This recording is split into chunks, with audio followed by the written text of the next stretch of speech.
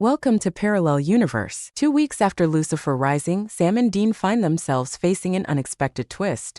But this time, heaven has a special plan for Dean, one that changes everything. In this alternate journey, a mysterious figure enters their lives. She's not a Mary Sue, and her presence will reshape destiny itself. As the brothers navigate new threats and shocking revelations, they realize that fate isn't as set in stone as they once believed. Dive into Parallel Universe, a story of supernatural battles, unbreakable bonds, and a fate beyond imagination. I'm in love with Dean Winchester, Alessandra told her friend. What? Who the hell is that? Her friend asked, confused at what her friend was rambling about. Oh, nothing, no one, he doesn't exist. He's just a character in a TV show I watch, you know, Supernatural. Ale replied hurriedly. Shit, what the hell is wrong with me? Alessandra Gonzalez was having lunch with her friend after a business meeting when she blurted out this confession. She wasn't sure what had possessed her to come out with that. Her friends already thought she was a weirdo. She didn't need them thinking she had lost her marbles and call some shrink for her. So she changed the subject, instead choosing to talk about what she knew her friend would be more than happy to talk about. Shopping, boys, although she didn't want to talk about boys herself as she only had eyes for one, and parties. She hated the lifestyle she had to lead because of who she was. It wasn't easy being the orphan kid of billionaire parents and the little sister of a famous New York socialite. After the lunch, she went to her office and shut herself in doing work all day, trying to tell herself to stop thinking about Dean and love in the same sentence. Having tackled her busy schedule for the day for yet another bleak day, she came home feeling tired and sleepy. She had a shower, loving the feel of the warm water on her aching muscles. She then brushed her teeth and got changed in her Deanji PJs. She sat on the floor kneeling with her arms resting on the side of her bed on her silk sheets. She raised her hands in a prayer, reciting Latin that she had learned. That night, like every night, she prayed before going to bed. She prayed that her parents were in a better place, that her sister may stop being the wicked witch of the West, and that she could find her true purpose in life, and that her faith in her love in God shall never waver. She finished her prayers with an amen when a blinding white light made her clutch her side table and hold her head. She squeezed her eyes shut and moments later passed out. Alessandra woke up with a start. Sitting up in the bed she was in, she realized this room wasn't her room and it was some weird all-white room with nothing in it other than the bed and her. Hesitating for a brief moment, she looked around and called out, "Is someone there? Where am I? Hello?" A man appeared at the foot of the bed. Ale did a double take. What the hell? The man had just appeared out of thin air. The whole thing was impossible. The man had short dark brown hair, deep blue eyes, and the calmest expression she had ever seen in her life. You are Alessandra Gonzalez. Both parents died in a car crash a year ago. You have one big sister and a handful of friends who you don't trust much. You hate your lifestyle because of the pretense and are more than happy when you are left to your own devices. You pray to the Lord every night, and your love and faith is unshakable. Am I right so far? The man said all this without even the slightest hint of emotion. Ale just sat there speechless, her eyes and mouth both wide open at the shock of listening to this man talk about her as if he knew everything about her. When the fog in her mind cleared slightly, she barely managed a, "Who the hell are you?" "I am Castiel. I am an angel of the Lord." "Are you kidding me? Is this some kind of joke?" Ale was angry now. Now that she looked closely, he looked like Misha Collins. Her friends better not be behind this. If it was Elena, she was gonna send her to Mama and Papa, but then again Elena would probably end up in hell. Let me get this straight. We have more than one universe. And in a parallel universe, everything, all those shows I watched, CSI, Lost, Supernatural, all exist, but instead they are all actually happening as in Horatio exists as well as John Locke. Ale couldn't believe he actually thought she was buying this. I mean, come on, seriously. No, all those people who play actors exist in the parallel universe, but they all have different lives. The other TV shows you watch are fictional. Oh really, so what makes Supernatural so damn special? Ale was getting angrier by the minute, and where the hell was this place anyway? The self-claimed angel hesitated a moment before answering. There was a mix-up in heaven in the destiny log. When that guy Eric Kripke's brain was being put together, an angel was reciting the Winchester brothers' destiny nearby to another angel. The angel who was putting his brain together made the mistake of flipping the switch on to check if all the brainwaves were functioning without telling the others to be quiet, so the information got stored. Heaven didn't realize the mistake until later, but it was too late. Eric was born in your universe. We didn't think it would be a problem. And it isn't harmful. So why am I here? Where's this place? I don't believe your insane story. I think you need to check yourself in an institution. Ale responded with skepticism dripping from each word. This is the light room. I needed to talk to you before I take you to the Winchester brothers, right? And why would you take me to Jensen and Jared? I mean, I wouldn't complain. I mean, which girl would? But seriously, it would freak them out if I claimed to accompany an angel who thinks supernatural is real. She rolled her eyes. Dean Winchester is in danger. What? That got Ale's attention. That is why I am here. Heaven needs your help. I don't hunt. In my world, monsters aren't real. She said in a small voice, Alessandra, you don't need to pretend to me. I know you believe. That is the reason why you were chosen. Are you telling me that if the said universe exists, then you couldn't find another believer like me to help you guys? Ale narrowed her eyes at him to read his reaction. We can't find any believer who loves Dean as much as you do. In both universes. We need pure love for the special protection it can give to Dean.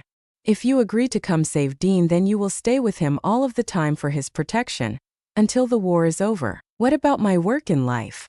How long are we talking about, and what about when the war ends? What about Supernatural Season 5? I don't want to be on Tella. And I am still waiting for proof you are an angel. Ale glared at him. Close your eyes and take my hand. After a moment, he asked, do you see it? Oh my God, that's... Yes, your parents are in heaven. They would be proud of you. You won't be on Tella because we are planting different ideas in Eric's mind, so the ending to the show will probably be soon over, unlike the real war. In the TV show, Dean won't need protection of this sort. The angel tilted his head slightly as he spoke his next words. And as for your work in life, once I transport you to the Winchester's universe, some angels will retrieve the things you want from your life and things of necessity. After that, we will destroy all trace of you in that universe, as your shadow can't be in two universes at the same time.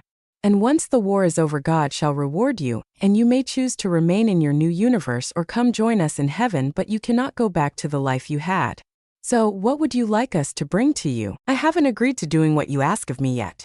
She was torn between her love for Dean and her fear of the unknown. Castile let her think for a while. He didn't mind waiting. So what is your decision? Fine, I'll save him. I need you to get my clothes, shoes, and other things that can be transported to me. What about all my money? Can you put all my cash on cards which will work in their universe, and could you please get me out of this creepy place already? Ale sighed in resignation. Okay, let's go meet the Winchester brothers. Castile smiled for the first time since she met him. Castile took her hand and there was a blinding bright white light as wings could be heard fluttering around her. Ale shut her eyes, squeezing Castile's hand to make sure he was still with her. Then everything was quiet and still. She opened her eyes and was surprised to see they were stood outside a motel room. Everything was much darker and sinister looking than it was in her world, where everything was bright and colorful. This world had an eerie feeling to it. Castile knocked on the motel room's door. After 5 knocks, a brooding Sam opened the door a crack. Ale could tell he was hiding something behind the door. She assumed a weapon. He opened the door fully, seeing as it was Castile on the other side. Hey Cass, you didn't need to knock. Who's this?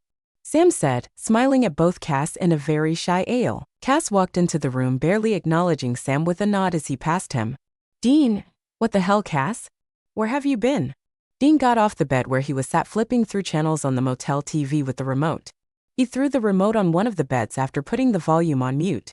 He came to stand in front of Cass and the girl he had never seen before. Who's the chick? Dean smiled at her. Ale started to blush, felt herself melt and her knees buckle. Damn, he's hotter in real life. I think I am going to faint. Oh my God, I can't. He's going to think I am like all the other girls. No, you're not going to do such a thing. Focus. Who the? Cass? You're in my head, reading my mind and talking to me. Holy shit. Oops, sorry. Yes, I can read and communicate to all my charges. Great. Get out of my head now. Ale glared at Cass. She couldn't believe she had just had a mind conversation with an angel. Castile began the introductions and then explained what the hell was happening, omitting some parts in order to make sure the older, most stubborn Winchester didn't run out on them. Cass told the boys that Ale was special and she needed protection which could only be provided by Dean and no other, rather than telling him the truth that she was there for his safety. By the time Cass finished, Dean was ready to shoot Ale. No way, I am not babysitting for some rich brat come from another galaxy far, far away. She sounds just like Bella, Cass. Bella was a money-hogging rich bitch with trouble written all over her. Go find someone else to babysit for her. Dean fumed. To hell with you, I don't need you or anyone babysitting for me.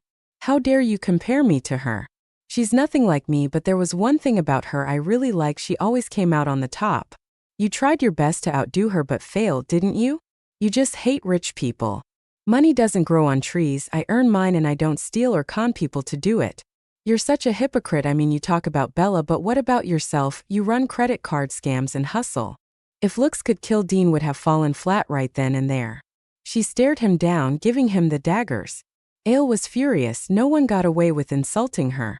It wasn't her fault she was rich. She had worked hard to build her own businesses, and comparing her to a thief would be like having a death wish. Sam was grinning. Dean needs someone telling him like it is. I have to thank Cass for this. Dean was reeling from the shock of her speech. After taking a few calming breaths and collecting his thoughts, he tried to make a comeback with a smirk and a nasty comment. Yeah, well, even if money grew on trees, you wouldn't be able to reach it because you're a midget. Satisfied, he grinned. Dean? Sam and Cass chastised at the same time. Sam couldn't believe his brother had said that. I am not a midget. I'm 5 feet 3 inches, petite but not a midget. Ale said in a small voice. They barely heard her. It was evident Dean had hurt her feelings. Damn it, I am not going to cry in front of them. So what if he called me that? It's not like I haven't been called that before. I should be used to it by now. May I use your bathroom, please, Sam? She looked at Sam pleadingly. Yeah, sure. Sam had met her watery gaze. He could tell what the bathroom break was for. Dean, Sam, I have to go now and make arrangements to have her goods transported to the heaven and destroy her shadow in her universe. Remember, she needs to stick with Dean at all times for her safety. God will not tolerate anything happening to her. The orders for her protection came directly from Father through the Supreme Angel. Cass nodded and turned to leave when Ale walked out of the bathroom, looking like hell warmed over with her puffy eyes. I have to leave now, Ale. You will be okay. No, Cass, don't. We need to talk. But the angel was gone. Ale stood rooted to the spot. She didn't protest when Sam helped her sit on the side of his bed, facing Dean's bed, and then sat beside her. Sam saw a note on the pillow of his bed. Dean, look, Cass left a note. Sam said to his brother, who was seated on the other bed, flipping through the channels again. What does it say?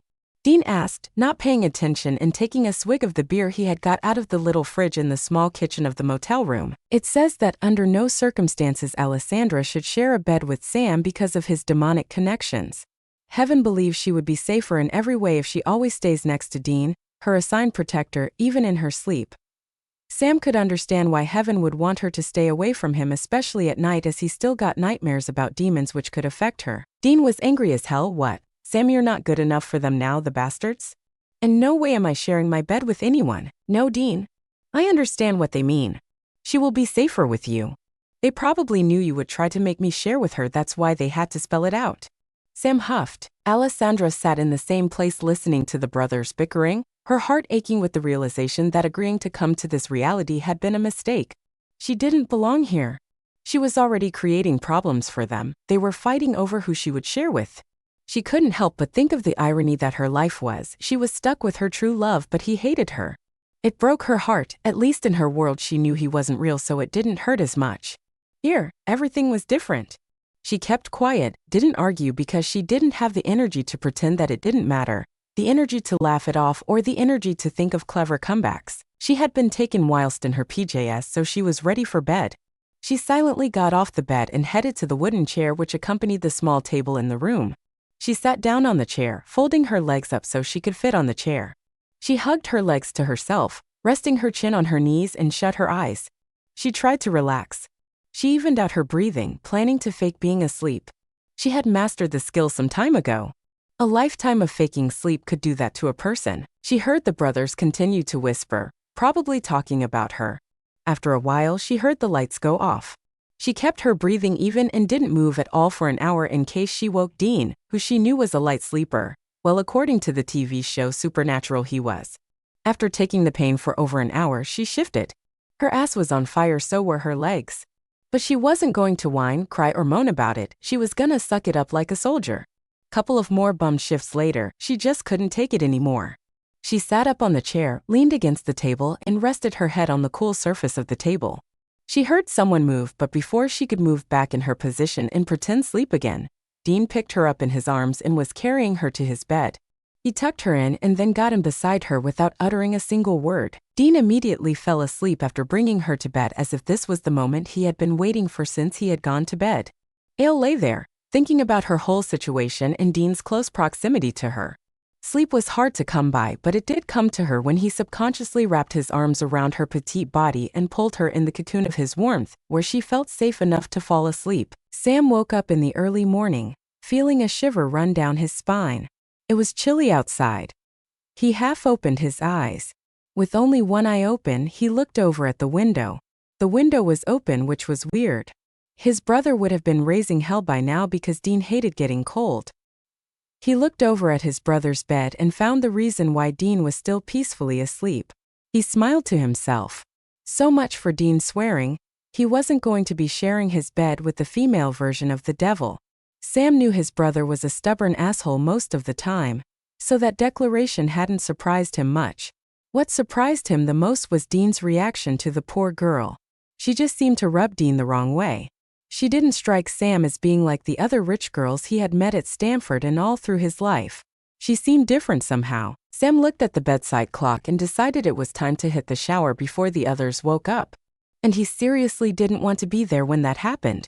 For this reason, he had the quickest shower he had ever had in his life and left to find some breakfast. As Sam left, there was a flutter of wings in the air. "Wake up, Dean Ale," Cass said and cleared his throat rather loudly. Dean and Ale both stirred in each other's arms. When Dean realized he was holding a girl, he pulled away confused. "What the fuck? I didn't sleep with anyone last night." When his eyes fell on Ale's beautiful tan face, his eyes opened wide and he tried to get out of bed as quickly as possible. Unfortunately, his legs were tangled in the sheets, which made him fall on the floor. Dean angrily looked at her. The bitch. She's even trouble when she isn't trying.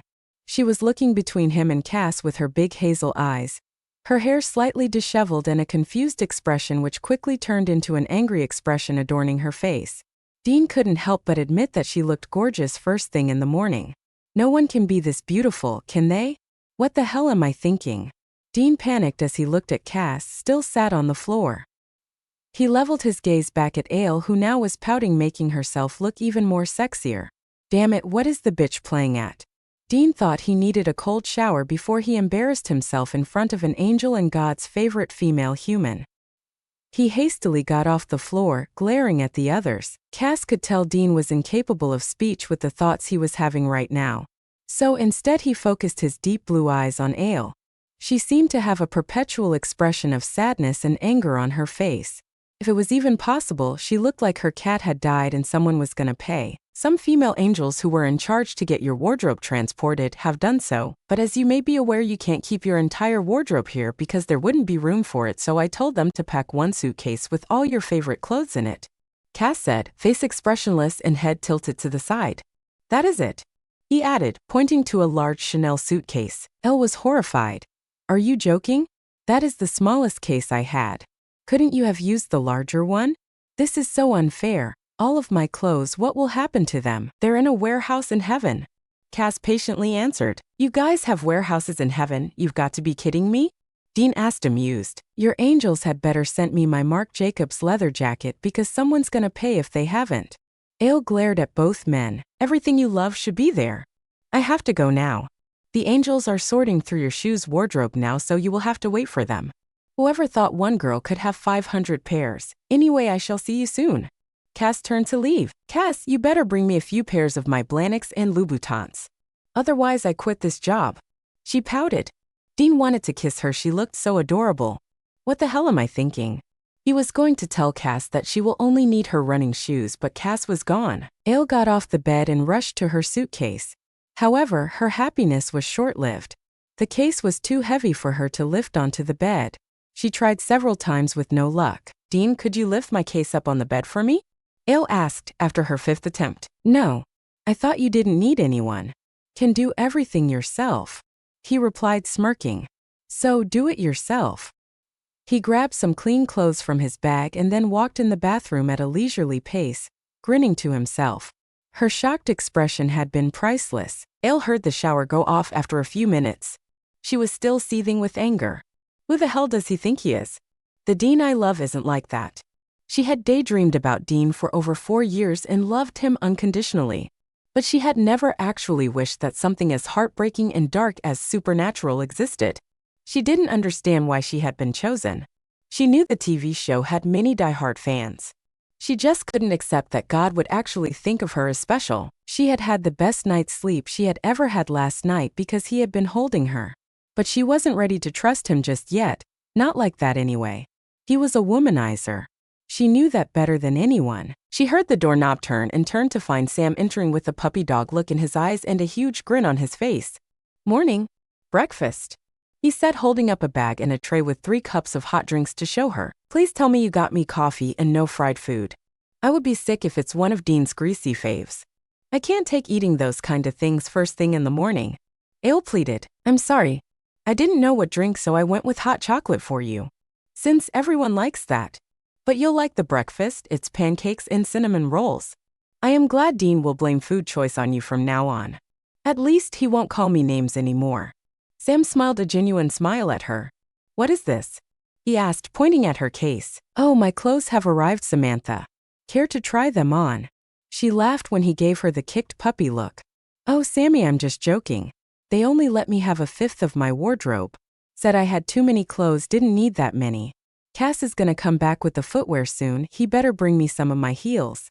I don't like looking like a midget." Ale shrugged and looked away when she said the last part. She didn't want him to know she was still hurt by that. She liked Sam. Although she had only spent a few hours in this world, she could tell Sam was misunderstood. He was a caring guy who had good intentions towards everyone. "Sammy, could you lift my case up onto the bed?" I asked Dean, but he refused. "It's Sam, not Sammy," Sam said automatically, lifting her case onto Dean's bed. "Ale, you know Dean. He doesn't mean it when he's nasty to you. He lacks people skills. And you are, well, how do I put this, but this whole situation is weird. Yesterday was the first time we heard about a parallel universe. And we don't really know you. He finds it hard to trust. It's not easy on Dean." Sam felt ashamed of his brother's nastiness, but he felt he had to defend his big brother's actions. After all, he wasn't going to take sides of a stranger over Dean. "Believe me, I know when he means something and when he doesn't," she replied, shutting her suitcase after taking what she needed and pointing at it for Sam to put it away, which he did. "You think this is easy for me? In case you forgot, I am the one who was transported into this parallel universe by an angel. Until yesterday, this was a fictional TV show to me. How would you feel if you woke up in a weird empty room, and an angel appearing out of thin air telling you that not only the monsters are real but the entire show is real?" She glared at Sam. That was the moment Dean chose to walk out of the steam-filled bathroom looking mouth-wateringly gorgeous, hair spiked up in different directions, his eyes dark and intense and his naked arms glistening. He had a black t-shirt on which hugged his body like a second skin and his usual worn-in jeans. Ale had rarely seen him without his layers because in the TV show he usually always had layers on. She noticed the real Dean had more muscles, was more toned and better looking than Jensen Ackles. Back in her world, she had believed it to be impossible to improve on Jensen's looks. She had been proved wrong. Now she had a better version of him standing right there in front of her. She was mesmerized. Ale knew she had to stop looking at him like that before he caught her watching. She grabbed the tank top, underwear and jeans she had chosen to wear and walked into the bathroom, shutting the door firmly behind her. When Sam was sure she was out of earshot, he started winding Dean up. "I thought you said that you weren't going to share your bed with the she-devil." "Shut up, Sammy," Dean burst out angrily. She must have felt cold and got in the bed. "It had nothing to do with me," Dean added, not meeting his brother's eyes. "Why can't you just admit it that you like her?" Sam asked. "And you shouldn't have called her a midget. She probably will stay in heels all the time now. That can't be good for her. I know how much those things kill. Jess used to always tell me that they were called killer heels for a reason." "Dude, she won't be able to run in heels," Sam added to make his brother feel guilty. "Because college boy, I don't like her. I don't even know her. And as for calling her a midget, she was pissing me off, so I called her the first thing that came to me." Dean smirked at Sam's bitch face, but he knew Sam was right. He shouldn't have been nasty to her like that. It was low of him. He usually never treated girls like that. For some reason, this girl rubbed him the wrong way. "Well, I like her a lot. I think she's smart, nice, polite, and beautiful." Sam smiled, a goofy smile forming on his face as he saw Dean tense. "Oh my God, is he jealous? Sammy, she ain't good for you." Girls like her are dangerous and trouble with a capital T. Believe me, they ain't worth it. And we don't really know why she's here. Dean said seriously. Yeah, you're right. Do you think Cass is lying to us? Sam asked. I trust Cass. I just don't trust the other feathered dicks up there. Dean said, running his hand over his face. Come on, let's have breakfast. What did you get me, Sammy? The brothers were still having their breakfast when Ale came out dressed in her fitted black tank top and black figure-hugging skinny jeans. Barefoot, she made her way to Sam's bed, where she had placed her leather jacket and wore it over her clothes. Dean had stopped eating and was now following her every move. After wearing her jacket, she sat on the edge of the bed pouting. Having noticed Dean's reaction to her, Sam smiled. Yeah, right, he doesn't like her. Sam knew Dean wouldn't talk to her if he could help it. So he filled the silence himself. What's wrong, Ale? Come have breakfast. Your drink is getting cold if it isn't already. She walked over barefoot and sat down next to Sam on a plastic chair that hadn't been there before. Cass isn't here yet. I have no shoes. You guys will probably want to hit the road soon. You'll have to go without me. Elle said sadly. We aren't going anywhere anytime soon. Sam assured her. Haven't got any fresh leads yet. She looked at the hot chocolate mournfully. She wished it would turn into coffee. She took a sip and Dean noticed that she wasn't happy with what she drank. You don't like the drink? Not good enough for you. He snorted. She glared at Dean. What the hell was his problem anyway? She looked at Sam and explained, Sam, don't take offense. I like the drink. It's just I kinda need coffee first thing in the morning. I appreciate. She heard a flutter of wings. She turned in her seat towards the sound. Cass. She squealed excitedly. The men in the room all exchanged silent what the hell glances. Here, got your other things. Cass handed her a large bag. And here are those cards you asked for. He said, taking 4 cards out of his trench coat pocket. Cards. She was confused. Yes, you said you wanted all your cash in your personal accounts transferring to cards which would work here in this world. Cass explained calmly to her as she opened the bag to find only 5 pairs of footwear and her snakeskin large Chloe handbag. She angrily stared Cass down. What the hell is this? You only bring me 5 pairs of footwear from a collection of 501 handbag from over 30. Your warehouse in heaven must be loaded with all the designer stuff in there today. 1 Blenick, 1 Louboutin, hiking shoes, casual shoes and running shoes. 1 in each category. You did a great job, Cass. Is that what you were expecting to hear? She was furious with him. I am not happy, Cass. I quit. Take me back. I don't want to be here. She shouted, all your things up in the warehouse are still yours. If you ever want something, all you have to do is ask. No one else will ever use them but you. Cass told her calmly. I can't take you back. You know that. And you know what will happen if you quit. Cass met her gaze head on. If something happened to Dean, would you be able to forgive yourself? The angel asked her in her head. The men in the room didn't understand what the big deal was. No one could possibly need so much stuff. It was bought because she could buy it, not because she needed it in the first place. See, I told you she was a rich spoilt brat. But did you listen? Oh no. I am sick and tired of her whining all the time. Dean commented. I couldn't believe it. Shut up, Dean. Mind your own damn business. I'm talking to Cass, not you. And I never whine. She didn't want to feel depressed, she wanted some good news, so she changed the subject. How much money did you manage to get before erasing my existence? Here I managed to get $100 million on the cards because that was all the cash you had. Your other investments would have taken time, which we didn't have. You have $25 million on each card. It should be sufficient. He handed the cards to her. Yeah, it's more than enough. I think you did a good job there. But I don't want them. She smiled at Cass and then turned to face Dean. Dean, I know you will refuse, but I think you should keep these cards. I would probably lose them, and anyway you buy everything, so it's better if you keep them. Ale put the cards in front of him on the table. I don't want them. I don't need anyone's money. He said, fuming. I know you don't need anyone's money, but still keep them.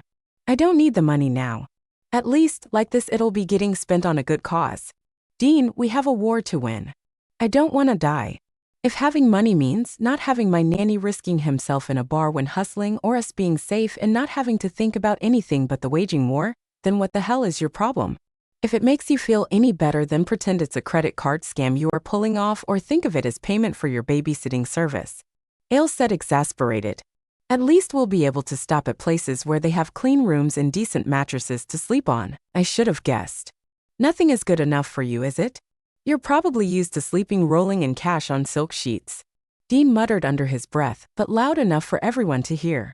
He tried not to think of the image though. Dean just put them in his wallet without saying another word. But all people present knew that he wasn't going to use her money if he could help it. They knew he wasn't comfortable with that much money. $100 million was too much for him to handle. They spent the next 5 days holed up in the same motel room. The brothers, well, Sam, had told her what had happened since the rising of Lucifer, which had been over 2 weeks ago. Now they were waiting for orders from heaven on their next course of action. Ale spent her first day doing research on parallel universes in demonology as she had asked Cass for her laptop so she didn't need to borrow Sam's. Anyway, hers was way better. She had told Sam she was gonna get him a new laptop as soon as she found a shop cause his was a piece of junk. He hadn't took kindly to her insulting his baby. Dean spent most of the days watching Tella and getting drunk. She didn't like him drinking. She felt his anger and pain coming off him in waves. She knew he still dreamed of hell as she had asked Cass about it. Cass hadn't wanted to tell her anything using confidentiality as an excuse. That was until she reminded him she knew already from the TV show so it wouldn't affect confidentiality. She didn't understand this Dean the way she had claimed to have understood the Dean of the TV show. Everything seemed bigger with the real Dean, his pain, his guilt, his intensity, and his reactions. She knew he wouldn't listen to her, that he only listened to Sam and Cass. So she had sent Sam to him a few times to talk him into stopping his drinking binge. But it seemed Dean was in one of his melancholy moods, so they left him alone after hearing a few choice swear words from him. Sam was a lot of fun. He had told her that he had always secretly wished for a little sister, and now he was glad he had her. They hung out together, spending their days making attacking plans, reading maps, and Sam teaching her Latin exorcism and telling her about demonology. She practiced some hunting techniques with Sam because Dean wouldn't even look at her in the day. Never mind speak to her. Ale had secretly wanted Dean to teach her the practical side of hunting because although Sam was good, Dean was the best hunter in the world as far as she was concerned. Every time she asked Dean to teach her some hunting techniques, he just told her to ask Sam. It was only at night that he would acknowledge she was there.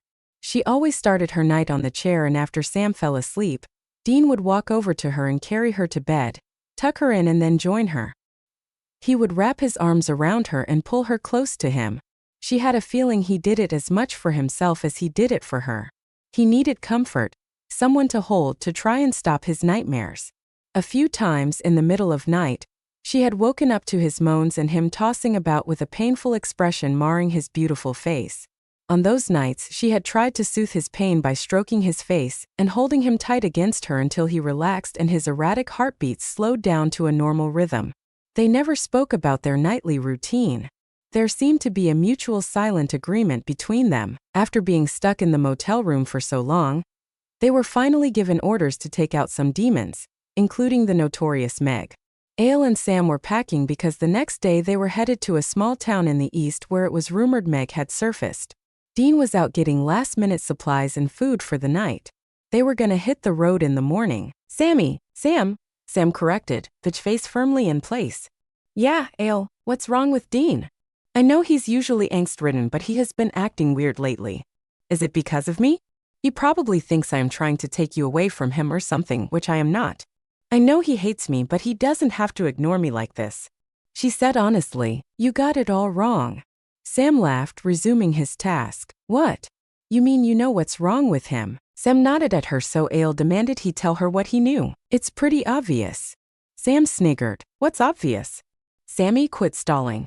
Come out with it already. You're killing me here, dude. Ale was begging because Sam kept shaking his head and laughing at her. Dean's jealous. And he's also worried about the demons and Lucifer. Of who? I mean, what is he jealous of? Ale was confused as hell. Of us. Don't be ridiculous. He knows there is no us, Sammy. I think of you as my big brother, though you are only a year older. What would make him think such a thing? And why would he care anyways?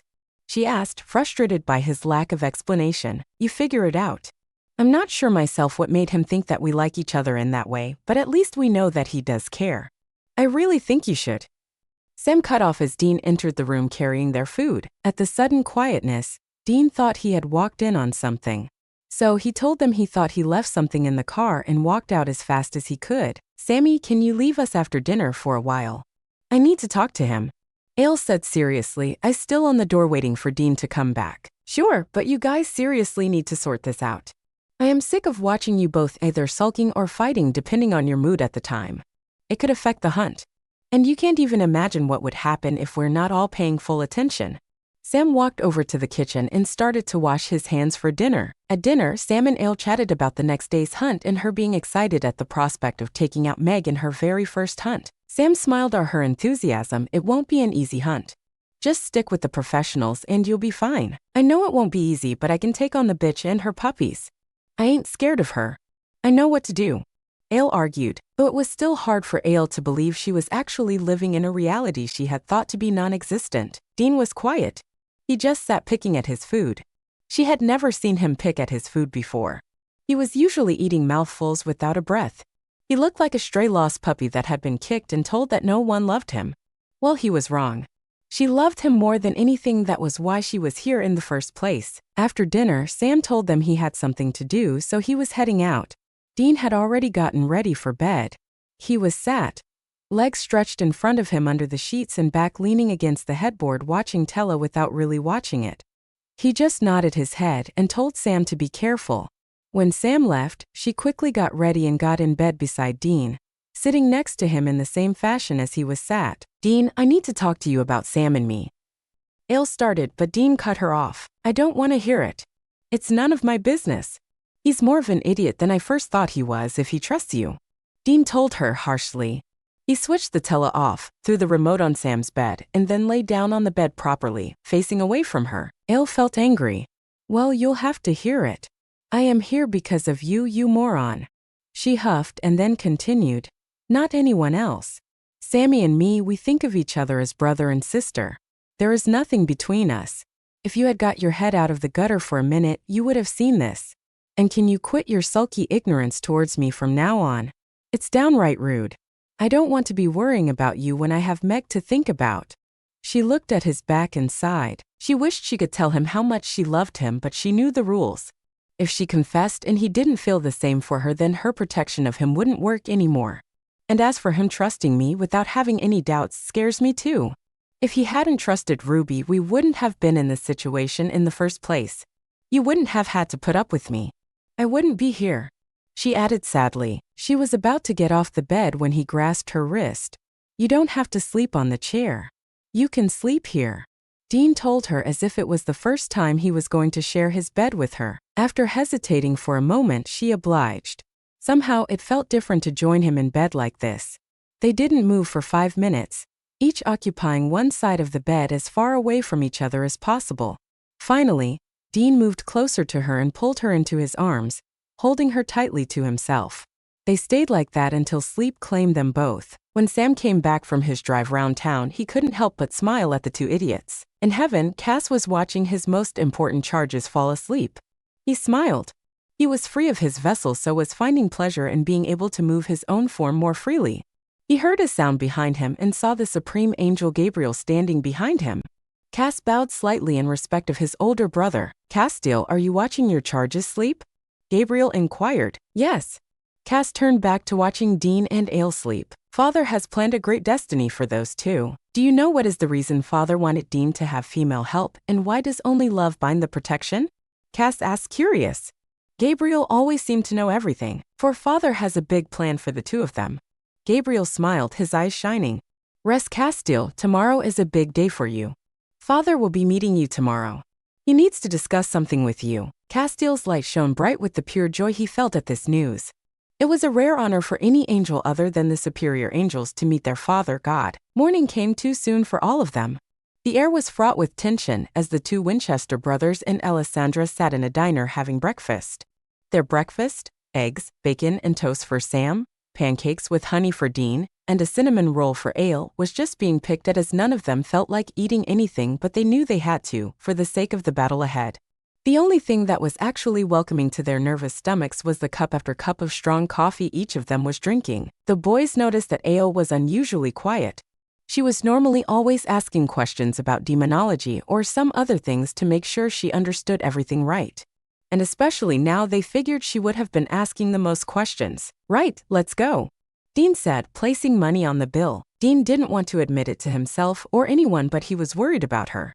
She had repeatedly told them that she wasn't going to get scared when she saw the demons because she knew what they looked like. But he knew that there was a difference in watching something on tele and seeing a monster in reality. He almost didn't want her to go. Seeing a monster in reality shattered a person's innocence. Dean knew this better than anyone. He wanted to talk to her, comfort her, tell her he wasn't going to let anything happen to her. But he couldn't. He didn't want anyone to question his feelings for her. Damn, what am I thinking? I don't have feelings for her. I just don't want her hurt on my watch. I don't need another dead innocent person on my list. He sighed, looking over at her. They drove out of town quietly. Sam was riding shotgun, although he had insisted Ale should sit in front because she would be safer with Dean should they run into any problems on the way. Ale had refused, saying she needed to catch up on her sleep. She hadn't fooled him. He had asked Dean's help in trying to persuade her, but Dean had remained silent. A couple of hours had passed since they had left the town when Dean stopped the car at a gas station. Instead of getting out of the car himself, he gave Sam money and told him to get out and fill the car and get some water for them. Sam made a bitch face. He wasn't happy about this. It was cold outside. But when he met his brother's gaze, he saw determination in Dean's eyes. He quickly realized Dean wanted to talk to Ale. Sam quickly got out of the car. I am going to go to the toilet as well. All that coffee, you know. Sammy, be careful. Dean shouted as Sam shut the door, leaving Dean and Ale alone. Dean turned around in his seat and focused his intense gaze on her. She was looking out of the window, her head resting on the cool glass. Ale, what's wrong? If you're scared about what's going to happen with Meg, I swear I won't let that bitch hurt you if it's the last thing I do. Ale looked at him sharply, eyes wide and her face red, hesitating for a moment as if she was thinking if she should answer him or not. She replied, I've never hunted anything in my life. I have never met any demons. In my world, they are fiction. This is a TV show, for God's sake. What do you think is wrong? We'll be there with you. You have nothing to worry about. Sam taught you well. I am not scared for me, Dean. You seem to always forget the fact that I know everything. I know what happened last time you guys met her. She won't concentrate on trying to kill me. She doesn't know me. She will try to kill you, Dean. She hates you. You're the reason Sammy's not gone all dark side. You're the reason why her daddy isn't here anymore. You came back from hell. You're the chosen one. Believe me, she has many reasons to kill you. She looked away as she felt a tear running down her cheek. Dean saw her trying to stop her tears from falling. Her jaw was set and she rapidly blinked a couple of times to clear her eyes. She was trying to breathe calmly. He was about to pull her in his arms to comfort her, when her tough chick persona was back in place. If something happens to my nanny, who's going to babysit for me? So you better not get your ass kicked back to hell, she said, plastering a fake smirk on her face. She went back to looking out of the window. This is all my fault. I shouldn't have believed in God. I shouldn't have believed in monsters. At least, then you guys wouldn't need to think about my safety as well as your own. As a team of two, you're unbeatable hunters. But now me being here might affect the hunt. I'm just worried about Sammy. He might need to use his demon powers because of me not being good at hunting. I couldn't forgive myself if I am the cause of someone's injuries or worse still, someone's death. Dean saw through her facade. He could tell she was more worried about him than Sam. They both knew that demons didn't have much of an effect on Sam. It touched him to know she cared about him enough to be crying over his safety. It gave him a warm, fuzzy feeling inside. A feeling he couldn't or wouldn't put a name to. He was disappointed that she felt she had to hide her true feelings from him, but he admired her for not being a damsel in distress type of a girl. She had proved that she was really a brave girl. Any other girl in her situation would have ran away or gone insane by now. I mean, she is from another universe. She's doing well considering. That bitch has nothing on me. She may be the bitchiest demon out there, but I am the best hunter in the whole damn world, Dean told her, his cockiness returning in full swing. He saw her lips twitch. He wanted to see her smile. And don't call me your nanny. He glared at her for effect. He was rewarded with a twinkle in her eyes and a mischievous smile. That was well worth it. Her smile was infectious. He couldn't help but smile back at her. He turned back in his seat to wait for Sam, the smile not leaving him. Sam came back soon to find the occupants of the car smiling, lost in their own thoughts. He shut the door with a bang to get them back to reality without being obvious about it. Dean and Ale jumped simultaneously. What the hell, Sammy, are you trying to hurt my baby? Dean growled. Ale couldn't help it. She burst out laughing and couldn't stop herself. She was remembering the time Bella had had the Impala towed away. Dean had suffered a panic attack, seeing his baby was missing. Ale was now doubled over, clutching her stomach, tears rolling down her cheeks. Where a few minutes ago the tears had been of sadness and fear, now they were from laughing. Sam was turned in his seat, trying to calm her down. Every now and then he threw glances at Dean and saw his big brother smiling. She had been laughing nonstop for 5 minutes when Sam finally managed to calm her and handed her a bottle of water to drink. She took a sip and shut her eyes. Sorry, it's just I remembered that time Dean got in a panic cause Bella got his baby towed away. She was about to resume her laughing when her eyes met Dean's. The look on his face made her stop. Dean, I love the Impala as much as you love her, she said seriously and gave him an innocent look. Yeah, right. Dean replied hurt. Everyone always mocked his love for his baby. You probably had all the latest sports cars lining your garage. Why would you love the Impala? Actually, I love any classic car. I love all beautiful cars and motorbikes. I had a few cars and motorbikes, but only one was my baby. My black Kawasaki Ninja motorbike. And now I can never ride her, she told them sadly. Dean felt bad from reminding her about the things she had left behind. He knew how he would have felt if he couldn't drive his baby ever again. It made him feel sorry for her and feel bad about the times he had called her a winner. In truth, she rarely ever spoke about her life back in her universe. They didn't really know anything about her. He looked at Sam. They exchanged silent words with their looks, having one of their famous silent conversations which she wasn't privy to. Sam knew Dean wanted him to make it better. He sighed in resignation. His big brother always expected him to make things better when his own people skills fell short. Sam told her that they needed to go over the Latin exorcism. Well, he couldn't think of anything else. An hour later, they arrived at an abandoned warehouse in what seemed like an abandoned industrial town. There was nobody in sight. Dean parked the Impala on the side of the warehouse near an exit.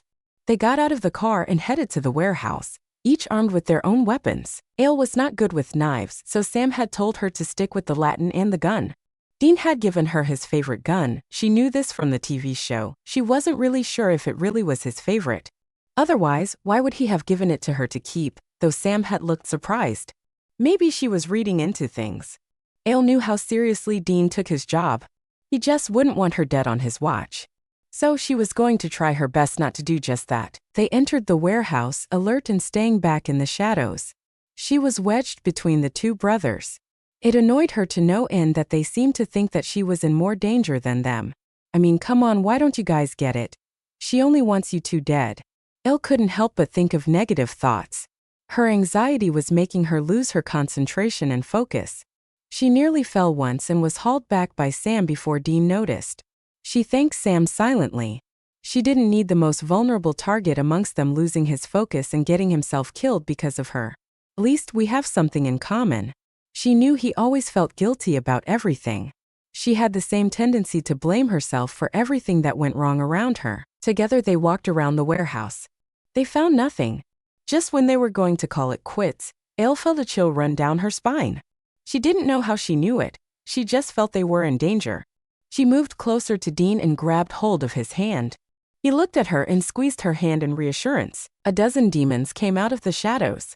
They were surrounded by them without an escape route. They had to fight to get to the side exit where the Impala was parked. The odds were against them coming out of this alive. A woman walked out from amongst the demons. Well, well, well. Look who we have here. Sammy. Dean. Boys, you remember me. The blonde smiled devilishly. Meg? Sam sneered. Yes, Sam. The one and only. Meg laughed. And who is this pretty little thing? This pretty little thing is a huge fan of yours. I am honored to finally meet you in the flesh, literally speaking. You are the bitchiest bitch demon in the whole world, and you don't get enough credit for it. Ale smiled at the confusion marring the demon's face and started chanting the Latin exorcism out loud. She aimed with her gun and started shooting blinding at the demons. The confusion lasted a minute. Meg was quick to respond, especially when the Latin started to take effect on her. Meg slashed Ale's arms, causing the boys to come out of their shock and act on killing the demons. Sam immediately started using his black mojo on the demons, killing 2 at a time. He was still strong. Dean was throwing bullets and knives every which way he could. After a few minutes of chaos and weapons flying, all the demons were dead or exorcised. Meg was dead. Dean had made sure of that. When it had all gone silent, Dean and Sam both gave each other a celebratory hug. Meg was gone. It was a good hunt. Their happiness was short-lived though as they heard moaning. Suddenly, Dean remembered why he had been so mad at Meg in the first place. He looked around in a panic. He saw Ale. She was sat leaning against a wall, eyes squeezed shut in pain, blood seeping out from numerous cuts. Dean rushed towards her. Shit. Sammy, get the door. We need to get out of here fast. She's lost a lot of blood. Dean said, frantic. No, I won't let anything happen to her. She can't die on me. He kept repeating this mantra as he sat in the back seat of the Impala, applying pressure to her deepest cuts. She was lying down with her head on his lap. She tried to stay awake, but she couldn't seem to manage it. Ale, stay with me. Don't pass out. I'm gonna take care of you. Sam drove like a bat out of hell. He couldn't go any faster without crashing. He wished it was Dean driving. He would have been faster. But seeing his big brother's panic-stricken face and the way he was holding Ale, Sam hadn't had the heart to tell him this. Instead, he quietly drove to the nearby town where he knew there would be motels. Having got a room in a motel, Sam ran over to the room and opened it knowing full well that Dean would want to get to work on her injuries as soon as possible. He quickly got back in the car and drove it to the parking space in front of their room. Getting out of the car, he opened the back door and stretched his arms out so Dean could place her in his arms. Sam carried her out of the car. Dean got out after Sam, not wasting any time. He quickly shut the back door and took her back in his arms. Dean told Sam to get the first aid kit and then took her in the room. When Sam came in with the kit, Dean was already inspecting the damage. Sam gave the kit to Dean and quietly sat on the opposite bed, waiting for instructions in case Dean needed something.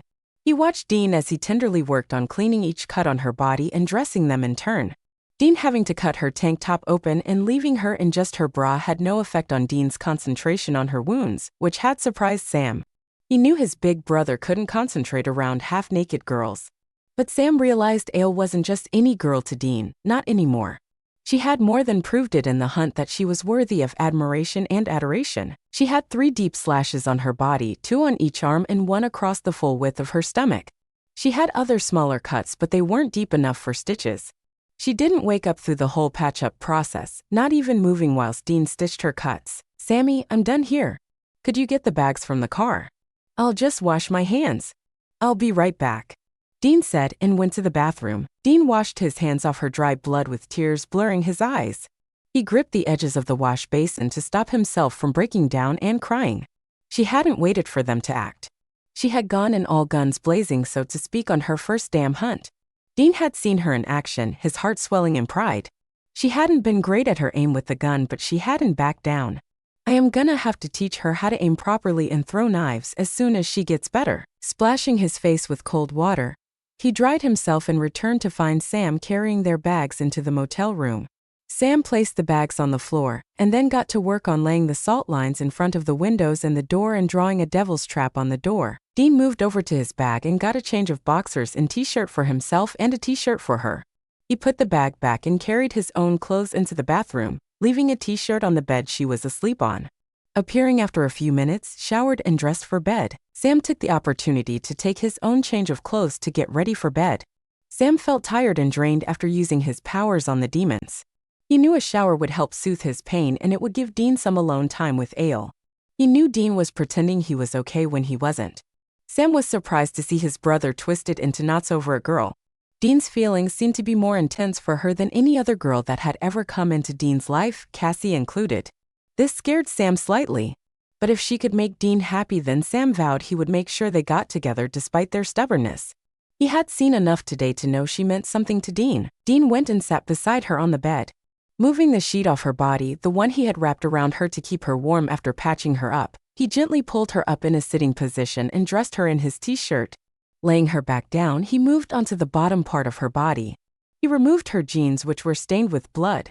He ran his hand over her smooth legs to check for cuts or bruises, but found none. He was glad there was no damage to the lower part of her body. He decided she didn't need any pants on in place of her jeans as she was in bed and she had her own boxers on. He wrapped her in the blanket and got up off the bed to get around to the other side. Sighing, he got in bed beside her and wrapped his arm around her gently so as not to hurt her. Please don't die on me. I couldn't live if something happened to you. This is all my fault. I should have paid more attention. I should have acted faster. I should have taught you hunting myself, shown you how it's done properly. I am so sorry. He kissed her cheek and shut his eyes.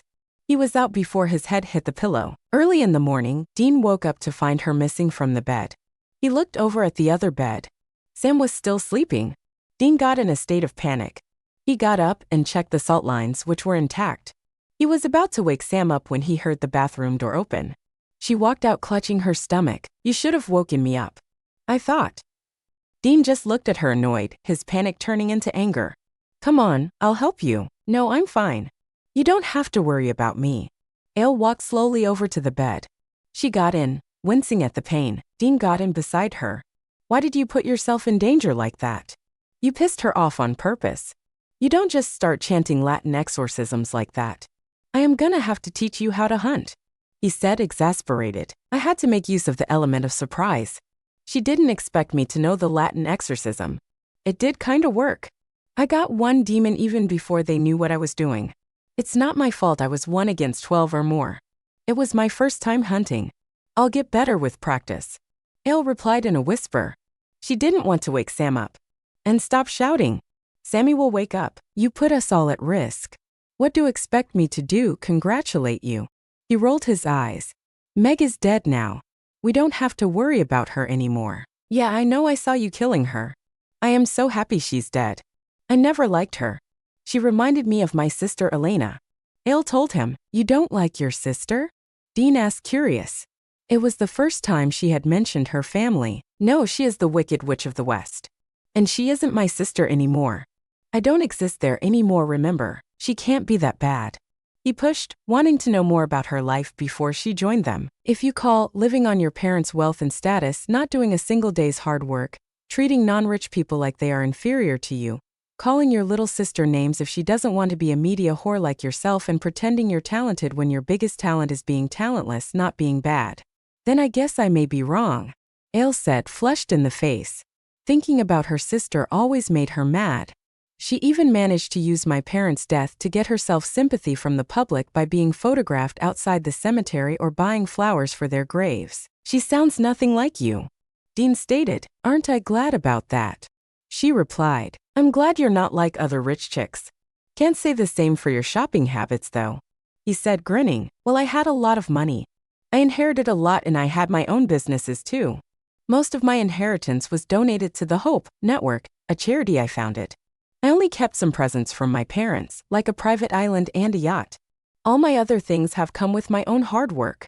I know you hate rich people, but it's not my fault I was born rich. I never really liked the rich lifestyle anyway. She defended herself. I don't hate rich people. I have nothing against them if they are good people, which most of them aren't. I don't hate you. I never said I did. Dean pulled her closer to him subconsciously. You think I'm a midget though? She pointed out. I didn't mean it. You're short but not that short. Anyway, being short can be cute sometimes depending on overall looks. I am short for a guy, but I know I'm hot, so it's okay. He smirked and winked at her. She punched him in the shoulder. You have the biggest ego ever. She blushed. Thanks. Dean grinned. That's when they both realized they were flirting with each other. Dean looked away. I'm still tired. I'm gonna go back to sleep now. You try to get some sleep too. You look like death warmed over, he said. That makes me feel so much better, she said sarcastically. Thought so. You don't need anything, do you? Dean asked her. She shook her head. He buried his nose in her hair and shut his eyes, hoping to get some shut-eye. He smiled at the feel of her naked legs against his and her petite body against his. Dean, thanks. For what?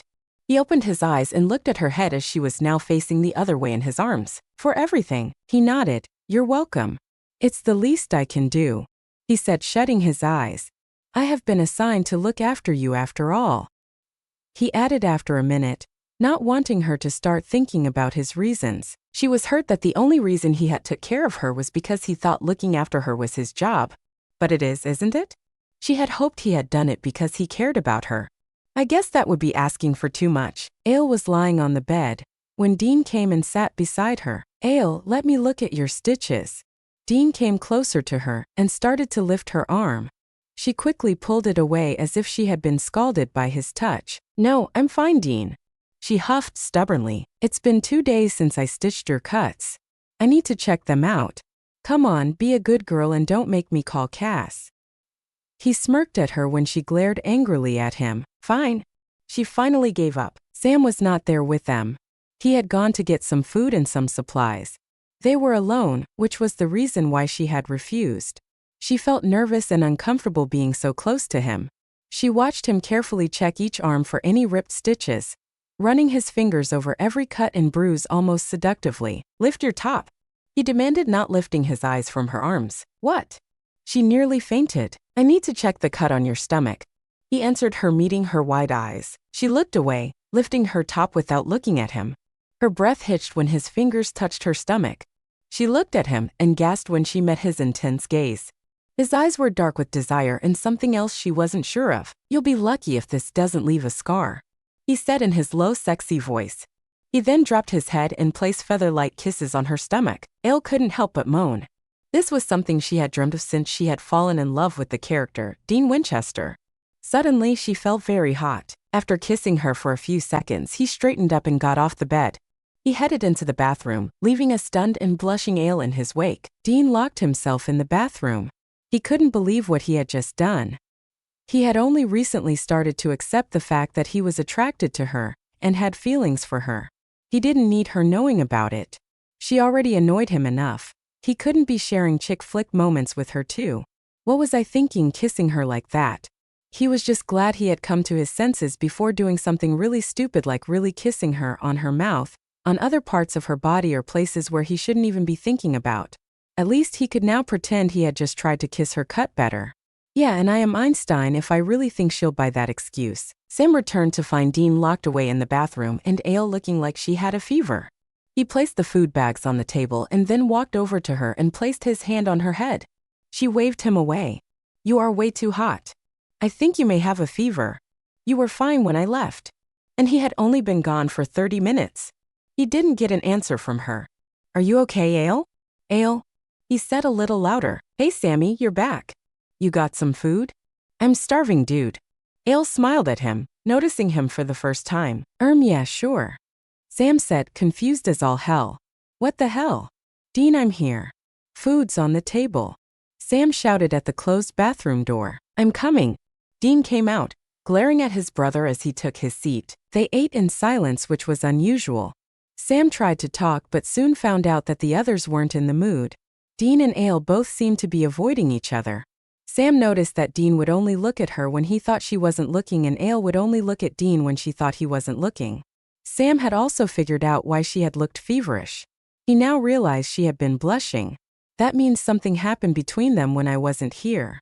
Sam decided to help the matter along, because he had a feeling that whatever had happened wasn't enough. Otherwise, they wouldn't have been sat there looking like star-crossed lovers who thought their love was forbidden or doomed. After dinner, Sam told them he was going out. He lied that he was gonna meet up with a girl he had met in town earlier. Using the first name that came to him, Mandy will be getting off from work soon. I have to go now. Good night, guys. Don't wait up for me. Sam smiled sheepishly, seeing their discomfort at his departure. Giving them a final wave, he left the room. Ale was already lying in bed, waiting for sleep to claim her. She had showered and gotten ready soon after finishing her dinner. Dean had gone to the bathroom as soon as Sam had left. He took his time getting ready. When he finally got out, the lights in the room were off. There was a faint glow in the room from an outside light. He checked the salt lines and then walked over to his bed, getting in beside her. He knew she was pretending to be asleep because her breathing had hiked when he moved closer to her. He pulled her to him, wrapping his arms around her. She tensed. He kissed her on her ear and whispered, "Relax." He pulled her closer, bringing her body against his hard body. They stayed like that for a while, not daring to move. He couldn't take it anymore. Why am I even resisting? He then started kissing and sucking on her neck. She moaned, squirming in his arms. He turned her around so she was underneath him. He switched the bedside lamp on and was pleased to see her blissful-looking eyes and flushed cheeks. He bent down, capturing her lips in a passionate kiss. Ale's eyes went wide and then shut when he started kissing her on her mouth. She kissed him back with the same intensity and passion that he was kissing her with. He was a great kisser. She was breathless by the time he pulled away from her lips and moved onto her neck. This feels so good. I wish he never stops. That was the moment realization hit her. She drew a sharp breath in and finally came to her senses. No, this can't happen. He doesn't love me. He just needs a willing body. This doesn't mean anything to him. It will probably affect the protection that my love provides for him. Dean, stop. Ale yelled, half panicky for what might have happened and half mad at stopping it from happening. She really didn't want him to stop. What? He stopped kissing her and looked into her eyes. We shouldn't, this isn't. I can't be a one-night stand for you, Dean. I will still be here in the morning. You won't be able to leave me. Anyway, I'm just not that kind of girl. She looked away from his intense gaze. He looked at her for a long time before he said, You're right. I wasn't thinking. I shouldn't have. He got off her. Switching the light off, he turned away from her. She felt hurt by his reaction. So he isn't going to hold me anymore when I sleep now. I guess I should have known that. He's probably never been rejected before. But I can't risk his safety. In no way am I going to be another one of his conquests. He can have me only when he loves me if that ever happens. I don't need him to hold me anyway. Who was she kidding? She had gotten used to sleeping in his arms and now felt their absence. Dean, I'm sorry. Yeah, me too. Dean said, still facing the other way. Sam came back late, hoping that they had gotten past their problems. He was disappointed at what he saw. Usually his brother and the petite brunette could be found sleeping peacefully in each other's arms. But tonight, they were both facing away from each other, lying away from each other, and they were pretending to be asleep. Sam was pissed. Since Ale had come back from wherever she had gone with Cash, she had been ignoring Dean. The morning after her departure, Sam had woken up to find Ale curled up in a chair sleeping soundly and Dean sat up in his bed watching her with his intense gaze. Dean hadn't so much as blinked when Sam had spoken. After 2 days of observing them closely, Sam was fed up with the two of them. Dean was acting like a lovesick puppy wearing a lovelorn expression all of the time, and Ale was so obviously ignoring him pretending Dean wasn't there most of the time. She treated Sam the same though, which he was glad about. But it also frustrated him because he didn't like seeing Dean hurt. She had slept on the chair for the past 3 nights. Sam knew Dean hadn't slept those 3 nights because every morning when he woke up he was greeted with the sight of her sleeping in the chair as if she was dead and Dean watching her sat up in his bed. So he thought enough was enough and ventured in turbulent waters. He decided that today he was not going to play the middleman between them. If they wouldn't sort themselves out, he was not going to help them keep up with this shit. After all, it affected him in their hunting too. For the past 2 days, Ale had been all about the job. She asked Sam to teach her everything. She practiced her knife throwing all of the time. There were numerous holes in their motel door. She didn't really understand the technique, though Sam had been through it with her countless times. Sammy, can you show me how to aim again? I am really sorry, I just can't seem to get it. Ale asked, red-faced with shame. She was practicing her knife throwing and her aiming. The practical skills were the ones she lacked the most when it came to hunting. Hunting Meg had driven that fact home. You know what, Ale, although I love teaching you about hunting, I'm clearly not good at it. I learned everything from the best and I think you should too. We can't risk your safety or our safety on hunts. For that matter, it will be better if Dean teaches you the practical side of hunting. Sam tried to keep his expression serious and neutral as he said this. He saw Dean put down the gun he was cleaning and set his eyes on them waiting for her answer. Sam was glad she had unknowingly provided him with the perfect excuse. They'll have to talk properly to each other for this. Even them fighting is better than this. Great idea, Samuel Winchester. Way to go. Sam was proud of himself. Yeah, I was thinking that too. I could teach you the practical side if you want. I am a better hunter than Sam. Dean chimed in, ignoring Sam's bitch face and eye roll. He hoped she would agree to letting him teach her. For the past 2 days, he had been trying to talk to her, but she rarely ever acknowledged him. He needed to talk to her again. He needed to see her smile again. He needed to hold her again. He missed her so much. She was so close to him yet so far from him. Ale remembered Cass telling her that any talk with Dean should be job-related. She really wanted to become good at hunting because this was her life now. She needed to be good. Sam was right, she wistfully thought. She couldn't put their lives at risk because of her awful hunting skills. She couldn't live with herself if something happened to either of the brothers, especially Dean. Therefore, she swallowed her pride. Fine. Dean can teach me how to hunt properly, she said, fixing her eyes on a spot on the door. Great. Both brothers said simultaneously and then quickly exchanged a glance. Their relief was palpable. Dean got off the bed he was sat on, leaving the gun he had been cleaning. We'll start with aiming weapons, okay? You need to learn how to aim before anything else. He walked over to the door and picked up from the floor all of the knives she had been throwing at the door aimlessly. RG. Sam said dramatically, feigning frustration. Dean and Ale gave him a confused look. Guys, I was doing some work and my laptop just froze on me. I'll have to go to the town library. They have one here. Sam said, getting up. You can use my laptop. Ale offered. Please say yes, Sammy. Don't leave us alone here. No, it's okay. I need to check out some books too. They might have something in the books what can't be found on the net. Sam grabbed his jacket. He asked Dean for the Impala keys and then left with a backward glance and I'll get dinner on my way back. Tension and silence hung in the air as the motel room door shut with a click after Sam. So, Dean cleared his throat, which had suddenly gone dry. As I was saying, we should work on your aim first. Ale just nodded. She didn't know what else to do.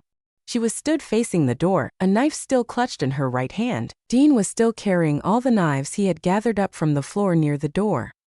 He placed them all on the small wooden table and pulled the table, parking it beside her left side. He took a knife himself and then stood on the other side of her. Well, this is how you are meant to hold the knife and aim with it. He looked at her. She had her eyes fixed to his hands. She tried to replicate the way he was holding his knife. Right, try to throw it at that point there. Don't apply too much pressure on your arms. He told her, pointing at a dark stain in the upper part of the door. Ale tried her best to maintain a firm grip on the knife until she aimed and let go. The knife scrapped against the wood and landed on the floor with a clang. I am never gonna be good at hunting. I should just quit, she said in a small voice inside. Dean saw the look of defeat on her face and something stirred in him. He didn't like that look on her. She usually always portrayed herself as a tough, kick-ass, angry chick. But lately she had a defeated air about her. He really wanted to comfort her. Tell her that everyone started off like that.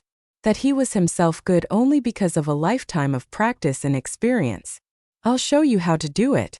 You'll be really good in no time, he assured her. Ale sighed again in resignation. Yeah, whatever. Dean moved closer to her. Before she realized it, he was standing behind her, their bodies touching.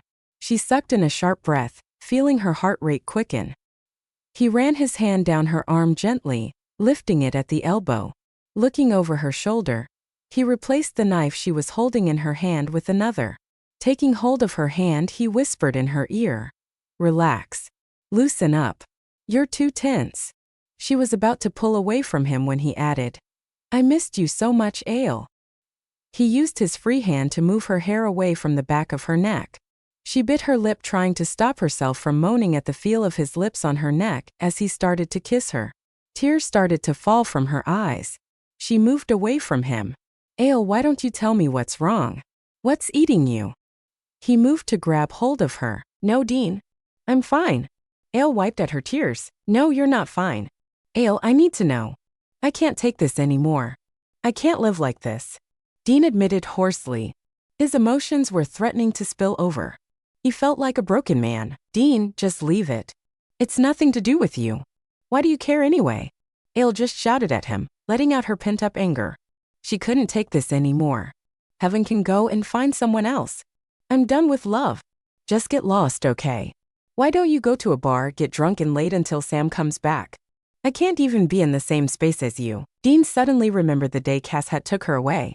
The feelings he had felt. The uneasiness he had felt at the way she had looked at him when he had got back to the motel room. She had looked at him as if she knew what he had been doing while she wasn't there. That's when realization hit him. I do care. You can't imagine how much I care. It didn't mean anything. I don't want any other girl. I want you. He grabbed her in his arms and held her tightly, not letting go as she struggled against him a few times before going limp. I got so scared when Cass took you away. I thought he wasn't going to bring you back. I didn't want to feel anymore. That's why I went to the bar. I wanted to pretend I didn't care about you. I wanted to pretend you didn't mean anything to me. It was a mistake. She was a mistake. He told her honestly, you don't have to explain anything to me. It's none of my business. Ale said, looking at the floor. She tried to concentrate on trying to get herself away from him. But it was next to impossible to think properly, being pressed up to his body with his strong arms firmly wrapped around her like that. Dean panicked when she finally pulled out of his hold and made a dash for the door. "You can't leave me. Everyone leaves me. Please don't leave me." Dean sank to the floor. "I love you, Ale," he admitted softly. Ale was at the door holding the doorknob, ready to leave when she had heard his broken plea. She stopped and turned around. He was sat on the floor, legs stretched in front of him, leaning against the side of the bed closest to the door. His head was lowered, his shoulders hunched, and tears were staining his face. He looked like a hurt little boy who had lost all hope. Ale's heart melted at the sight. She walked over to him. Sitting next to him, she turned so she was facing him instead of facing the wall in front like he was. "Cass lied to you. I don't need your protection. That isn't the reason why I was brought here." "Well, as far as I know anyway." She saw him react to this revelation. He fixed his intense gaze on her. She sighed, looking at her hand. She nervously started playing with her nails. "I believed in all things supernatural. I believed in God. My faith in him got me through my parents' death. Every night since my parents left me for the better place." She looked heavenwards, hoping they were watching over her. "I have prayed. I had nobody who loved me for who I was. My parents were dead, and they had been the only ones who had loved me for me. I didn't like my life. I wasn't happy. I wanted to know my life's purpose. I believed if I asked God enough times, then he'd get sick of me and do something so that my life was different." She swallowed and tried to calm her nerves before adding, "I am here because since the TV show started 5 years ago, I have been in love with everything about the character Dean Winchester with the exception of the womanizing. Obviously, I didn't know he was real. For 5 years, despite getting asked out by guys who any girl would want to go out with, I didn't date anyone, believing that no guy was as good as Dean. He was the guy I measured every guy by. I wanted true love, not a boyfriend who wanted to use me." Dean moved closer to her and pulled her in his arms so that her head was resting on his chest. "Castiel got me out of my universe without my permission. I was praying when I passed out. I woke up in a weird all-white room alone. Then Cass appeared out of thin air claiming to be an angel. I thought someone had pulled a prank on me calling real actors to freak me out. He proved he was an angel by using some of his angel mojo. He told me about this world and that I was needed here. It didn't take him long to convince me to come here, especially when he mentioned you're in danger and my love could only protect you. I didn't have anything worth going back to in my universe anyway." Ale finished, not wanting to divulge any more details about the sorry existence she thought she had led in her universe. "So, what you're saying is you are here for my protection because your love binds the protection?" Dean asked, confused, feeling a little better now that he knew she loved him. "Yes," Ale answered, keeping her face in his chest, hidden from him. "You told us that the TV show had many female fans the world over. Then why were you chosen? There must be some reason." Dean wanted answers. He couldn't believe Cass had lied to them. Why did Cass lie? "It would have affected the protection my love has on you if you had found out about it without feeling anything for me. And you would have probably ran away thinking I would want you to love me back." Ale shrugged. "You don't want me to love you back?" he asked, amused. "You can love whoever you want. My love is and was always unconditional. The first time I saw the character Dean was when I was 20 years old. I was pure, untainted. Cass said they couldn't find anyone who loved God, and you both who was pure enough for them. I don't know how they worked out that I was so pure because I have done a lot of bad things in life. Believe me, I ain't no saint. Heaven probably believes I am pure because I haven't allowed anyone to touch me because of I was waiting for true love." She looked up into his eyes, waiting for him to get the implication of what she had said. His eyes widened and his mouth formed an O as he looked at her, shocked. Then his face broke into a beautiful smile. He stroked her cheek with the pad of his thumb, moving closer to her. Ale shut her eyes, letting the feelings of love wash over her as Dean tenderly kissed her on her mouth. She moved so she was straddling his lap. She returned his kiss with the love she felt for him. But she wanted more. She broke their kiss and started to kiss and suck on his neck.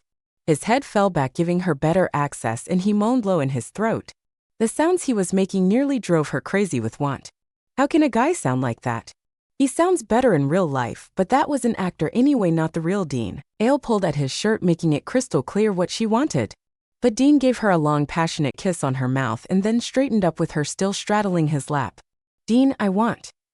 She protested, breathless, not finishing her request. She was blushing. Dean smiled at her. He found it cute that she was shy. Wrapping her in his arms, he said, I know I want it too. But not here. Not like this. I want it to be special. I want to take my time showing you how much I love you. He saw her blush harder if that was even possible. Elle got off his lap. A part of her was disappointed that she would have to wait to be properly loved by Dean, but the other part of her loved him more for not treating her like any other girl. Come on, let's practice knife throwing, Dean said, hoping thinking about hunting techniques might calm his raging hormones before Sam came back. They both got up off the floor and took their positions. For the next hour, she practiced her aiming and knife throwing with him. With help from Dean, she finally understood how to aim and throw a knife to hit a target rather than scratch a target. When Sam got back, Dean and Ale were both sat on Dean's bed watching Tella. Dean had his arm around her shoulders and Ale was leaning against him with her head resting on his chest. Sam was glad that they had finally worked things out. Sam noticed his brother couldn't seem to take his eyes off her, and Ale seemed to be aware of this attention because she couldn't stop blushing. At the dinner table, she punched Dean in the shoulder a few times, telling him to stop staring at her whilst she was eating. It was endearing to watch them both bickering. Dean and Ale went to bed together. Dean immediately wrapped her in his arms and buried his nose in her hair, shutting his eyes. For the first time in his life, he thanked God and prayed. He asked God to protect his love. He couldn't live without her. He prayed his love was strong enough to act as a protection for her, the same way her love formed his protection. He fell asleep easily that night because he had Ale with him, his true love. In heaven, all the angels were throwing a party.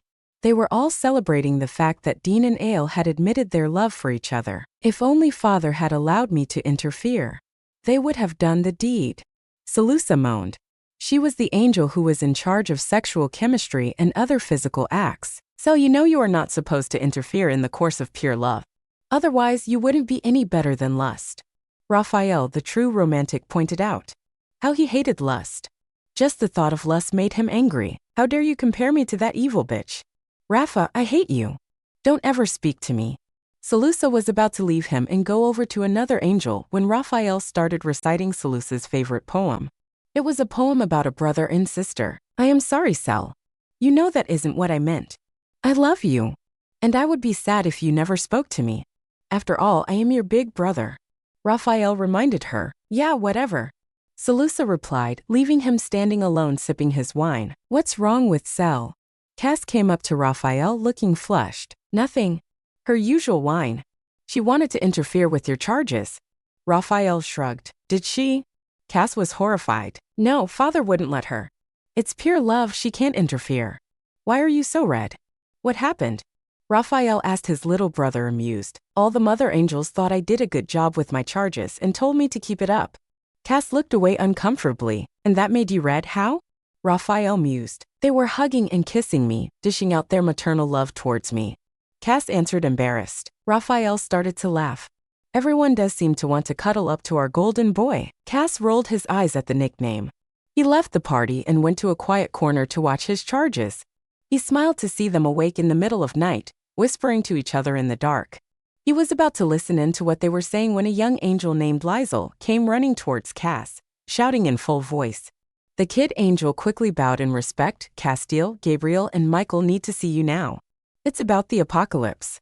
Something is wrong by the sound of it. Cass took one last look at his charges. He tried not to worry as he went to find the angels who had asked for him. A couple of days had passed since Dean and Ale had declared their love for one another. Sam had been spending a lot of time in the library lately, so Dean had gone to check it out with Ale the day before. They had found Sam flirting with the young librarian, looking pretty intimate with her. Dean had told Ale that he was going to have to ask Sam about it because he was dying to piss Sam off. He was missing Sammy's bitch face. But Ale had stopped him, threatening to not talk to him if he teased Sam. So Dean hadn't bothered bringing her wrath on him. Now Sam was in the bathroom. He had gone straight to the bathroom to take a shower after coming back from the library, which had got Dean started on why he would do such a thing. I knew it. Seriously, they are having sex. Dean said enviously. Dean. Ale was shocked. She smacked him with the pillow. I should have let him tease Sam. At least he wouldn't be discussing his brother's sex life with me. Who am I kidding? Dean always talks like this. Dean was showing Ale the art of cleaning and putting together weapons. He leaned over and kissed her deeply. He took their weapons and put them on the side and then moved so he was facing her, pulling her in for a cuddle. He buried his hands in her dark tresses and pulled her lips to his again. He smiled to himself when he heard her moaning. He couldn't wait to make love to her. Kissing was good, but he wanted more. He knew she wanted more too. I am gonna have to book us into one of those honeymoon suites somewhere. I don't know how long I can take this. They were still kissing a couple of minutes later when they heard a flutter of wings in the air. They pulled away from their kiss, Dean still holding her, to find Cass standing by their bed looking ruffled. Cass! Dean and Ale both greeted at the same time, exchanging a worried look when Cass didn't react. Cass, are you okay? Ale asked, getting off the bed, Dean following her. Ale is in danger. Cass spoke finally. What? Sam came out of the bathroom looking confused. Ale is in grave danger. Cass repeated. He saw Dean was stood behind Ale with his arms around her. She had her hands on his arms as if clutching them for support. I won't let you take her again. Not this time. Not ever again. You can go and tell Heaven or whoever that I won't let anything happen to her. So you don't have to worry. Dean said emotionally. Fear started to rise in him. Wait, what are you guys talking about? I thought Ale was brought here because she was in danger in the first place. Sam inquired. No, she was brought here because she can provide protection for Dean. Her love for him acts as a buffer to evil forces. Cass responded, meeting Sam's eyes in which he clearly could see the demonic black color that only could be seen by heavenly creatures. But you said. Sam was cut off. Yes, we said those things because we didn't want Dean running out on us. Cass looked away from Sam and faced his charges, making it clear that he wasn't going to answer any more questions. Somehow, Lucifer has found out about Ale. She's on his priority hit list. He wants her dead as soon as possible because he knows if you two are together then nothing can happen to Dean. The prayer using Ale's love as protection for Dean was performed by 70 of the superior angels in heaven. It can't be broken unless Ale dies. Lucifer has claimed he would reward anyone who kills her.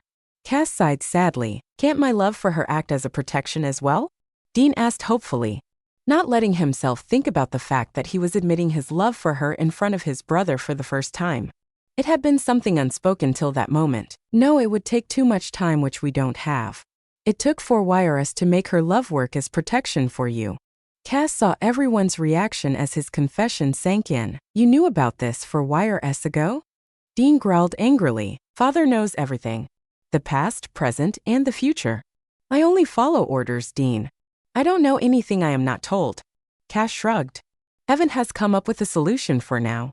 You will all have to hit the road. Don't stop in one place for too long. Try to get some hunting experience for Ale. I will keep an eye on you too. If you need me, just call me and I will try my best to come. Leave this town tonight. There has been some demon activity here. Soon, the place could be filled with demons. Cass said, turning to leave. I am not scared of the dicks? Dean exclaimed. Yes, well, they aren't really after you this time. Ale is not an experienced hunter, Dean. She won't be able to handle all those demons. Cass tilted his head and replied calmly. Everyone who wants to be in the good graces of Lucifer is after her. Dean tightened his hold around her body. Well, the son of bitches will have to go through me, he said passionately. I will leave now. Cass nodded at his charges and Sam. Dean nodded at Cass. We'll hit the road as soon as we pack up. Hearing this, Cass left. Ale had remained quiet as the brothers spoke with Cass, listening intently and gauging Dean and Sam's reactions to what Cass said. After Cass was gone, she turned around in Dean's arms. She rested her head on his torso and shut her eyes. Dean, don't worry. I'll be okay. She looked at him, giving him a warm smile. I love you, she added in a small voice. Dean nodded. I love you too. He kissed her on the head. I won't let them get to you, Ale. I can't lose you, he whispered in her ear. Ale met his teary gaze. For a guy who claims to hate chick flick moments, you manage to always land yourself in them. She smirked at him, trying to ease his fears. She hated the panic-stricken look on his face. Dean huffed. No, I don't. This wasn't a chick flick moment. You guys start packing. I'll go out and get us something to eat before we hit the road, Dean said and let go of her. He left after grabbing his jacket and the Impala keys. Sam and Ale started to pack up their things, working quietly as both were lost in their own thoughts. Once Sam had gotten his stuff together, he started to pack the weapons. Ale, I just want to say you don't have to be scared of the demons. We're good hunters. And if that isn't enough, I am prepared to drink a bit of demon blood to get strong again, Sam said honestly. Sam! Ale couldn't believe he had just said that. How dare you even think of such a stupid thing? Even if I'm on my last breath, you aren't allowed to do that. Okay? She asked. He just nodded in response. Dean had left Sam and Ale to pack with the excuse of getting food, but had really escaped to be alone. He was sat in the Impala in the car park of the diner, waiting for the food outside rather than inside. He had asked the waitress to bring it out. It had taken a wink and a bit of flirting to get her to agree, but it had been worth it. He wasn't in the mood to be around other people or to put up with the unwanted attention of the waitresses. He just wanted to curl up in a ball and cry like a baby. Dean felt angry and hurt. Every person he loved always got taken away from him. He wasn't going to let anyone take her too. He would die himself before he let those black-eyed monsters hurt her. Dean let himself think about the danger, his fear, his guilt, and his love now that he was alone. He had decided he was going to feign ignorance in front of them of the fact that his love of life was in danger because of him. He didn't want Sam and Ale to know how scared he really was. Dean felt a new admiration for Sam. Sam had really lost Jessica, his love of life, but still managed to hold it together. Dean realized now that if he lost his love of life, Ale, then he wouldn't survive. Lucifer wouldn't need to worry about him in that case because he would die anyway. A knock on his window jerked him out of his thoughts. He opened the window when he saw it was the blonde waitress he had asked the favor from. Here, your food. 2 large, 1 small chicken burger and fries. And 2 large apple pies. That right? She asked, smiling at him seductively. Dean grabbed hold of the bags, checked them and then replied, yeah, thanks. The waitress left him after he gave her a big smile and told her he needed to go before the food got cold. Dean got back to the motel room to find Sam sat up on his bed watching Tella and Ale cleaning the gun he had given to her to keep. It had been his favorite. He noticed all their bags were packed, sitting on the floor. Ale looked up at him with a smile on her face. You got apple pie for me? She asked, putting the gun away. Walking up to him, she snatched the bags off him and looked in them. Sammy, get up and wash your hands. Food will get cold. Dean said as Ale placed the bags on the table and went to the small kitchenette to wash her hands. Dean splashed some water on Ale whilst washing his hands. Hey! She retaliated by splashing him.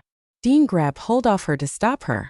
She was laughing uncontrollably as he started to tickle her. Arg, Sammy! Save me! Sam washed his hands and then left the kitchenette saying, no, fight your own battles. I am starving. I'm not gonna waste my time acting like 2 7-year-old kids when I can be eating my food instead. Dean panicked and made a beeline for the bags. He didn't want Sam to eat his specially modified burger. Sam thought his brother's eating habits to be weird and embarrassing. He had initially been happy with Ale's arrival. Looking at her killer body, he had assumed she ate healthy to maintain it. He had thought he would finally have someone who agreed with him regarding food. Boy, was he wrong. She was as bad as Dean. She loved her junk and fast food.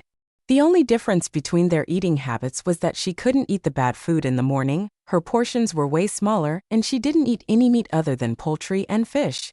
She claimed she would die if she didn't eat crisps and peanut M&Ms every day. This gave his big brother the perfect excuse to pick out too. Having finished his main course, Dean was now taking out the apple pies from the bag for dessert. Sam's eyes widened when he saw the size of the pie. That apple pie is huge. What did you get 2 for? Sam asked Dean, incredulous. One's for Ale. Dean fixed Sam with a bored look, then gave Ale a toothy smile. She can't eat all of that. Sam argued, pointing at the pie. I know. I'll be eating most of it. Dean replied with a grin. No, you're not. Ale glared at Dean. Reaching over, she smacked him on the back of his head and made a grab for her pie. Hey, what was that for? Dean pouted. But Ale just shrugged in response, her eyes twinkling. You should be thanking me. I'm offering to help you. A slap upside the head is my way of thanking you for your generous offer. She replied sarcastically. Sam ignored the couple's unusual tendencies to show affection in a sadistic manner because he was used to it by now. He just rolled his eyes. It's a waste of money. You couldn't have shared yours, Dean. Sam mused. Sam had his bitch face firmly in place. Dean nearly made a comment about that very fact, but he resisted. No. We both like pie, Sammy. The more the better. I don't like sharing my pie. Anyway, I had enough money for 2. Dean shrugged, not meaning either of the others' eye as he realized what he had just admitted. Ale recognized the guilty look on Dean's face. She could tell he hadn't meant to say what he had just let out. She wasn't surprised that he still hadn't used her money for anything, but she had hoped he would have seen the sense in doing so by now. But she let the subject go, promising herself that she would talk to him about it when they were alone. Instead, she focused her attention on the pie. Ale ate a mouthful of the pie and mumbled, This pie is one of the best I've ever had. It's well worth buying too. I wish I could eat it all. If I didn't know better, I would try. But I'd probably end up sick. Oh, I'm in heaven. Ale leaned towards Dean and punched him lightly in the shoulder. Their eyes met. She gave him a silent thanks. And then she turned her attention to the other Winchester. Sammy, you want some? She lifted her spoon towards him. No thanks. Sam gave her a warm smile and shook his head. How long before we get there? Ale asked for what seemed like the 100th time, breaking the silence once more. She had always wondered that if the Winchesters had been real, what they would do to pass time on the long journeys they took in the Impala. She had her answer now. They both were quiet. The rock music was playing on low as the car ate away the miles to their next destination. There's still over 400 miles to Utah. We just passed Wyoming. Dean looked at her in the rearview mirror. God, I'm so bored. Can't we take a break or something? She felt frustrated. Ale was lounging on the back seat of the Impala. She loved long journeys, always had. When she was a kid, she had always thought of them as an adventure. But it was different in the Impala. She had never felt this bored in her life.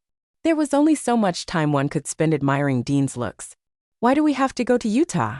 I mean, can't we just go anywhere? She played with the zip on her jacket. We've been through this before. You need experience hunting, Ale. There have been some disturbances in Salt Lake City. It's a ghost.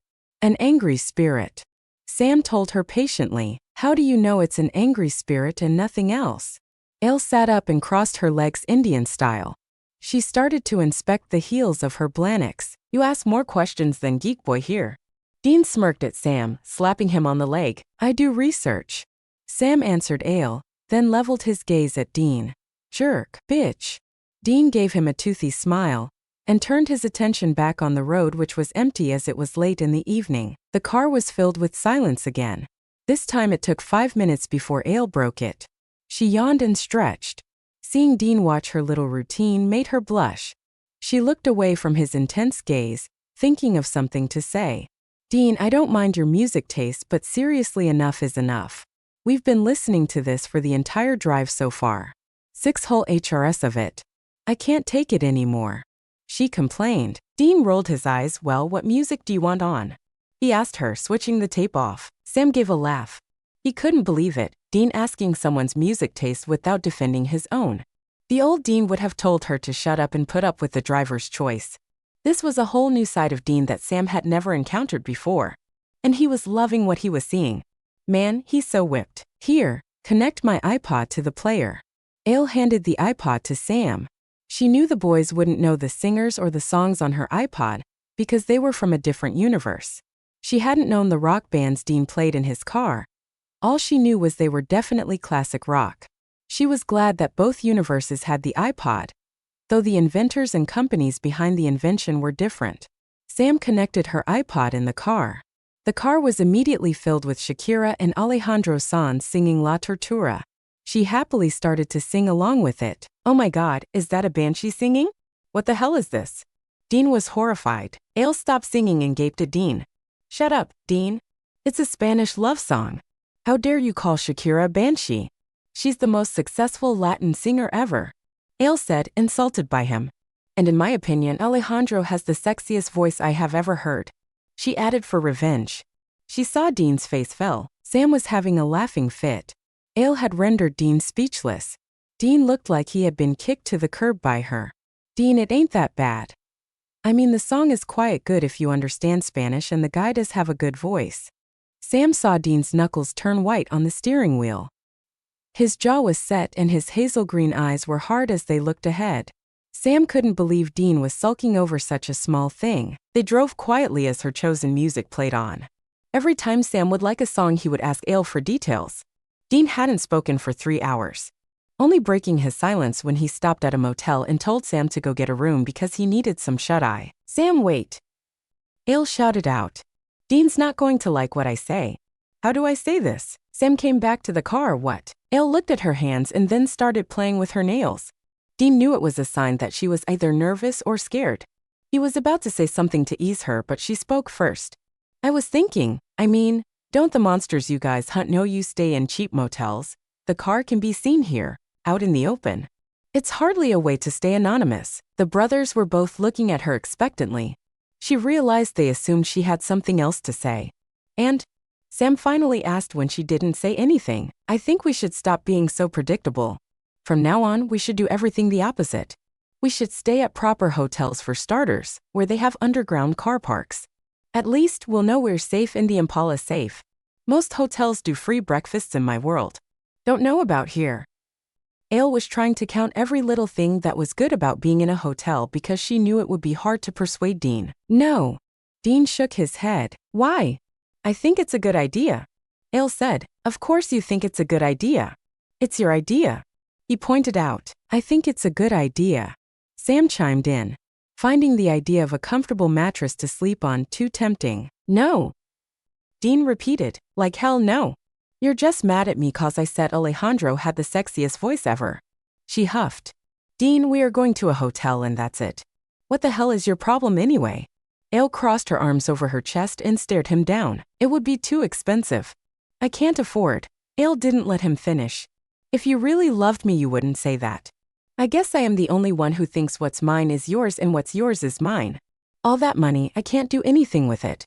We need to start spending it. Those cards aren't mine, they're ours. Elle tried to hide her hurt. She looked down at her shoes. Suddenly the mood became melancholy and the air became filled with tension.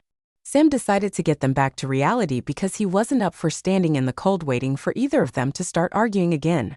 So Dean, shall I go get a room? Sam shifted on his feet, back and forth trying to keep warm. No, get back in the car. We'll go to a hotel. Dean ran a hand through his hair. He looked defeated. They hadn't been able to get a twin bedroom because those type of rooms were all taken. So Dean had got one double room. But Sam had argued that he wasn't going to sleep on the floor. He had got another double room next door. He kept repeating to them that he didn't need a babysitter, that he could look after himself. Dean, chill dude. I will be next door. Seriously, I am not a baby. Sam rolled his eyes. It was nice to know his brother cared about him, but this was bordering on insane. What Sam didn't know was Dean and Ale were acting so strange because it was the first time they would be spending the night sharing the bed, alone, not because they were worried about Sam. Dean was mad at himself for hurting Ale's feelings. Ale wouldn't look at him. He knew part of the reason was nerves, but a bigger part was because she was hurt about him not wanting to use her money. She had taken her shower and gotten ready for bed first. When he got out of the bathroom after taking his shower and getting ready, she was pretending to be asleep. He got in the bed beside her and spooned himself with her. I just have to show her how much I love her. Ale felt Dean's hand move under her tank top. She gasped. Her breathing hitched. Her heart was hammering in her chest like a sledgehammer. She tried to stay still and not make a sound, but it was an impossible feat, especially when he moved her hair away from the back of her neck and started to kiss her. You really think that guy's voice is the sexiest you've ever heard? He whispered against her ear. He kissed her earlobe repeatedly. She whimpered. God, he's going to drive me crazy like this. Their room light was still on. She knew he could see her blushing. Well, he would be blind not to. She was so hot. She felt she was on fire. No, there was this guy with a hero complex in a TV show I loved. I really think his voice is the sexiest I have ever heard. Now that I've heard him in real life. She replied. She moaned as he started to suck on the corner that linked her shoulder to her neck. Oh, this feels so good. She didn't realize she had said it out loud. He stopped his sucking. He turned her so that she was on her back and he was on top of her. Dean looked into her beautiful hazel eyes. Leaning forward, he stopped just above her face. His lips inches away from hers. I'm sorry, Ale. For hurting you and for making you think I didn't love you. He shut his eyes to compose himself. His emotions were threatening to rear their head. He swallowed the lump in his throat. I love you more than you know. And I want to show it to you. Will you let me? A part of Ale thought it was sweet that he was being such a gentleman, and the other part, the shy part, was mortified that he was asking for her permission to make love to her. She didn't know what to say. It was her first time after all. God, this is embarrassing. I am 25 years old and still a virgin. I bet he'll think I'm no good. He might hate me. She couldn't think of anything. So she did the first thing that came to her. She leaned forward and kissed him. I'll take that as a yes. He smiled at her. He captured her lips in a tender kiss before moving on to other things. He made slow, passionate love to her, telling her by his actions how much she meant to him. After hours of the best sex he had probably ever had, Dean lay awake with Ale still wrapped in his arms. She was sleeping peacefully. He watched her with a smile tugging at the corner of his lips. She looked like an angel. It had been her first time, but still she had been amazing. The connection between them had been explosive. Dean had a feeling it was more because of the fact that they loved each other and that it had meant something to them. He had always thought the people who claimed that they had felt sex to be like a religious experience to be total nutjobs. But he wasn't so sure anymore. He could have sworn he had felt their lovemaking to be like a religious experience too. Ale woke up to the sound of Dean's mobile phone vibrating. Yawning, she looked at the hotel's standard digital clock. It read 5:20 a.m. She grabbed hold of the phone from the side table and looked at the caller ID. It was Bobby. She got in a panic. She couldn't answer the phone. She had never spoken to Bobby before, and she wasn't sure if Dean had even told Bobby anything about her. She turned around in Dean's arms, smiling when he instinctively tightened his hold on her. She blushed as images from the night flashed through her head. Dean, MMMM. He subconsciously moved so that his mouth was on her neck. Gosh, the guy can turn me on even when he's asleep. Dean, wake up. Bobby's calling. She tried to sound irritated and nudged him in the shoulder. At the mention of Bobby's name, Dean sat up in bed, startled. He snatched the phone off her, flipping it open. Hey, Bobby. He greeted cheerily, trying to mask his worry. Ale decided to leave the bed to go to the bathroom, wanting to give Dean privacy so he could talk to Bobby alone. She didn't want to intrude. She was about to sit up when she realized she was naked under the sheets. Oh well, it won't be the first time he's going to see me naked. No big deal. What the hell was she thinking? It was a big deal. She sat up, clutching the sheet to her body, feeling shy, not looking at him. She was about to get out of bed, but he yanked her back in. She was once again lying on her back. Dean was hovering over her petite form, having moved so that he was weighing her down so she couldn't escape. His lustful eyes locked with hers as he agreed with Bobby on something. Before she knew it, he had ended the call and was kissing her passionately. She moaned as he deepened the kiss. Dean couldn't seem to get enough of her. She was like a drug to him. He had ended the call with Bobby as soon as he could without raising suspicion. He hoped the older hunter hadn't picked up on his impatience. He had nearly blown it all to hell when she had gotten up to leave the bed. He couldn't possibly let her leave, not without his morning fix. An hour later, they both lay spent on the bed, their bodies tangled up. Ale's head was resting on Dean's chest, which was why he was sure she could hear his frantic heartbeat. She was drawing circles on his stomach, the routine having a calming effect on Dean. Once again, their lovemaking had been a mind-blowing experience, feeling like something holy. As far as Dean was concerned, this was proof enough that they were soulmates. You're so beautiful, Ale. I think you're probably the best-looking girl I ever saw. Dean said reverently. Yeah, right? Ale doubted, rolling her eyes. You don't think you're smoking hot? Dean asked, shocked. He could see she wasn't just saying it to get him to sing her praise. Fuck, she really believes she isn't beautiful. Dean, I never really thought about it. I mean, what's the point? My big sister was really beautiful, like supermodel beautiful. I guess she inherited most of her genes from my supermodel grandma. I didn't ever give it much thought. Didn't need another reason to depress myself, she said, with a faraway look in her eyes. It never mattered to me anyway. My sister may have got the looks, but I got the brains in the family. She tried to give him a dazzling smile, but it didn't reach her eyes. Dean got the feeling that it had mattered to her.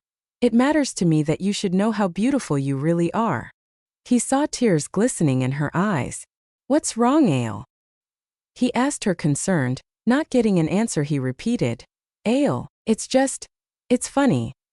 My sister never really achieved anything significant in her life apart from being homecoming queen and head of the cheerleading squad. But my family was always more proud of her than me. They always told me how they wished I was more like her. Even my getting into the best business school in the world wasn't enough. My grandma would always claim that I had been switched at the hospital, that I was too short to be a Gonzalez. A tear fell from her eye. Dean felt guilty. He had made fun of her height too when he had first met her. I love you, short. I wouldn't want you any other way. He realized how true the words actually were. He loved everything about her, including her height. I'm not even your type, Dean. I don't think you've ever been with a Latina other than me. And I know you love your babs. She told him with a knowing look. She was trying to change the subject into something less painful. She didn't want to talk about her insecurities or her sad life in the other universe. Babs? Dean was confused. He was sure he had heard the term somewhere, remembered after a moment that Sam used it for something. Dean recognized the change in the subject for what it really was. She was feeling vulnerable and exposed, so she was disappearing behind the walls she had built as a fortress around her feelings to try to lock her emotions back in. In that sense, she was just like him. She rarely ever showed real emotion, usually using her tough kick-ass chick act to pretend she didn't care about anything. Yeah, busty Asian beauties. So, what's so special about Asian girls? I guess that question always rang in the minds of every non-Asian girl who watched the TV show. We never really saw you with a BAB, but you were always going on about them. So, is it true? She inquired, wiggling her eyebrows. Is what true? Dean was red-faced. He knew where she was going with this. And he really didn't want to go there. You having a soft spot for Asian beauties in particular? She smiled mischievously as she saw him squirm. Can't we just leave this subject? Dean protested. No. Ale deadpanned. Fine, I know what this is about. You just want to know how I developed the soft spot. If you really must know, I had my first porn-watching experience when I was 14 years old and the girl in the film was Asian. Man, that was one hell of a porn film. I still remember it.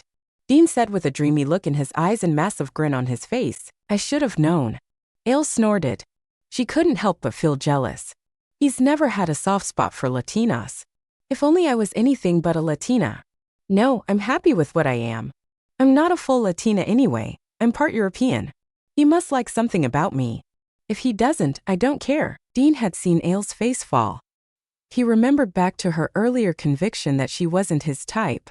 Ale, it's true I've never been with a Latin girl before, but it's only because I never really got the chance, not because they're not my type. I don't really have a type in girls because it's never more than sex. I can have that with any girl. I don't really have preferences. But when it does matter, then I always look at what's inside rather than what's outside. And you're beautiful on the inside and out. I love you for you, not just your looks. He pulled her closer and kissed her on the top of her head. I love you too. She shut her eyes contently. An awkward silence hung in the air. Ale knew Dean was just like her. He couldn't cope with showing too much emotion. She knew it was hard for him to admit his love for her. For anyone. But she was grateful he told her that he loved her when she needed to hear it the most. She knew their way of coping was using their humor as a defense mechanism. After a moment, she threw him a lifeline. She diffused the seriousness by teasing him. Actually, you should count yourself lucky that you have me. My DNA's like a cocktail of different cultures. I'm 50% Latin and 50% European. So I have Brazilian, Mexican, French, German, and Dutch blood in me. That's why I know so many languages. She shifted in his arms, trying to get into a cozier position. Now I'm going back to sleep. I'm tired. All these chick flick moments with you, they tire me. She opened one eye to gauge his reaction. He frowned at her. That wasn't a chick flick moment. Even if it was, it's your fault. You're the chick. He huffed and pouted. He looks so adorable like that. Whatever you need to tell yourself to sleep better. She retorted lightly. A smile tugged on his lips as he saw her head that was parked near his heart move slightly, and she planted a small sweet kiss on his chest, eyes now fully shut. In that moment, he really did feel like the luckiest guy in all God's universes. Sam woke up after 9 o'clock, having had the best night's sleep in ages. The bath he had been able to take before going to bed the night before had been so relaxing. The mattress had been heavenly soft too. It had done wonders to improve the aches in his muscles. The only thing left to sample in the hotel was the free breakfast before he could give the place full marks. He was gonna kiss and hug his thanks to Ale when he saw her. She had earned his affection. She had come up with the best idea anyone had ever come up with as far as he was concerned. And she had the power to persuade his hard-headed brother, who seemed a lot softer since Ale had turned up in their lives. Sam got up and headed into the bathroom with a happy smile on his face, already mouth-watering at the prospect of having a good breakfast. In the next room, Ale was angrily glaring at Dean. They both were all ready to go. They had ended up taking a shower together because Dean wouldn't let her shower alone. She had just given up resisting since he wouldn't leave her otherwise. He had argued that they didn't need to waste time or water. Yeah, like they hadn't wasted time in water when he had decided to have sex with her in the shower. Look at the state of me, what's Sam gonna think? She yelled at him. Dean looked guiltily at her. It's none of anyone's goddamn business. It isn't that bad anyway. Seriously, you look fine. Sam won't notice. Nobody will notice. He tried to soothe her. Are you kidding me? Of course, everyone's gonna notice. Her eyes were blazing. It would be hard not to. Dean knew she was right. There was evidence of their bedroom activities on practically every part of her body. I should have been gentle. I'm so sorry, Ale. It doesn't hurt, does it? Did I hurt you? He asked shamefaced. He was now looking at her wide-eyed and horrified. She looked closely at him then. She immediately picked up on his guilt and his shame. He had a mournful expression marring his face. She knew he was blaming himself for everything. She realized she was being hard on him. He hadn't hurt her. He had been gentle. It's not his fault I've got such sensitive skin. Shouldn't have looked after my skin too much. All those skin products I used. No wonder it's so damn fragile. She walked over to him and hugged him to her, putting her arms around his waist and rubbing his back in a soothing manner. No, Dean.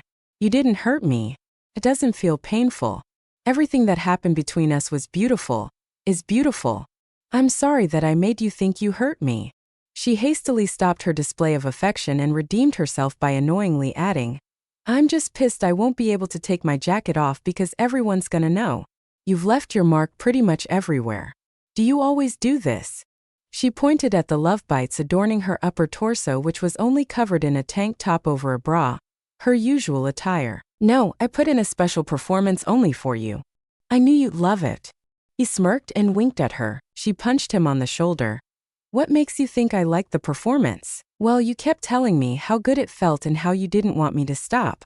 I always knew I was irresistible, but I didn't think you'd be so easy to melt. You melted like honey. My favorite kind. His eyes twinkled as he leaned down and sucked on her bottom lip. Just like honey. She pushed him away and smacked him. You have the biggest ego ever. You still love me. He grinned at her. He then untangled his arms from hers and walked over to their backs. Come on, let's go get some breakfast. Your tantrums are giving me a headache. I need coffee, he said, walking out of the room, not waiting for her, knowing she hadn't caught on to what he had said. When the full meaning of what he said penetrated her brain, she walked out of the room, shutting it with a bang behind her. She saw him down the hall. Dean, she shouted, narrowing her eyes at him angrily. She was gonna get him back for saying she threw tantrums. Payback was a bitch. And Dean Winchester was about to get a visit from the bitch. At breakfast, Ale pointedly ignored Dean, lavishing all attention on Sam instead. She had seen Dean's reaction when Sam had engulfed her in a bear hug and kissed her on her cheek after saying good morning. He clearly hadn't been impressed. Now he was sat eating his breakfast while sulking. Seeing them two together, Sam had immediately figured out what they had spent their night doing. It was obvious in their body language towards each other and the way they looked at each other, despite their constant bickering. It had spurred Sam on to fulfill his earlier thought of thanking Ale by showing her the affection he felt for her. That was why he had hugged her and kissed her for a little longer than necessary. He had felt a sudden desire to see Dean get jealous, which Dean did get. Sam had also noticed Ale was either ignoring Dean or glaring at him. Ale was huffing and puffing. She was using a hotel brochure as a fan. Ale, it's hot. Why don't you take your jacket off? You don't feel sick, do you? Sam asked her, worried. Normally, she was the first to complain about heat. Can't. Why? Sam was utterly confused. She shrugged. Ask your brother. Dean. Sam looked at him expectantly. She's just paranoid. Thinks she's got love bites on her arms and shoulders. I mean, how could she have possibly gotten love bites, unless there's some invisible dude somewhere in this hotel going around marking girls? Maybe we should check it out. It could be a case. Dean deadpanned. I told her she has nothing to worry about, but as always she wouldn't listen. Dean was satisfied to see the look on their faces. Sam and Ale both had started to choke on their breakfast. Sam was soon laughing, having recovered from his choking fit. Ale was sat wide-eyed and red-faced. She was glaring daggers at Dean. Dean was smiling at her with the most innocent smile he could manage in a staring competition with Ale. You're a pig. She finally managed and leaned over to smack him upside his head. She felt like stamping her feet on the floor and repeating, not fair. He had managed to get her again without her getting him back for his earlier tantrum remark. Ale was mortified by Dean's lack of concern for privacy. She felt embarrassed. She was going to seriously kill Dean when she got the chance. She was ready to wring his neck. Who the hell went around broadcasting that they had marked their girl like that? Apparently Dean did. She just grabbed hold of her coffee cup and downed the last remnants of it. Then she got up to leave. Dean got up too. Where are you going? None of your damn business. She barked at him. She then turned to his little brother who was still stuffing his mouth and looking like a kid on Christmas morning. Sammy, I'm going to check us out of the hotel, so get moving already. I'll wait at the car once I'm done. As soon as Ale was out of earshot, Sam wiggled his eyebrows at his big brother and asked him what he was dying to confirm. So, you two are official now? Dean sat back down in his chair and smiled dreamily. Yeah, and I don't want you hitting on my girl. Haha. Seriously, like I'd hit on her. She's like my kid sister, dude. Sam leveled a serious look. And you better not hurt her. Sam's lips twitched as Dean gave him a dirty look, as if he was offended that Sam would utter such an atrocity. Yeah, about that. This sibling thing you guys have going on. It's kind of freaky. Dean indifferently rolled his eyes. I mean, it's all good, but now that I'm with her, you know, in that way. He flailed his hands about in the air a bit to make his point. And you're my brother. And while you are being her brother too, you can't be a brother to the both of us. That would make her my sis, and no way in hell that is the case, so can you two stop acting like you're real siblings, at least in public? I don't want people to think she's my sister and I'm into incest or something. Me thinking of her or loving her as a sister doesn't make her our sister. It has nothing to do with your relationship with her. Sam shook his head, amused. His brother had such a stupid logic to things sometimes it bordered on insane. Jerk, bitch. Dean retorted. Ale checked them all out of the hotel and then went to the hotel car park. She found the Impala parked where they had left her the night before. She walked up to it, admiring her beauty. Stroking her side and inspecting her properly for the first time, as Dean wouldn't allow anyone to touch his baby unless necessary, Ale nodded her head in approval. Sitting down on her black hood, Ale thought it was best to get the girl talk out of the way. Oh yeah, girl, you deserve the love you get. But you don't know how many people love you in particular. You're a legend in yourself. I'm happy to share Dean with you as long as you let him love me too. Ale patted the car lovingly. Back on the road after yet another pit stop, Sam had his head resting on the side window with his eyes shut, faking sleep. After listening to the other two argue endlessly for a couple of hours, he decided this might shut them up. It infuriated him to no end that he had to see them and listen to them both going to great lengths to try to hide their own feelings by hurting the others. Every time he tried to talk to them about it, they both shot him down with their wisecracks and smart-ass comments. Outnumbered, he just gave up after a few attempts. Dean seemed to be on a mission to piss Ale off. Dean hadn't said anything that would suggest this, but Sam had a feeling that Dean was being annoying in order to mask his fear for her safety. He knew his brother had a tendency to retaliate when he was scared. Sam could tell Dean wasn't actually getting any pleasure from riling her up like he did with Sam. After driving a few miles, as far as Sam could tell, Dean cleared his throat and began calling Ale's name in a quiet voice, trying to get her attention. They must think I'm really out. Wow, I must have really improved on my acting skills since last time I faked sleep if I can fool Dean. Ale, you can take your jacket off now. Sam's not gonna see you. He's out. Won't wake up now unless I wake him. Dean finally said to her what he had been dying to say for ages now. It was really hot and humid outside and he could tell she was silently suffering. And drink some of the water I bought at the last stop. It'll still be cold. I'm fine, Dean. You don't have to worry about me. Anyway, it's none of your business what I do. She shrugged her shoulders and went back to staring out of the side window, which happened to be in front of her as she was lying down in the back seat with her head propped up on her Chloe bag. She had her legs behind Dean and her head was behind the passenger seat, so she could see Dean if she twisted her head his way. It didn't mean that if she was mad at him she didn't want to look at him every now and then. After all, he was eye candy, which was pretty hard to resist. Dean groaned. Ale, please don't be like this. I was just messing. I didn't mean to piss you off. He sighed deeply, exaggerating his defeat when he heard her sarcastic snort. Well, you did that all right. She turned her blazing eyes towards his, meeting his intense green eyes as he gave her a quick glance. It's not that bad, you know? I don't understand why you're so hung up on it. We can do whatever we want.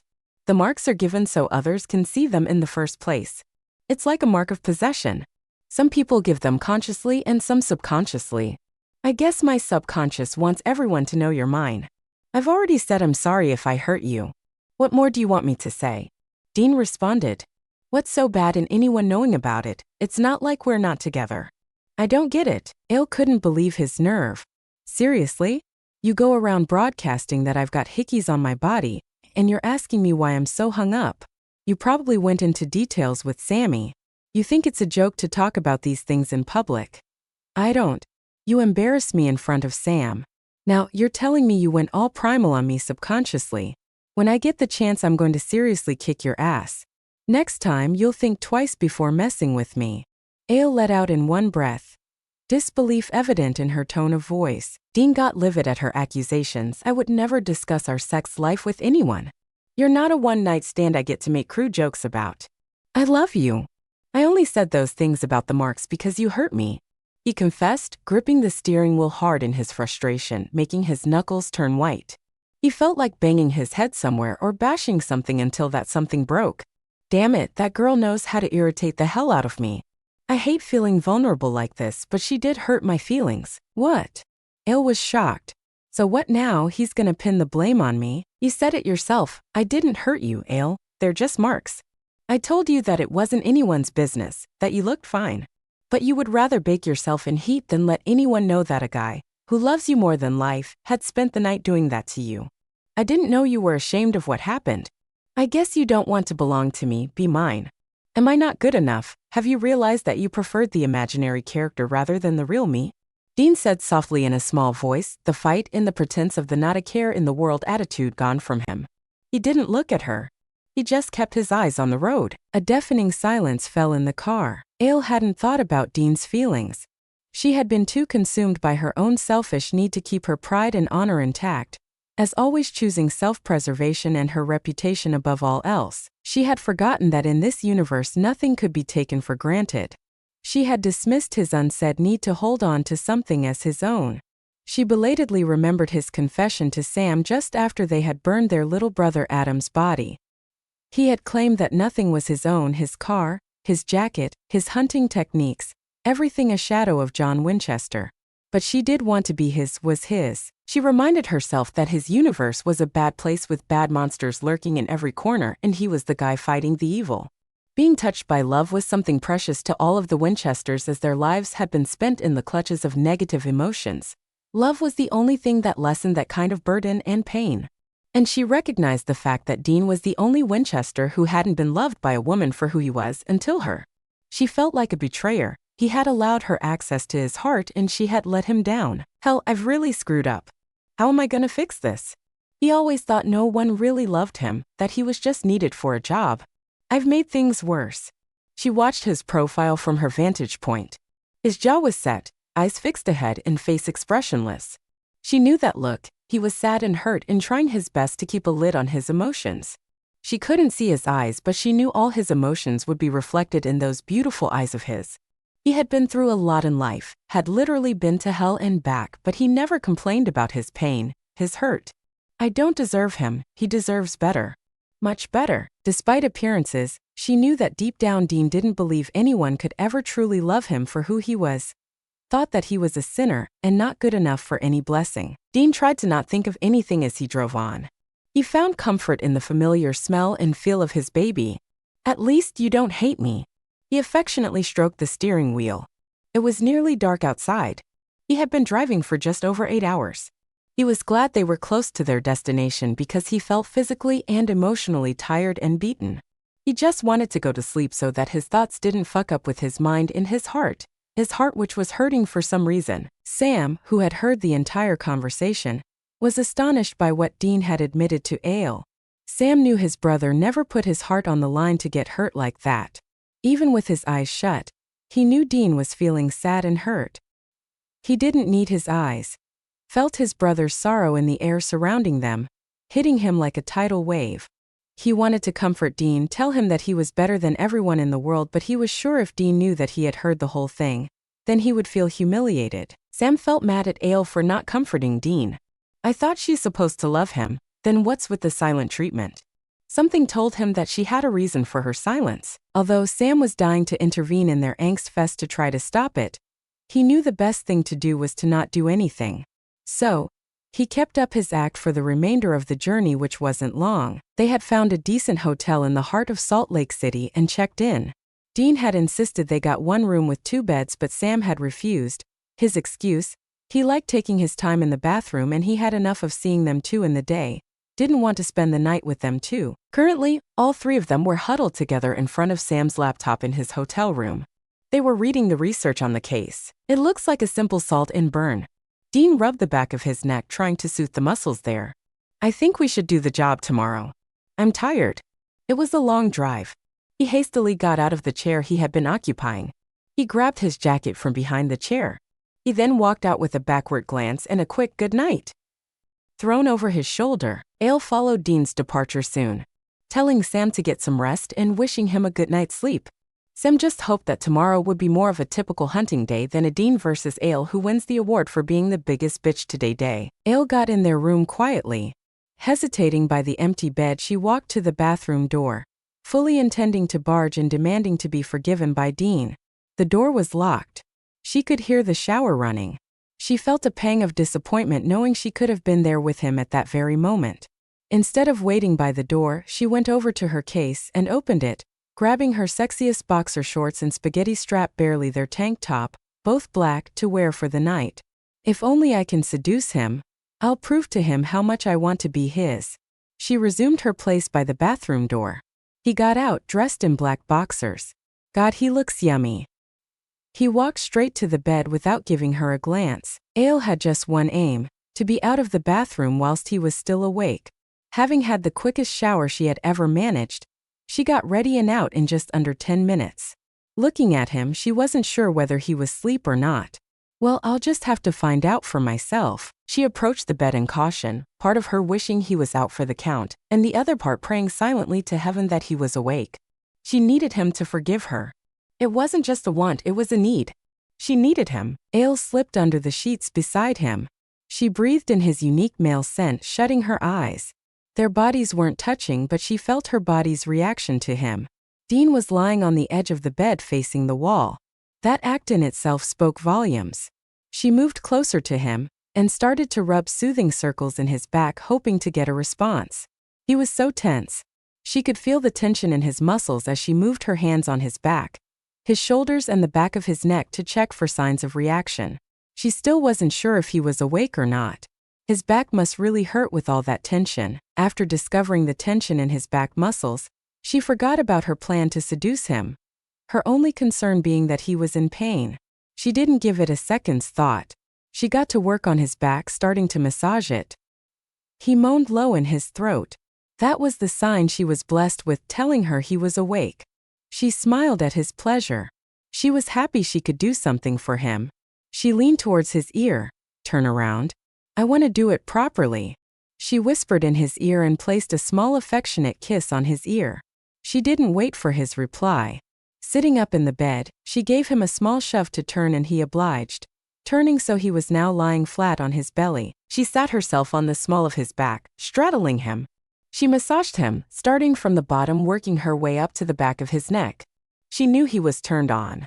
It was evident in the way he was breathing, the way he moaned, and the way he was clutching the sheets around him as if to prevent himself from touching her back. A few times his hands had brushed her thighs and she had only managed to hold it together because every time he had withdrawn his touch as if she had burnt him. His actions hurt her, but she told herself that she didn't deserve his affection. His treatment of her was right. She didn't want anything in return for loving him. She was just glad she could be a help in some way, even if it meant she had to experience his indifference towards her. After working on his back for over 40 minutes, she got off his back. His eyes were closed, but she knew he was awake.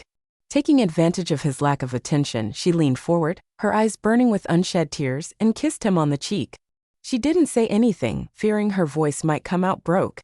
She wanted to ask for forgiveness but couldn't. She quickly moved away from him to the other side of the bed. She turned her back towards him and switched their bedside light off. She finally let the tears fall from her eyes. She tried her hardest to not sniff, hoping he would fall asleep before he found out that she was crying.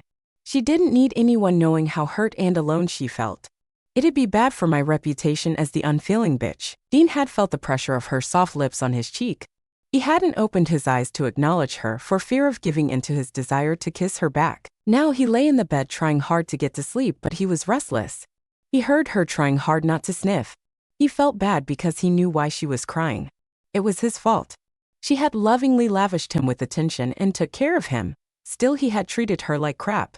She had worked tirelessly trying to take his pain away, soothing him without asking for anything in return. In all that time lying in bed under her, he had been through heaven and hell, all at the same time.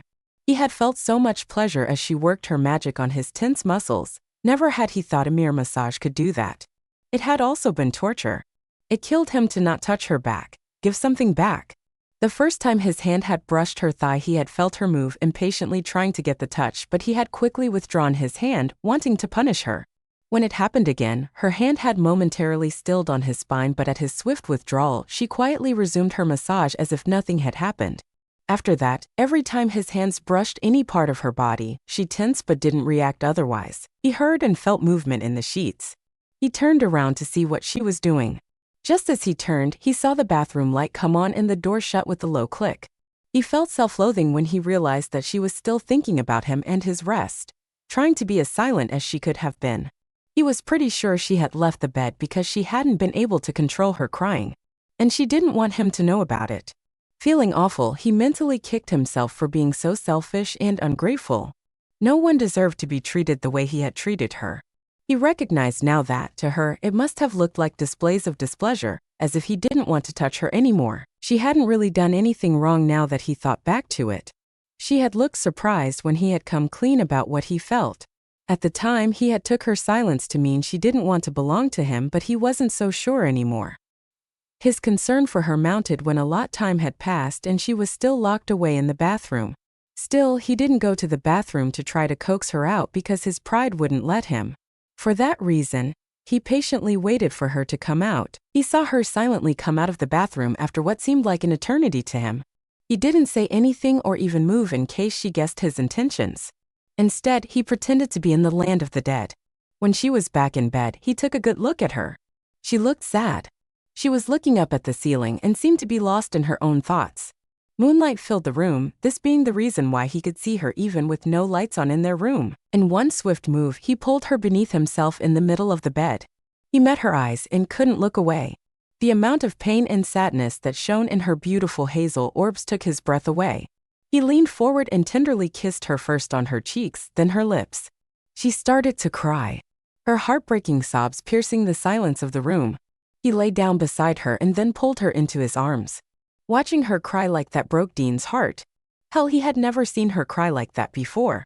It took a lot for her to show even the smallest of emotions. She was clutching onto him as though he was her lifeboat, and she was shaking like a leaf as she sobbed her heart out. After a long time of him trying to calm her down, she finally fell asleep in his arms with him stroking her back in an up and down motion, her head resting on his chest.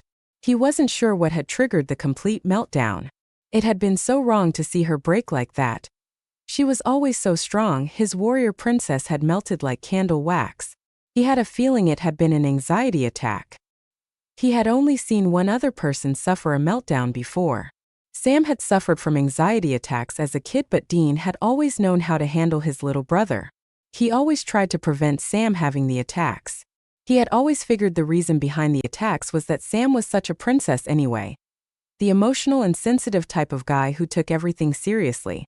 But he knew Ale wasn't the princess type of a girl. For her to have an anxiety attack meant something serious. He sighed, running his hand over his face. He was going to have to talk to her about this. Get her to come clean. Ale, let's go through this one more time. Sam said seriously. If I see the angry spirit, I aim and shoot. Seriously? How hard is that to remember, Sammy? You guys will be there with me. Ale exclaimed, rolling her eyes. Just making sure, you know. It'll be the first time you see an angry spirit. He's newly deceased. Won't be strong in his powers, just clever. Still, I want you to be prepared. Thanks for your concern. She replied dryly. It was after dark the next day. They were all driving to the local cemetery to dig up the grave of the old guy who was wreaking havoc in the city in his death. Apparently Charles Gunnington had been an honored soldier who had, in his dying days, been discredited for his work by the city mayor because the mayor argued that he hadn't deserved all his medals and had took some of his medals back after his death. The boys had spent the morning and afternoon questioning relatives of the people involved in the case about the mayor, his work, and the newly deceased soldier. This had given Ale ample time to think things through, resulting in her suffering from another anxiety attack. But this time she didn't have Dean's strong arms around her, calming her. She had spent most of her time wallowing in her despair. The brothers had returned late in afternoon, telling her everything about their interviews with the people. She had listened half-heartedly. She wasn't interested in sending Charles to wherever spirits went. The guy deserved his revenge. She couldn't care less. He wasn't even a harmful spirit as far as evidence suggested. He just scared people, haunting them for their sins. When Sam had asked her what she had done all day, she told him the first thing that came to her, that she had practiced her aim and knife throwing. She had apologized to him for not fulfilling his request of looking for another case, which he accepted graciously. The brothers had told her then about their plan to do the salt and burn at night. Dean was lost in his own thoughts. He didn't pay mind to what the others were saying. He wasn't looking forward to the hunt. He felt his head wasn't in the game. He didn't want Sam to pick up on that. He needed at least one of them 100% there. In the morning he had woken up to find Ale gone. He had thrown his clothes on as fast as he could and left his room. In his panicked sleepy haze, he hadn't noticed her suitcase on the floor beside his bags. He banged open Sam's door with the intention to wake him up but had found his little brother already awake. Sam was sat on a chair in front of his laptop with Ale sat beside him.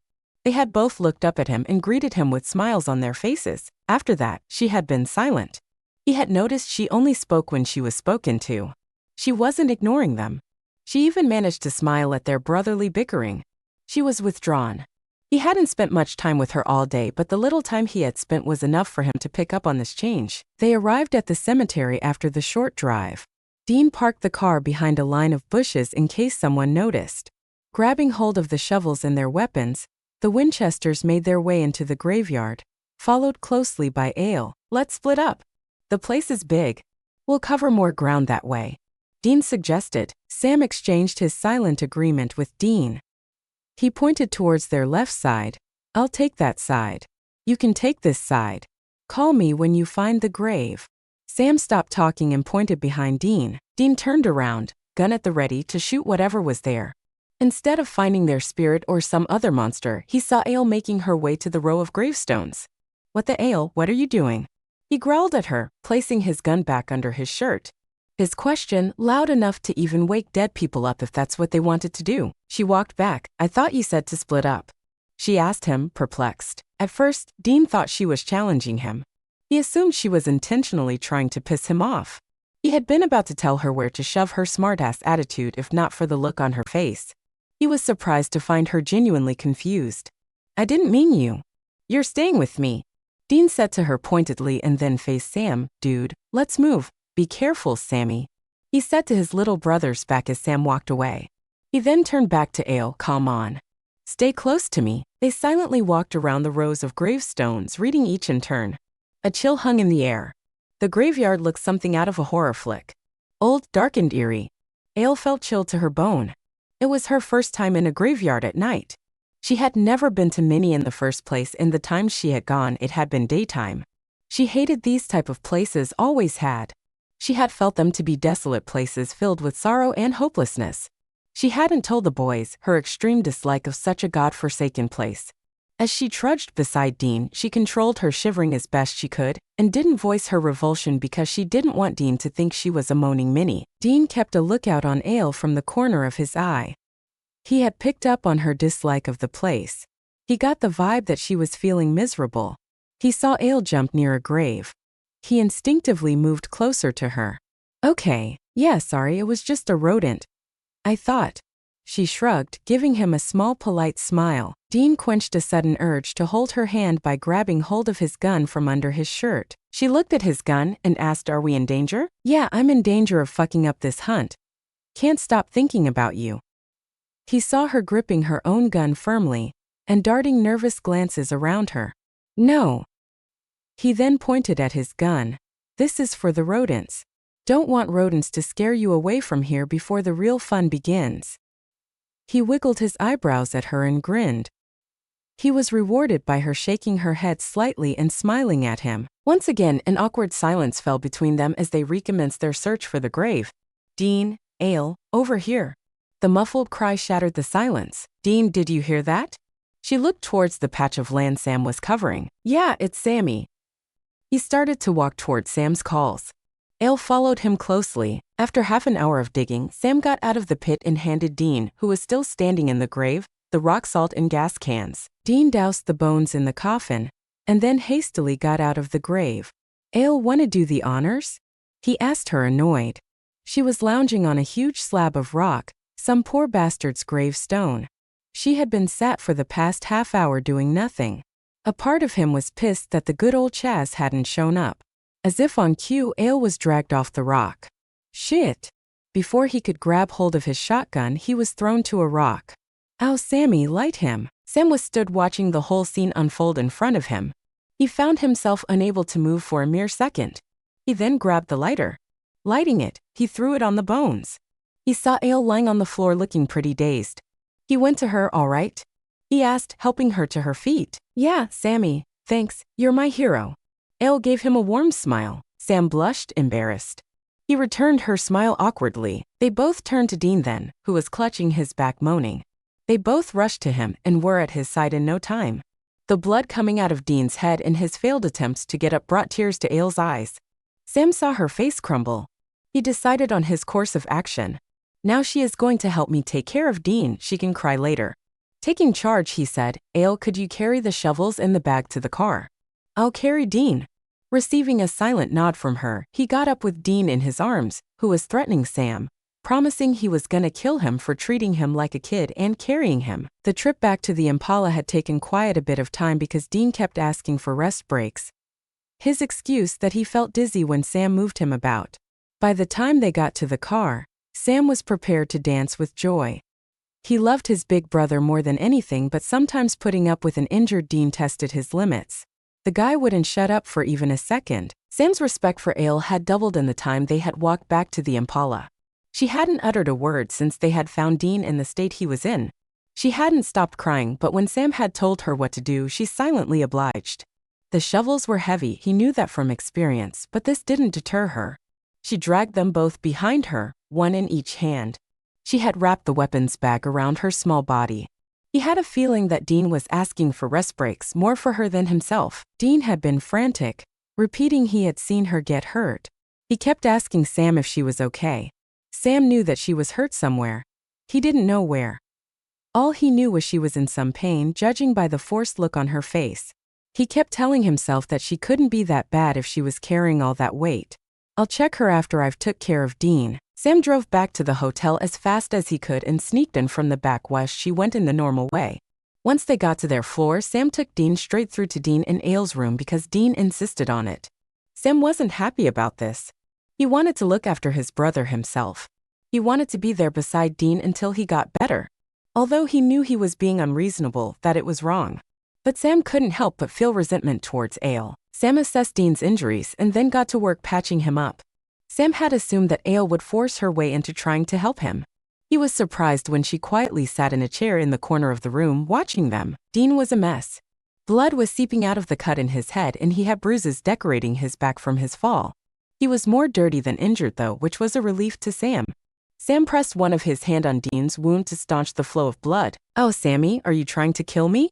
You butcher. Dean howled in pain. Dean, stop being such a baby. Let me fix it, then you'll feel better. It's just a scratch. Sam rolled his eyes at his brother. He then went back to cleaning the wound and preparing the needle for stitches. Just a scratch. Yeah, that's why you're about to Frankenstein my head. Dean grunted. You'll be as good as new. Your brain might start to. Sam stopped what he was about to say when he saw Dean's lethal expression. It looked like Dean was harboring thoughts of murder. His murder, bitch. Dean said after a while. Sam smiled at his brother affectionately. Jerk. Dean finally fell asleep, doped on the pills Sam had crushed and mixed into his alcohol. The alcohol without which his brother refused to get stitched.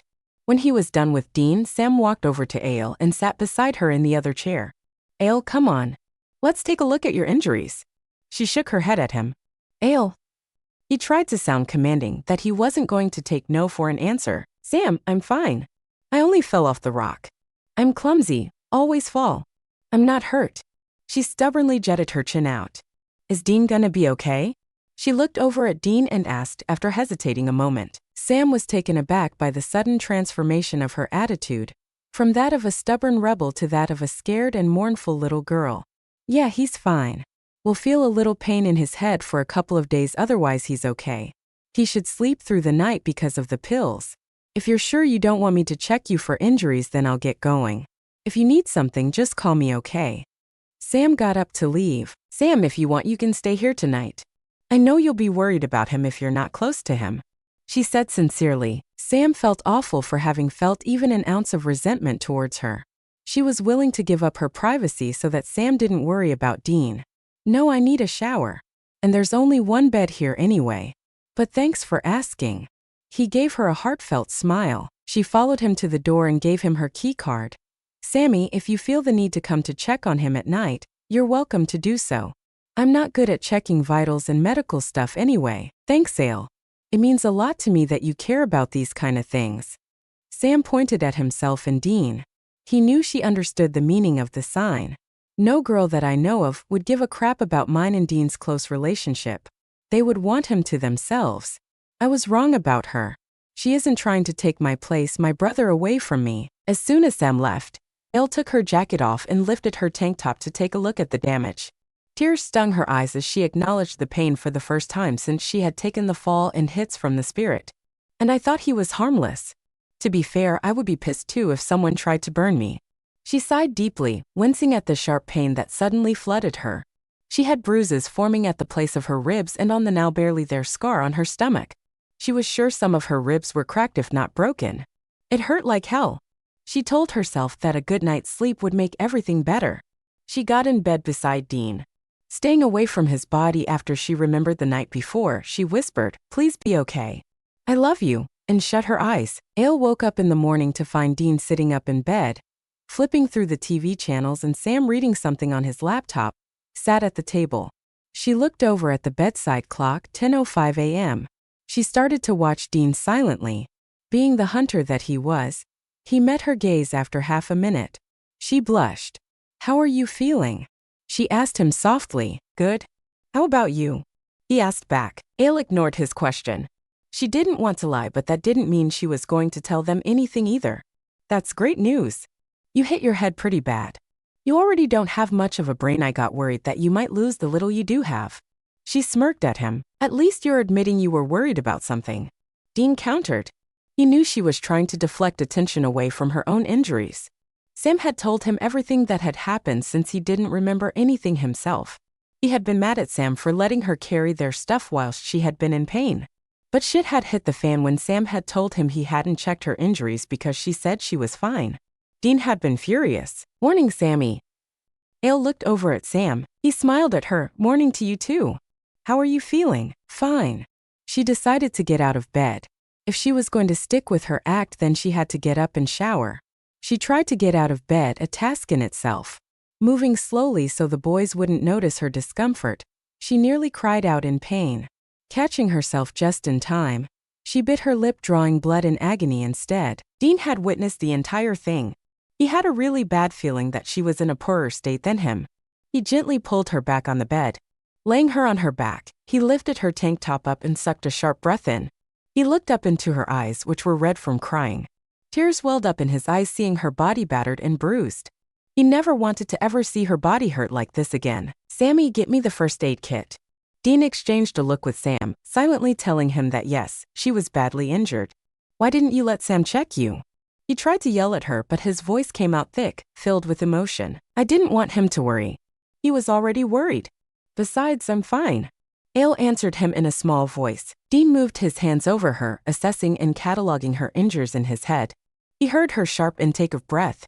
Her face was pain-filled and she was clutching the bedsheets in her fists. Tears flowed freely from her eyes as she chewed on her bottom lip to stop herself from crying out. He leaned forward and rubbed his thumb on the broken lip. "You have 3 broken ribs and many other bruises on your body, and you're telling me you're fine?" Dean said incredulously. "How the hell did you manage to carry all that stuff with all these injuries?" Dean asked in amazement. She shrugged. Dean, you were bleeding in the head. That's dangerous. I had to carry the stuff. If I didn't do it, then time would have got wasted. I didn't want you to. I couldn't lose. I didn't think. She stopped, overwhelmed by her feelings. She looked away, not wanting to see the distress she was sure she would see in his eyes. He hasn't forgiven me yet. I didn't tell him I want to be his. He doesn't know. He thinks I'm ashamed of him. She felt the room close in on her. All of a sudden, she started to panic. I can't breathe. I'm sorry. Oh God, oh. She managed to get out before she started to bawl her eyes out. She just couldn't control herself. She had cried more in 2 days than she had cried in all her life put together. Shoo, I'm here. Elle, stop panicking. I'm fine. You're gonna be fine. Dean tried to soothe her. When she had started to panic, he had immediately understood that she was about to suffer an anxiety attack. He didn't know what the hell was wrong, but something was very wrong. No one got anxiety attacks every day and without a reason. He was just glad she didn't seem to get them that bad. Only got mild attacks. Shua, I'm here. After tending to her injuries, Dean was now lying down beside her. He watched her silently. His hand was underneath her tank top as he drew soothing circles on her stomach. She had her eyes shut and was saying something in a low voice. He didn't understand what she was saying. She was talking feverishly in various languages.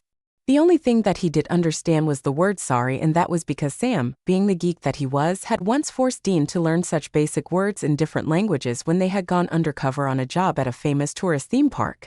She seemed to say the word quiet a lot. He didn't know what she was sorry for, but he was definitely gonna find out. Dean and Ale passed the next 3 days mostly in bed, recuperating. Sam wouldn't let them out of his sight, arguing that he knew the stubborn assholes would try to get out of bed and hurt themselves. On the 4th morning, Sam checked Dean's injuries and gave him the all clear. Dean just answered with a "let's get the hell out of here." After spending such a long time being cooped up in one place, Dean was glad that they would be moving out of the hotel that day. They had been there long enough as it were. He couldn't wait to get back in his baby back on the road. 3 days of being pretty much bedbound with Ale had been torture for Dean, especially since she was still withdrawn and barely ever spoke. Pissed at his brother's mother hen tendencies, Dean had at first threatened Sam a world of pain for treating them like sick kids. When that hadn't worked, he had resorted to telling him that he wanted some alone time with Ale, didn't want an audience for it. He had spent that alone time trying to get her to talk to him. But she never really moved away from her use of monosyllables when Sam wasn't with them, and she seemed to always start crying. Dean had also noticed that she tensed at his touch. At first, he had thought it was due to the pain she was in. Except when he had tried to kiss her on her stomach whilst inspecting her wounds the day before, she had pushed him away. "Sammy, where are we going next?" Dean asked, getting in his car after what felt like a lifetime to him. He smiled and stroked the dashboard of the car. "Did you miss me, baby?" Sam helped Ale into the back seat and then got in the passenger seat himself. "Dean, I don't think we should hunt until Ale is fully recovered," Sam pointed out. "Well, I ain't sitting on my ass doing nothing all day." "Who said anything about her hunting anyway?" "We're going to be hunting." Dean looked in the rearview mirror and saw her lying with her eyes closed. "Do we have a case somewhere?" Dean looked over at Sam, who was busy fidgeting. Sam returned Dean's gaze. "There is a case, but it's miles away. When has that ever stopped us?" Dean snorted. "Dean, Ale's hurt. She can't possibly lie down in the uncomfortable back seat all day." Sam was horrified by Dean's attitude. What the hell's wrong with him? "If I didn't know otherwise, I believe he doesn't care." "Dean, you can't." Sam was cut off as Ale quickly sat up, hurting herself in the process. "Ow, damn it." She scooted over to one side of the car. Sam turned around. "Ale." Dean also turned in his seat to get a look at her and nearly swerved off the road, turning back just in time. "What?" But before he could ask her what was happening, Castile appeared out of thin air. He sat beside Ale, taking the place she had vacated mere seconds ago. "Cass." Dean saw Castile lean towards Ale. He kept a close eye on them in the car's rearview mirror. Cass placed a hand on her abdomen. Dean felt himself tense. He knew his reaction was senseless because Cass was an angel, not some other guy. "I shouldn't be feeling jealous. I'm being stupid. Cass is a heavenly creature. It's probably a sin to even think these thoughts." He saw Ale's eyes shut and she seemed to relax. Realizing that Cass was healing her, Dean felt himself relax too. Dean tried to communicate with Cass by his thoughts. "Cass, I need to talk to you in private." Cass still didn't acknowledge Dean, choosing to ignore the request. Dean, is your head feeling okay, or do you need me to take away the pain? Cass asked after he was done healing Aile's ribs. No, I'm fine. Is Aile healed now? Dean said to Cass and leveled the angel with a sulky gaze and a pout. He was miffed that Cass had ignored his request. He knew Cass had hurt him. Yes, all healed. I came here for a reason. Cass spoke softly. Don't you always? Dean let out sarcastically. Do you guys have some safe place to go to? Cass asked, not taking offense at the older hunter's attitude. Why? Dean asked curiously. Yeah, Bobby's is safe. Sam answered the angel, not paying attention to Dean. You all should go to Bobby's then. Stay there until I come with further instructions. Cass looked at Aile, gave her an expressionless nod of respect, and then opened a mind channel with her. Aile, please be safe. Your safety is important for Dean's life. Cass hoped his female charge would understand the double meaning of what he had just said to her in her head. She nodded in admission, which resulted in Cass still breaking the connection with her mind as he understood she wasn't going to speak to him. But Cass. Dean stopped as he heard his angel's voice resounding in his head. Dean, what is it? You wanted to talk in private.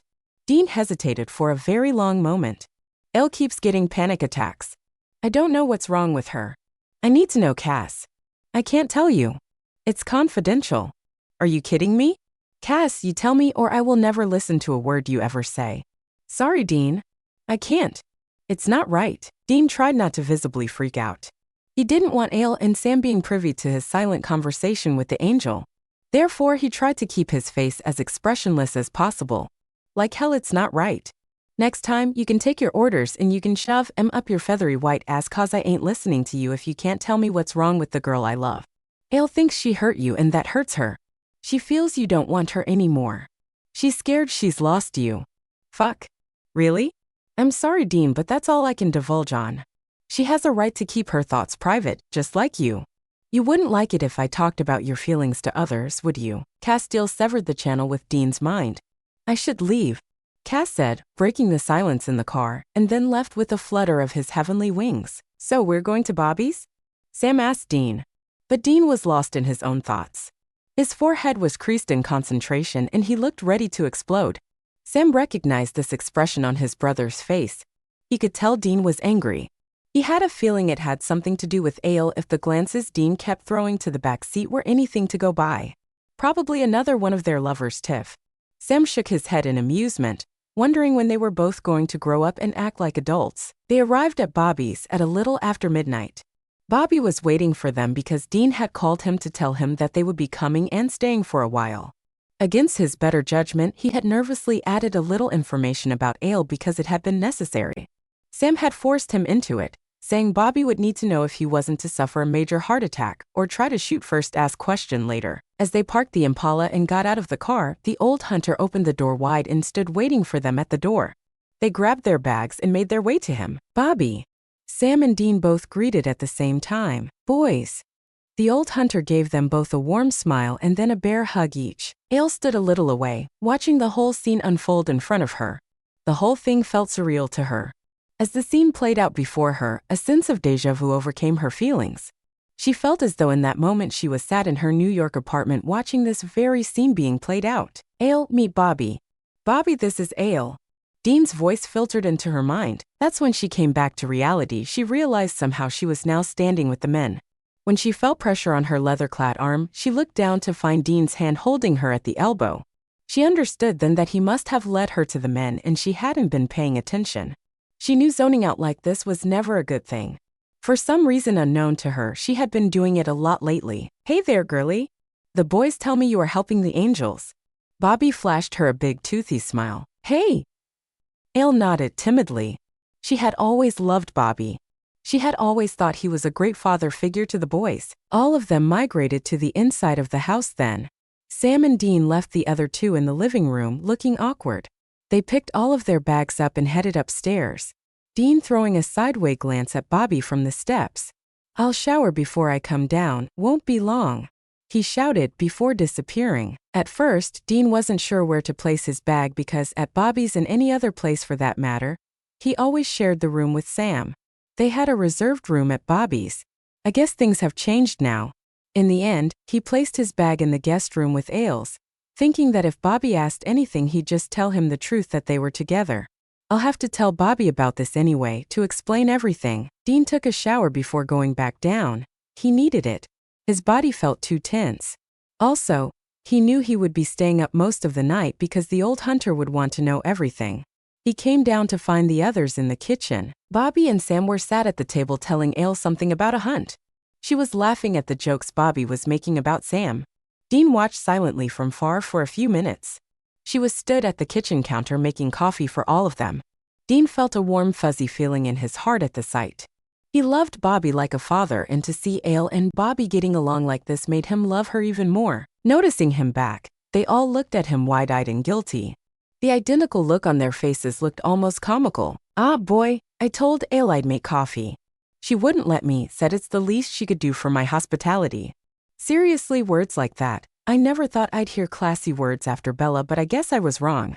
Bobby sighed dramatically and rolled his eyes, making Ale laugh. Dean took a seat at the table and started watching her every move. Sam went to help her carry the cups to the table. They came over to the table carrying 2 cups of coffees each. Ale placed a cup in front of Bobby and then took the seat beside him. Once Sam was also seated and Dean had tasted his coffee, taking a huge sip of deliciously warm drink, he looked around the table and then leveled his eyes at the old hunter. "Bobby, this is a long story," he finally managed, running a hand over his face. "I have all night, boy," was Bobby's response. After finishing her coffee and refilling everyone else's cups, Ale left Dean and Sam to tell Bobby everything. She excused herself, saying she was tired from the long drive. She was glad no one stopped her. The overwhelming feelings that were coursing through her body and mind were making her dizzy, and she didn't want anyone to know about this. She couldn't sit through his version of the story. "I won't be able to take it. It's different if I think he doesn't want me, if he acts indifferent towards me, but if he admits it, if I hear him say that everything was a mistake, that he shouldn't have ever loved me, then I'll die." Dean wanted to follow her. Had nearly given in to the urge to tell Sam to tell Bobby everything, but he knew Bobby would want to hear it from him. He knew he owed it to the old man to tell him everything himself. He told Bobby a watered-down version of everything, minus his feelings and other such chick flick moments inducing things. A couple of hours later, he had come up to find her sleeping. He had hoped he would get the chance to talk to her about what he now knew from Castile to be the reason for her distance. "It looks like I'll have to wait a little longer." Dean lay in bed beside Ale, watching her sleep.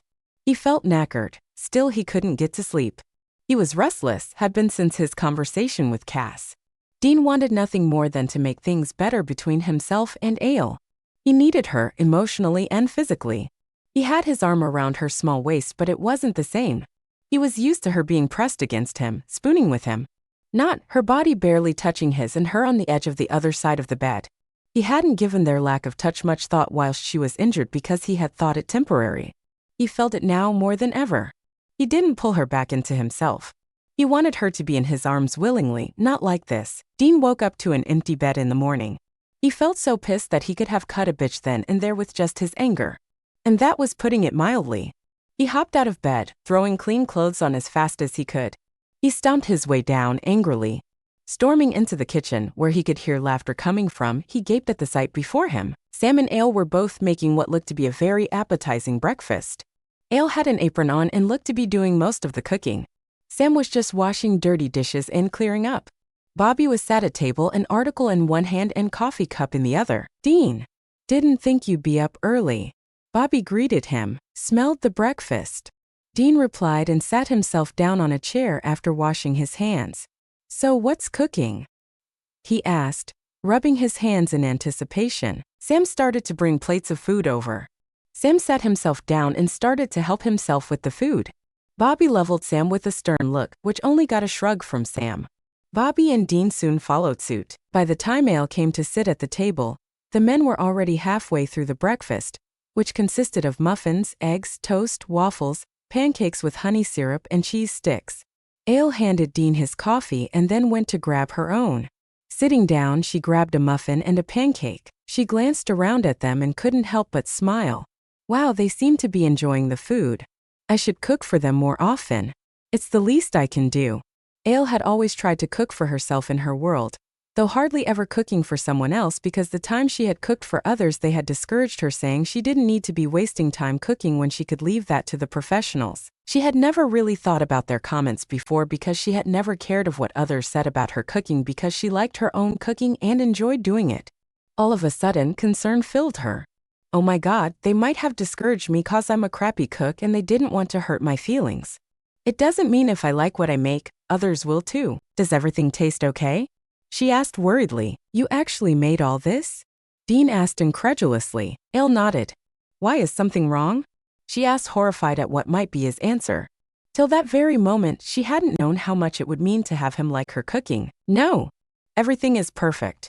It's just I didn't know you could cook. Not many people can cook this good. Dean stuffed his mouth with another syrupy pancake. He wiggled his eyebrows at her, cheeks full. He smiled at her appreciatively. Ale felt herself blush. Thanks. Then added as an afterthought, I was thinking if you guys want I can cook for all of us whilst we're here. I will need ingredients but I'm sure you can get them. She looked at the men, who just sat there still munching on their food and considering her offer, judging by the looks on their faces. At least it'll be different from the diner food we usually eat. Ale, you don't have to do that. Bobby said. Yeah, you don't have to. Sam agreed half-heartedly. Ale nearly started crying. You two don't like my cooking? No. Came a simultaneous cry of denial. We just don't want you to go to the trouble. Sam said softly, giving her his best puppy dog eyes. Really? Ale asked, pouting. They nodded. It won't be trouble. I love cooking. I never really got the chance to cook for someone. Benefits of being too rich. She said sarcastically and rolled her eyes. Okay, then Sam and I will go down to the shops and get some ingredients. I haven't got many things at home. I only ever eat these kind of things, you know. So it'll be nice to have something different. Bobby got out his chair, taking his empty dishes and cup with him to wash. Sam, hurry up will you? It takes over 2 hours getting there and back. He went to grab his jacket. Sam finished up, washing and clearing after himself. You guys want something while I'm out? Sam asked as he got into his jacket. Can you please get me and Dean peanut M&Ms and also Chris too? I think we've run out of them. Ale said seriously. Sammy used the cart for the stuff. Bobby shouldn't need to pay for the ingredients, okay? If he refuses, tell him he'll have me to answer to. She thought of something and then added, you know I only eat poultry and fish, but I can cook other meat. So knock yourself out with that. And yeah, bring some fruit. I'll make us pies. Sam nodded at her. He gave her an affectionate kiss on the cheek, thanking her for the breakfast, and then left to meet Bobby, who was waiting by his car. As soon as Dean was sure Sam and Bobby were gone, he got up from where he was lounging on the chair. He took his dishes to the sink to wash them, but Ale told him she'd do it. He let her, choosing to watch her instead. After she had finished in the kitchen, she moved to go past him. He blocked her way. Dean. She tried to move past him again. We need to talk, Ale. Dean got hold of her. He placed his hands firmly on her hips so she couldn't move away from him. He looked at her intensely and saw her blush. She looked away, not meeting his eyes. He heard her breathing hitch as he moved his hands under her tank top. He smiled, satisfied that he had at least got a reaction from her. Suddenly, he felt her tense as his hand moved up. She tried to pull away. Ale's eyes were blurry. She saw Dean looking at her carefully, could feel his hands on her skin. She felt safe and right. She wanted this so damn much it hurt. She wanted to give in to the urge to touch him, tell him she couldn't live without his love. Hell, it was torture. No, I can't do that. He doesn't deserve me, deserves better. Dean leaned against the kitchen worktop for support and spread his legs. He then pulled her forward, between his legs, and placed a tender kiss on her lips. Ale didn't know when her breathing started to become labored, but she couldn't control it. She was crying hard as Dean's arms wrapped around her. He was safe and solid. She didn't want him to let go. She gripped him tightly, silently asking for comfort. Ale, please stop crying and tell me what's wrong. Dean begged, knowing full well what the hell was wrong, but he wanted to hear it from her. Felt she needed to get it out of her. Ale took a few deep breaths, trying to calm herself down a little. Dean, I'm not ashamed of you, of what happened. I hurt your feelings. I betrayed you. You let me in your heart and I let you down. I never meant to hurt your feelings. I find it hard to show my true feelings. I have always been shy, was my first time, didn't know what to say. I don't talk about, I'm sorry. You deserve better than me anyway. I understand you don't want me She barely managed to get out before her body shook with renewed sobs. She was glad she had managed to apologize to him. He can move on now. What makes you think I don't want you? It's not your fault, Ale. I'm a jerk for not realizing it earlier before I hurt your feelings. I know you love me. I should have realized that you were shy. Dean bent forward and kissed her passionately. I'm sorry for showing no love when you gave me the most amazing massage anyone could ever give. It killed me to not touch you back. I was wrong. I'm so sorry. I need you. I love you so much it hurts. It's not been the same without you in my arms. I can't sleep at night. Can you forgive me? Dean lowered his head. Tilting her head, he placed his teeth on the sensitive part on the crook of her neck. She gasped when he bit down hard on her skin. Instinctively, her arms wrapped around his neck as she felt a twinge of pain before he closed his mouth over the bite and nursed it with his tongue and lips.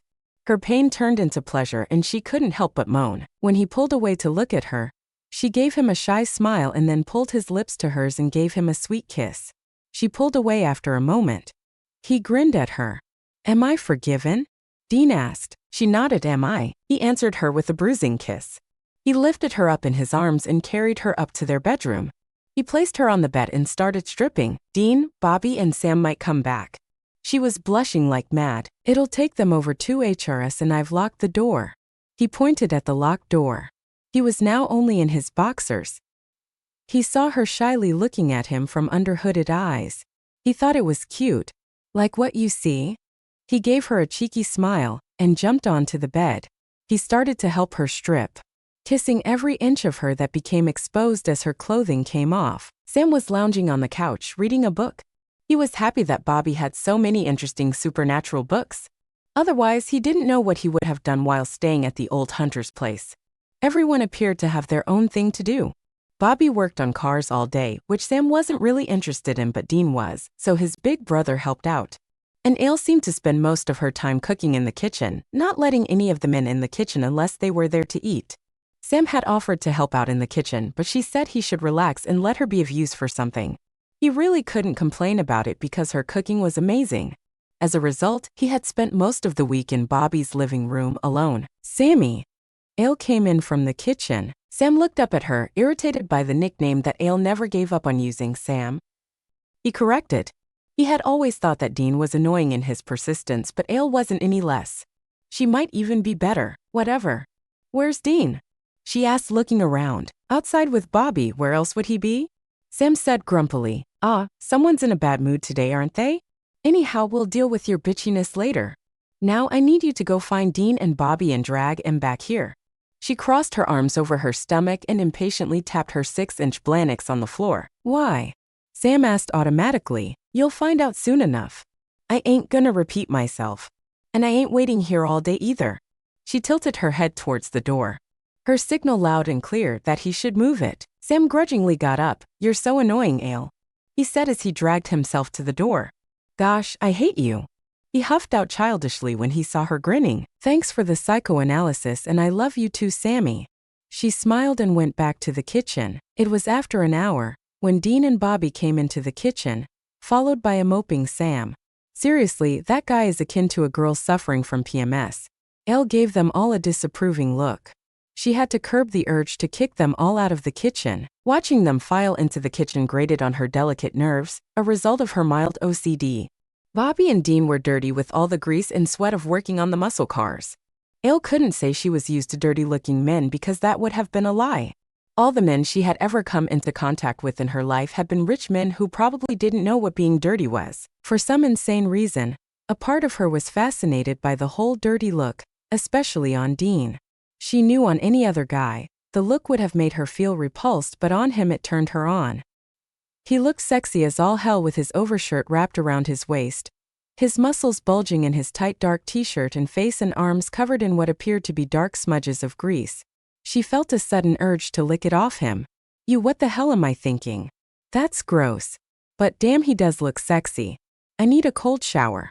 Dean met her appraising gaze head on and cockily grinned at her. He knows he's turning me on, the cocky bastard. Sam saw Dean and Ale eyeing each other up, sex written all over their faces. I feel sick. It was clearly time to step in. Ale, I thought you needed to tell us all something. Sam said after clearing his throat rather loudly. Ale mournfully tore her eyes away from the gorgeous sight before her. She sighed deeply, feeling resigned. I don't have anything to tell myself, it's Cass. He paid me a visit, said he needed to talk to all of us together. He told me to get everyone together and wait for him to come back. You know when he'll be back? Bobby questioned her. No, sorry. He just said he'd be back when everyone's here. I guess we'll just have to wait and see. Ale shrugged. Okay. Well, I'm going to take a quick shower before dinner. If he comes whilst I'm up, give me a shout and tell him to wait. Don't take long anyways. Bobby left the kitchen. I should probably go and have a shower too. You think the dirt will come off, or do I need help? Dean wiggled his eyebrows suggestively at Ale. Sam huffed and left the kitchen. He wasn't going to listen to this. Hell, he would need therapy if he did. No way, am I going to ever think of them in a shower together? Ale waited a few minutes before she responded. She seductively walked up to Dean and placed her lips on his in a closed mouth kiss, their bodies not touching. She pulled away just before he could deepen the kiss and moved to hold her. I've never seen a dirty guy in real life before, just saw them on tele. I always thought I'd hate it, but the look suits you. You look sexy. She drawled and placed another quick kiss on his lips. He tried to make a grab for her, but she bolted. Before leaving to go to join Sam in the living room, she smirked at him. You don't know how sorry I am to say this, but you can't touch me without a shower. I suggest you go and have it if you want apple pie tonight. Dean's eyes lit up at the mention of apple pie. After a moment, the sexy dark look returned to his face. Hey Ale, come, help me take the dirt off. Dean said in a low voice and started walking towards her like he a predatory cat as she walked backwards towards the living room. Can't, Cass might come. Not to mention, Bobby and Sam are here. She saw him pout. I want to, but we can't, she said, trying to reassure him that he wasn't the only one feeling horny. Please, babe, he said cheekily as he climbed the stairs. Ale had just entered the living room. She turned around, eyes blazing. She planted her hands on her hips. Dean, how many times do I have to tell you? I ain't anyone's babe, I hate that word. Don't use it on me. She shouted at him angrily. She saw him grin and wink at her before he ran up the stairs. She knew that most of the time he riled her up on purpose. He had confessed to her after making love once that he got turned on by the wild look she got when she was mad at him. Well, he's gonna pay for pissing me off. He could be as horny as a cat, and I still won't give him any loving tonight. She marched into the living room and planted herself next to Sam. Sam and Ale watched tele whilst they were waiting for the others to come down. Sam's stomach growled. Ale was sat next to him, leaning her head on his shoulders. She burst out laughing. Sam looked at her and blushed in his embarrassment. Aw, Sammy, you're just so cute. You really hungry? Ale beamed at him and then reached over to lightly pinch his cheek. Sam smacked her hand away lightly. You know, when I read a lot, I tend to feel hungry for some reason. His lips twitched as he tried to control his own amusement. I'm like that too. I love my food. Ale had a dreamy faraway look in her eyes, probably remembering of her life in her world. Sam watched her. She turned her eyes back to his then and gave him a warm smile. Sammy, what's wrong? She ruffled his hair slightly. She did that a lot. Sam had hated it at first, but it had grown on him because he knew it was her way of showing affection. Nothing. He started to fidget under her scrutinizing gaze. Sammy, she warned. Fine, it's just, well, it's nothing big. Out with it already. She scolded him. I kinda haven't spent much time with anyone this week. You know, felt a bit lonely, but it's no big deal. Sam's face fell. It took a split second for Ale to realize what was really wrong with Sam. Oh my God, he misses Dean. Dean hasn't been spending much time with him. They haven't been close since Dean went to hell. I need to do something. Poor Sammy. If he feels lost like this, maybe Dean's been hiding his feelings too. But that's what Dean does, he hides behind his walls. I'm gonna make this okay. It hasn't been that long since Sammy made the mistake of unleashing Lucifer. Maybe Dean's still mad at him. I need to fix this. Sammy, of course it's a big deal. You should have told me before. You're not alone, okay? She held his face in her small hands, trying to make him meet her gaze. Look at me. Sammy, you're not alone. Your family is here. We're all here. She told him with conviction. He nodded, tears glistening in his eyes. She wrapped her arms around him, giving him a hug. They hadn't noticed Dean coming back down. He heard the whole thing. It hurt him to not go to his baby brother and repeat what Ale was telling him. But no matter how much he wanted to, He couldn't make himself do it. Things had changed between them since he came back from hell. Sam didn't need him anymore, not in the way he had. Dean had forgiven his brother for what he did to himself, what he made himself into, but he couldn't forget it. Dean was grateful that he had Ale in his life. He didn't need to tell her anything about his relationship with his baby brother. She already knew. She knew how important his family was to him, how important Sam was to him. She understood them enough to know when something was wrong. At least I won't have to put up with an emotional Sam. When he needs to talk, I'll tell him to go to her.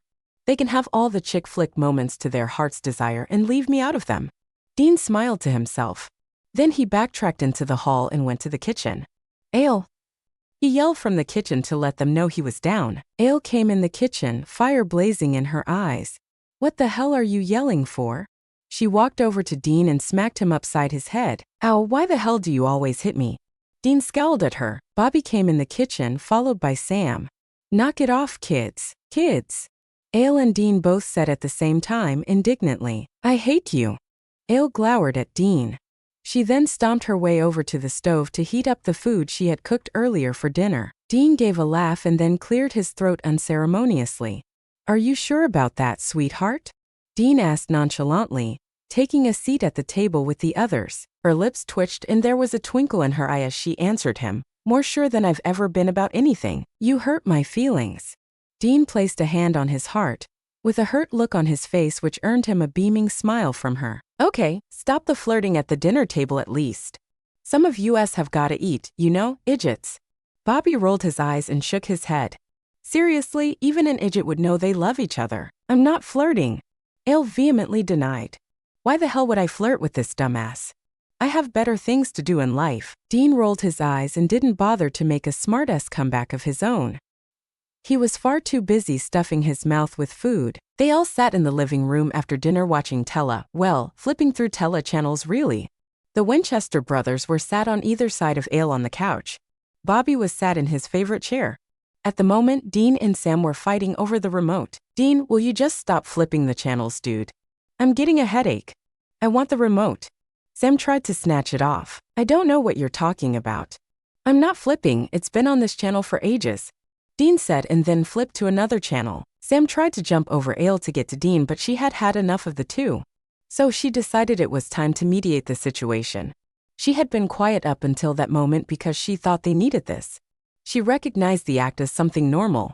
She remembered she and her sister, Elena, always fought over the remote when they watched the same tele. It was normal sibling behavior. Right, boys, give it up. Dean, the remote. She held her hand out and waited impatiently. No. Dean pouted. Bobby, or I will have the remote, Dean. Remote. She insisted and gave him her most stubborn look. Dean muttered something about her not loving him enough before handing her the remote, cursing and sulking. She gave his thigh an affectionate, gentle squeeze. She looked over to Bobby. Bobby, you want it? She asked the old man. He shook his head at her. Ale flipped through the channels until she found the film that Dean had flipped past a few minutes ago and shifted in her seat to get comfortable. She wasn't planning on sitting in between two sulky guys without reaping some benefit out of the situation. She lay her head on Sam's side and put her legs up over Dean's legs. Sam shifted slightly under her so she could be more comfortable. She gave him a smile of gratitude. Dean placed an arm over her legs to steady her. He then gave her a hurt, sulky look and went back to his pouting. He looks adorable. They had been sat like that for 50 minutes, watching the sad film when Castile finally made an appearance. He cleared his throat.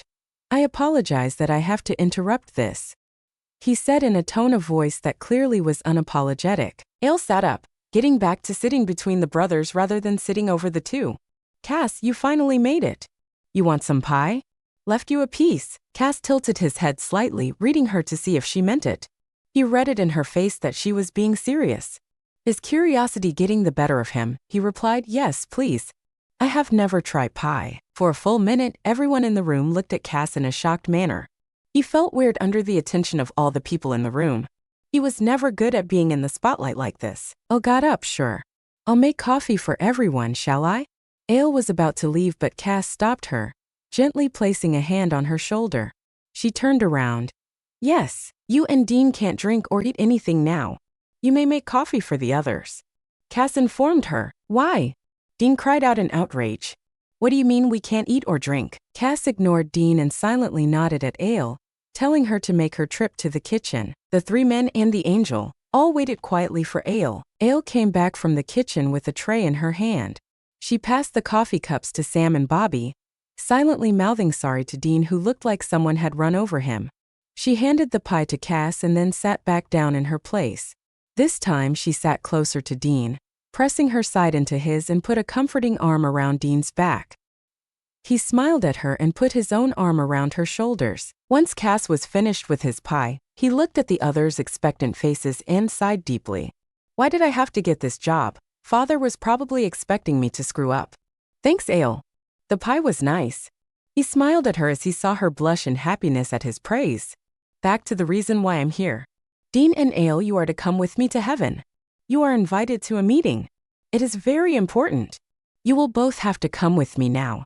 You will be back soon. Cass held both of his hands out for each of them to hold onto. No way.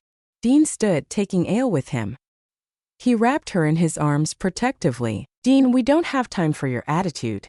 Cass responded smoothly. What is this meeting? What do you mean by all this? Ale found her voice. You and Dean have an invitation to an important meeting in heaven. I am here to take you there. You will be back soon. Cass replied, feeling irritated all of a sudden. What about Sam? Dean asked. I'm sorry. He can't come. It's too early to allow him into heaven. Dean growled and made a move to pounce on Cass. But Sam stopped him. Dean, it's okay. We need to win against Lucifer. If this meeting is important, then you and Ale should go. I'll be okay. Bobby's here with me, Sam said, putting a brave face on. Yeah, we'll be fine, boy. Just go. The sooner you go, the sooner you'll be back, Bobby added. Dean looked at them unsure and tightened his hold on Ale. She looked up at him with a serious look in her eyes. She mouthed I love you to him, making his heart swell with emotion. He looked to Cass. The angel appeared to be studying him and Ale. Reading our thoughts, huh? Cass stared at Dean for a moment longer before adding the information that he knew might help persuade the stubborn hunter. Look, Dean, you really don't have to worry about anything. It'll be like you never left here. What? Ale asked, confused. The way you leave now will all be same when you two get back. Sam and Bobby will never miss you because as far as they will be concerned, you'll be here. Heaven is shifting your time a little. Only the time will start 3 days prior to this moment. You will spend the 3 Earth days in heaven whilst everything will happen in this world the way it has happened in the past 3 days. It will be like you two going into past but ending up in heaven. Cass explained. Why are you shifting the time? They know where we're going. Dean said. It'll be safer that way. They'll be safe if everything plays out as it already has and you won't have to worry. Cass sighed. This was taking time. Can we leave now? Dean nodded and started walking towards the angel, still holding Ale to himself. As he came to stand before the angel, he placed a hand in one of Castiel's hands. Ale took hold of the angel's other hand. He felt bright white light surround them, and next thing he knew he was standing in an all-white room. Ale opened her eyes and looked around. Seriously, I'm beginning to think this is my home from home. Ale said to no one in particular. She saw Dean give her a look of confusion. She was still engulfed in his arms. Home from home? He asked. It's the light room. I've been here twice. It always makes me think that I'm in detention for something. She gave a sarcastic laugh, shaking her head. She tightened her hold on Dean. She was glad that she wasn't alone this time. Last time I was here, I got to watch highlights of you making out with a waitress. She snorted disdainfully. He looked into her eyes with feeling that didn't mean anything. I was hurting, wanted you back. He was about to kiss her when Castiel showed up. They pulled apart. Dean felt a sudden pang of disappointment for not having the kiss, but soon disappointment turned into anticipation. Cass, why are we here? It sure don't look like heaven to me. Castiel smiled, which was unusual for him. Dean, patience is good for the soul. Yeah, that's great to hear. But I ain't got no soul, so I suggest you tell us why we're here. Dean retorted. I am sure Ale has told you what this room is called. What she hasn't told you is what this room is for. Cass said in a patient manner. And why's that? Dean looked suspiciously at Ale. She just rolled her eyes in return. She doesn't know. We have brought her here twice, but she never asked many questions about the room itself. Cass answered. After reading Dean's thoughts of Ale's non-existent supposed betrayal, not everyone's perfect like her. Dean shrugged. This room is on the lowest level of heaven. Just outside heaven. Heaven uses it for important business. It's the place the angels use for interaction with their human charges under special circumstances or other such things related to humans.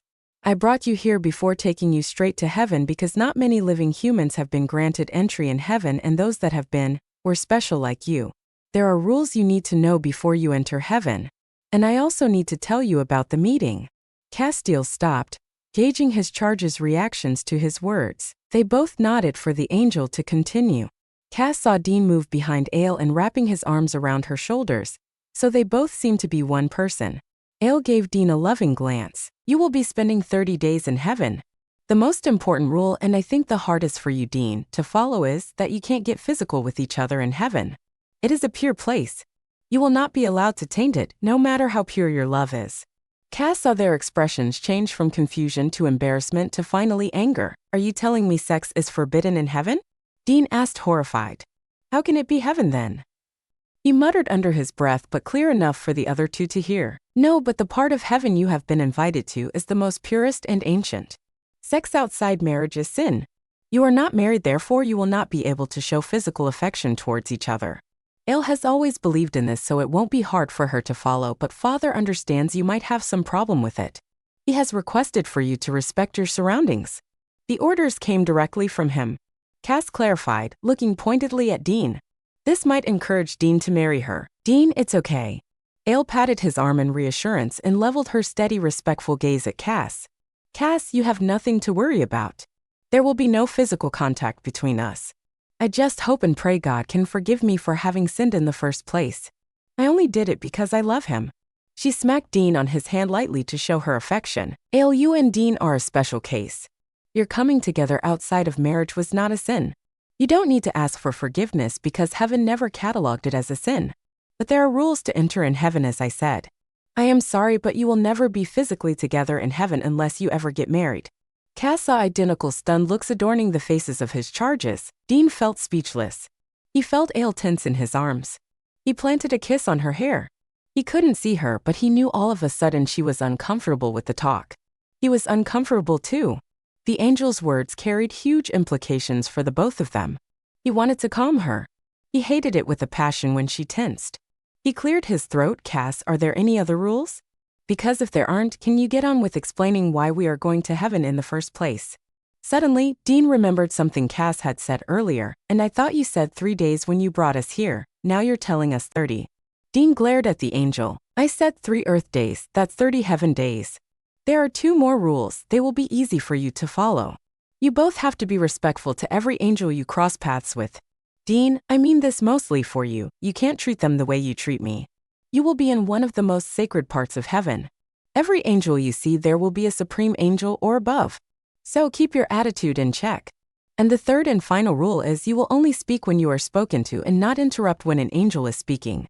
You will be allowed to converse with each other whenever you want, however be careful that you don't use inappropriate words. Cass told them. He saw them give him mute nods. So he carried on, you will be meeting with the Supreme Council of Angels. The council consists of 7 of the eldest, most respected, most powerful and accomplished supreme angels. Their power is only next to Father's. They will tell you all you need to know and also what you will be doing in the 30 days that you will be spending in heaven. You should feel honored because not many angels can even say they have met them all in the same place at the same time. Such presence will be overwhelming for the both of you. I must warn you that all the heavenly creatures and all the angels you see in heaven will be in their true form. I will not be in Jimmy's body once I enter heaven, so you will see me in my true form. Cass finished and tilted his head slightly to get a better reading of his charges. Great, I've always wondered what you really look like. Dean smirked. You'll be there with us, so I guess if I do something wrong you can save my ass. Cass still shook his head in disagreement. Sorry, Dean. I won't be there. I will just be delivering you to the place and then I will be summoned when they want me to take you back. Cass said regretfully. What? Why? I'm not going if you're not going to be there. Dean let out wide-eyed. Dean, I am not a supreme angel. I am one of the lowest-ranking angels in heaven. I am not allowed to stay there without invitation. There would be no purpose for me to be there. My brothers will look after you during your stay. You won't need me. You need to do this, it's important. Cass told them sadly. The idiot doesn't know how big an honor this really is. Fine, but before you take us, I want you to give me and Ale a few minutes alone. Dean gave up arguing with the angel and concentrated on the now trembling Ale in his arms. Yes, sure. Call me when you are ready to go. Cass vanished into thin air with a resound of fluttering wings. Dean, we're in a part of heaven, we shouldn't. Ale stammered as she turned to face him. Dean realized that she thought he wanted to be alone with her for something of a sexual nature. Hell, does she really believe that's all I think of? To be fair to her, I've never acted otherwise. Ale, I didn't ask to be alone so we could get physical. She looked at him confused. I wanted to talk. Say something. Suddenly he felt nervous. He was about to make a joke, pretend that he hadn't been about to go all chick flick moment on her. But he couldn't help himself, he heard himself say, I love you. He saw her confused face turn into that of pure bliss. I love you too. She beamed at him. Will you marry me? Dean blurted out. For a split second, he wasn't sure who had asked the question, but when he saw her eyes go wide in her deep blush, he knew he had asked the question. Seriously? Ale wanted nothing more than to say yes, but she wanted to make sure he meant it. Dean thought for a moment. He had always had a secret wish to have a family of his own, someone he could love forever, someone who would love him forever. He knew that someone was Ale. He smiled and nodded his head vigorously. So, will you make me the luckiest guy in all universes? He asked her again. You mean to say make myself the luckiest girl in all universes? Then my answer would be yes. She smiled at him shyly, tears forming in her eyes. Dean took off his ring from his hand and put it on her ring finger, kissing it. Until I buy you a proper ring, okay? We should call Cass now. Wait. Ale held his face in her hands and gave him a kiss. He deepened the kiss, after which he moved onto her neck to kiss her on the place he always marked her as his own because he knew she liked it. She was glad she still had her heels on because without them their kissing was always awkward, especially when she started it. He planted a few more kisses on her neck and lips before stopping. He looked longingly at her and then looked up to the heavens. Cass? You can come back. We're ready. Dean said to the air. Ale smacked him upside his head. You looked crazy, talking to the air. Dumbass. Dean glared at her and rubbed the back of his head. I'll be happy in heaven. At least you won't be able to hit me, what with the ban on physical contact. Ale huffed and rolled her eyes. Yeah, whatever. I'm sure you'll love no physical contact for 30 days. You'll probably. She stopped herself when she heard the familiar flutter of wings. Castiel gave them both a silent, contemplative look. He then tilted his head before giving them a happy smile. Congratulations. I am happy. Heaven will be happy for you too. Dean and Ale exchanged glances and smiled back at the angel. Shall we go then? They gave him a nod. Take my hand and shut your eyes. Cass grabbed hold of their hands and transported them to just outside the city called Seldyria, an upper level of heaven. Welcome to heaven, and that is the great city Seldyria. Cass told them as his charges opened their eyes to a beautiful sight before them. Ale looked at Cass in his true form and felt the love and peace surrounding her. Cass was beautiful. He looked like an angel. He had a face of a perfect portrait and his body was perfect. He had a knee-length white robe, starting from his waist down, wrapped around his body. His huge white wings flapped behind him. His skin had a golden tint to it and glowed. His eyes the color of deep blue oceans, different from his vessel's blue eyes. These eyes had so much peace, love and depth in them, she found them to be mesmerizing. Though she realized she couldn't hold his gaze and look into his beautiful eyes for long as they commanded respect. She saw Dean staring open-mouthed at the angel. Cass, you're beautiful. She managed to breathe out. Castiel actually blushed. His glow turned reddish. Yeah. Dean simply agreed with her. Castiel looked at the city before him, and then motioned for them to follow. The city of Seldyria was the most ancient and sacred in heaven. It was home to the 70 most important and accomplished supreme angels. It was bustling with activity as the residents had found out the righteous one and the special one were coming to stay for 30 days. The city had beautiful rivers, mountains, and landscapes surrounding the dome-like silver structures that were the homes of the angels. Exotic-looking animals walked alongside angels on the pathways. Angels and the animals greeted them as they walked past them. Dean was in awe. He could tell Ale was feeling the same. She was wide-eyed and flushed in the face. He wanted to hold her hand to let her know that he was feeling the same, but he knew he couldn't. He did the next best thing. Ale, this is all so beautiful, isn't it? She nodded at him. After a short walk, Castiel stopped in front of a silver dome. He fluttered his wings twice and then made a symbol in the air. An opening appeared in front of them. They were ushered into the silver dome by a talking tiger. Ale thought she was going to faint. She had always imagined heaven to be something beautiful and unique. Never in her wildest dreams had she come close to imagining the actual beauty of such a place. They were all led to a circular room by the tiger. Sit. Zafio will be with you in a moment. The tiger left the room in all his predatory grace. A moment later, an angel walked into the room. At his arrival, Dean felt a sudden feeling of being safe. The angel looked a lot like Castile but was older in age. Wisdom and harmony poured into the room from the angel's presence. He sat down on one of the stools that were vacant, with his wings resting behind the stool just like Castile's. He looked around the room at them all and then addressed Castile, it is good to see you. You have done a good job. You may leave now. You will be called when needed. The older angel said. Castile got up and bowed his head in respect before leaving. Right, the righteous one and the special one, I see. I am Zaphiel, an angel of the cherubim, that is the second rank in the highest order. You will be staying here with me. Castile has told you the rules? Zaphiel asked, raising a perfectly shaped eyebrow on his dark green eyes. Dean and Ale both nodded dumbly. You can speak to me. I know you have been told to speak only when spoken to, but I am your host and protector whilst you are in Salderia. You need to be able to communicate a problem to someone, and I will be honored if you trust me enough to speak to me when you need something. I hope you enjoy your stay here. If I am ever absent and you need to find me, tell Phi he will let me know. Phi? Dean asked in a small confused voice. Yes, my tiger. He is my loyal servant. He will be taking care of your needs. He can talk so you will not have a problem communicating to him. All animals can talk here. Zaphiel leveled his gaze at his two guests. May I ask something? Dean inquired hesitantly. Yes. You may ask me anything you want. Zaphiel responded with a slight smile. Is the meeting today? Will you be there? No to both of your questions. Boy, I need to tell you a lot of things before you will be allowed in the meeting. What things?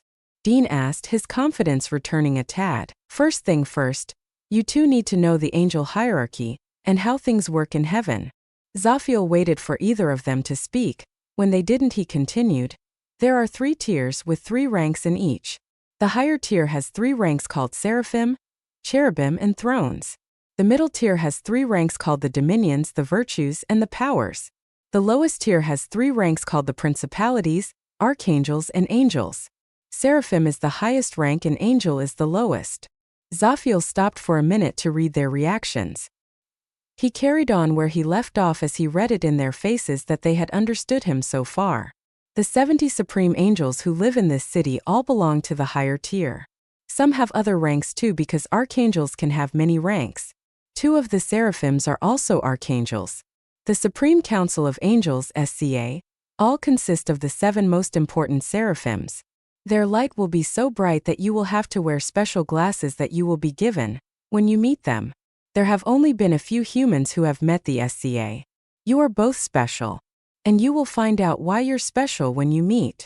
Zaphiel was cut off as Phi ran into the room and placed his paws on the angel's lap and bowed his head in silent communication. Right. Plans have changed. Phi here got a message that the meeting will take place shortly and I am to take you there now. Follow me. Zaphiel got up from his stool as soon as the tiger had left them. Dean glanced at Ale who looked like she thought she was dreaming. She kept pinching herself. They followed the angel outside. He turned to them and said, Take my hands and shut your eyes. They both obliged. They opened their eyes seconds later to find themselves outside a huge dome-shaped structure which seemed to be carved out of clear-cut diamonds. Dean heard Ale gasp beside him. That is a hell of a lot of diamond. Despite being rich, I bet she hasn't seen diamonds like these in her life either. It's too beautiful. The lucky bastards. An opening appeared in the diamond and an angel appeared wearing gold robes rather than white. Welcome to the Supreme Council of Angels headquarters. The angel said and led them into the structure. Walking beside Ale, Dean followed the angel and Zaphiel into a beautiful cave-like room carved out of diamond rock. It seemed as though the whole structure was made out of diamond. The tables, the high stools, and the doors which separated the different parts of the headquarters. This place is out of the world. Hell, what am I thinking? It is out of the world. It's heaven. They were told to take a seat on the high stools and wait. Zafiel left them, saying he was not needed there and that when they were ready, Fi would come to get them. Dean looked at Ale, who was sat on the next stool to his. She was fidgeting nervously. He quenched the sudden urge to go over to her and comfort her. Hey Ale, you okay? She met his eyes and gave him a shaky smile. Yeah. You? She raised an eyebrow questioningly. Just peachy. He muttered. The angel who had told them to sit and wait came back. He handed Dean and Ale a pair of gold-covered glasses each. Put these on. The council is waiting for you. He beckoned for them to follow him. Ale saw all the light surrounding her dim as she placed the glasses on her eyes. She walked behind the beautiful angel, followed closely by Dean. Although their bodies weren't touching, she could still feel the heat coming off of Dean's body. She wanted his comforting and safe arms around her, telling her she had nothing to be afraid of. She knew that if she confessed her need for this comfort to Dean, he wasn't above breaking heaven's rules to give her what she wanted. The selfish part of her wanted to tell him so she could get the comfort she craved, but the other part, the bigger part of her, didn't want him to get into trouble with heaven, so she persuaded herself to stay strong for his sake.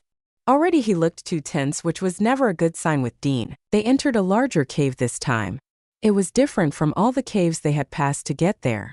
This cave was magnificent. It was carved out of what appeared to be a gold-colored diamond rock. The cave's walls were filled with intricate drawings made by a silver-colored rock. The cave was split into two sections by the diamond rock table in the middle.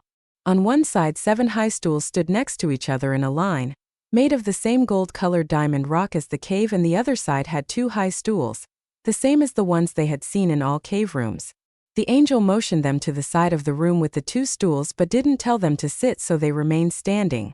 Then the angel left the cave. Before either could utter a word, the cave filled with so much light that despite having the special glasses on, they both squinted at the white light. It took time to get accustomed to the brightness of the light. 7 angels filed in and sat themselves down on high stools on the side of the cave that was reserved for them. The angel who was the last to take his seat indicated to Dean and Ale to sit. Dean saw Ale tremble from the corner of his eye as she sat down. He took his seat and quickly glanced her way to see if she was okay. There was something in her expression which he had not ever read before. He wished he could see her eyes so he could better understand what she may have been thinking. She looked like she was in a daze. She was looking at the angels with such reverence that her face seemed to cast an ethereal glow around her. Dean shifted on his stool uncomfortably, feeling the angels watching his every move.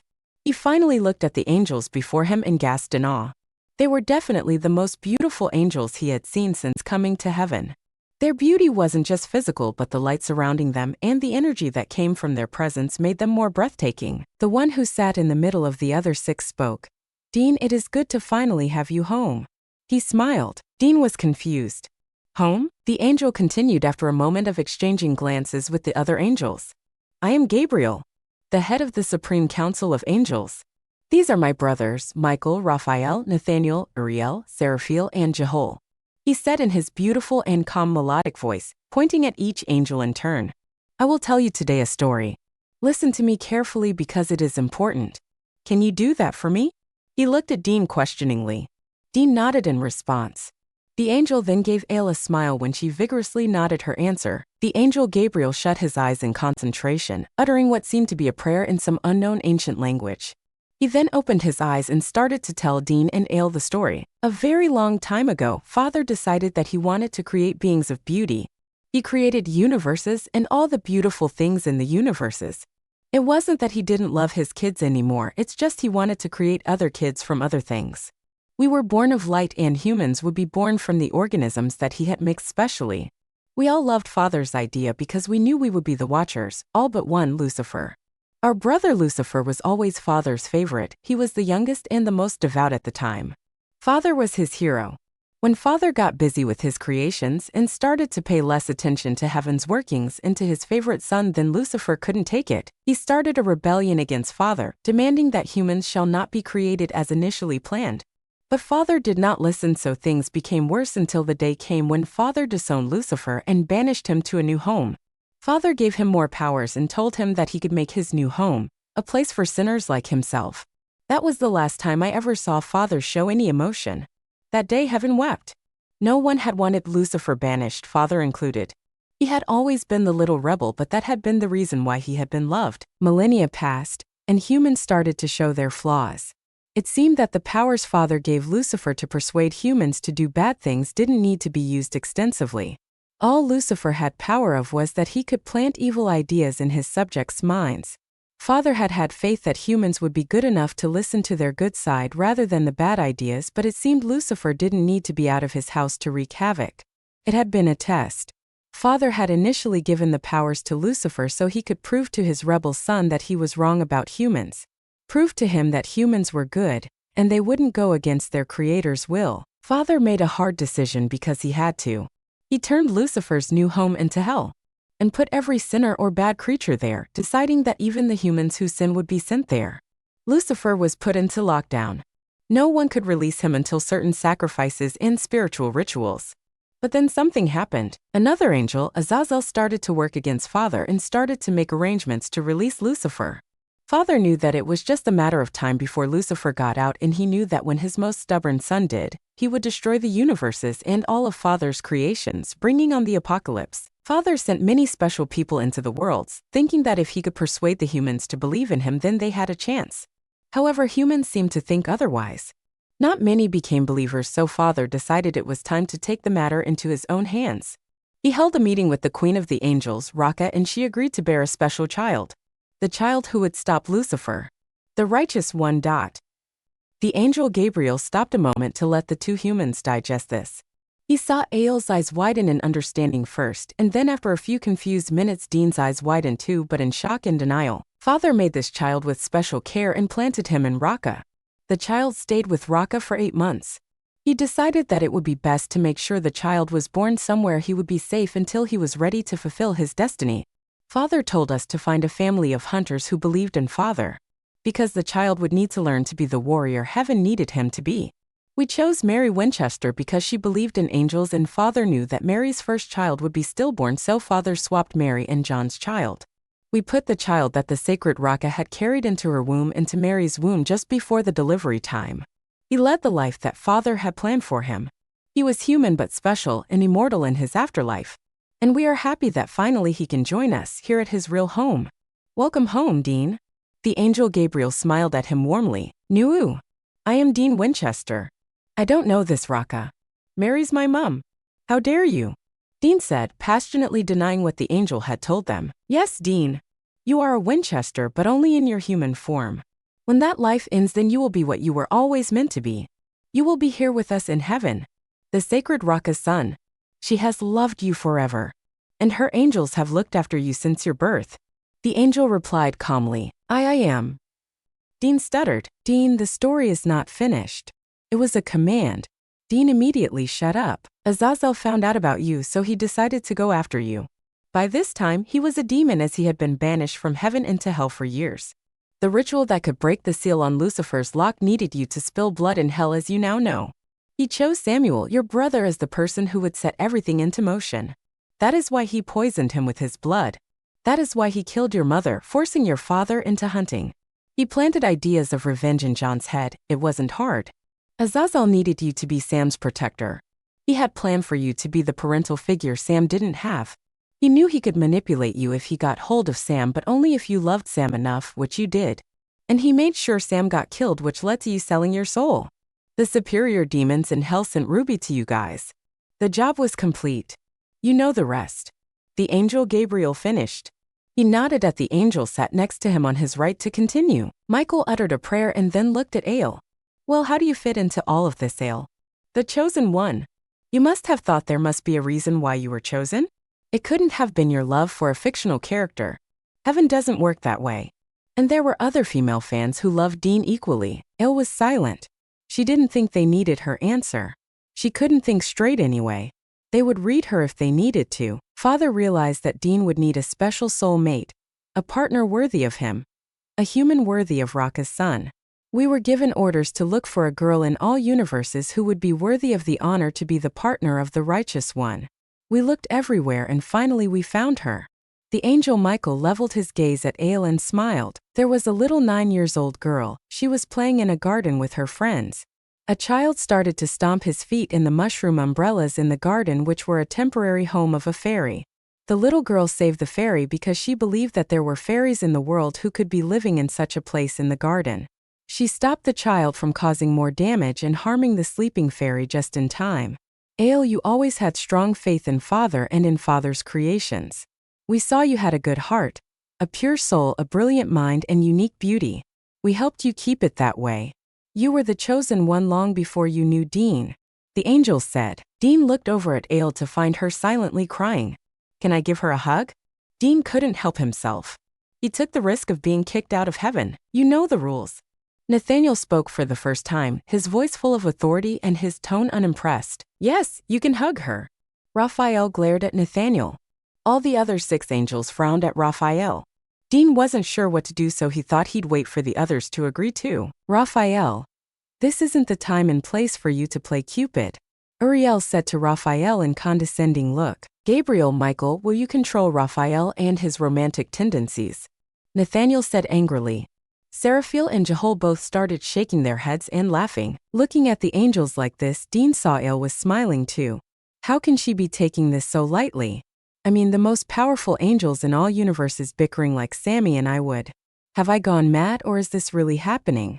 Dean was finding it hard to digest the story he had been told. How was he supposed to digest this little scene? A romantic angel? What the hell? Raphael gave all his angel brothers a hard, sulky look. He only wants to comfort her. They are engaged for Father's sake. Don't use Father's name like that.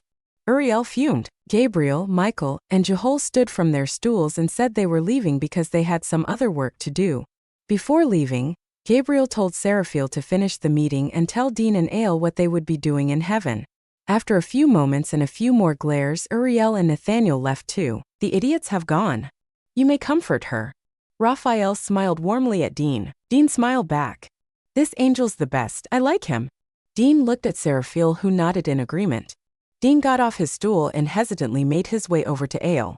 He wrapped her in his arms and stroked her hair, telling her everything was going to be okay. A few minutes later, Seraphiel leveled his intense dark eyes at them and spoke in his deep voice.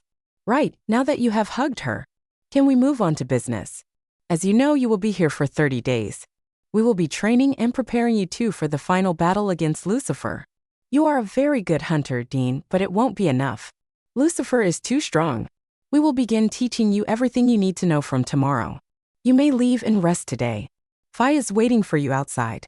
Seraphiel pointed at the cave opening that had appeared out of nowhere in the rock. Dean helped Ale up and let go of her. He didn't want to push his luck. He was glad to have provided her some comfort. At least he now knew which angel was easy to sway on matters of the heart.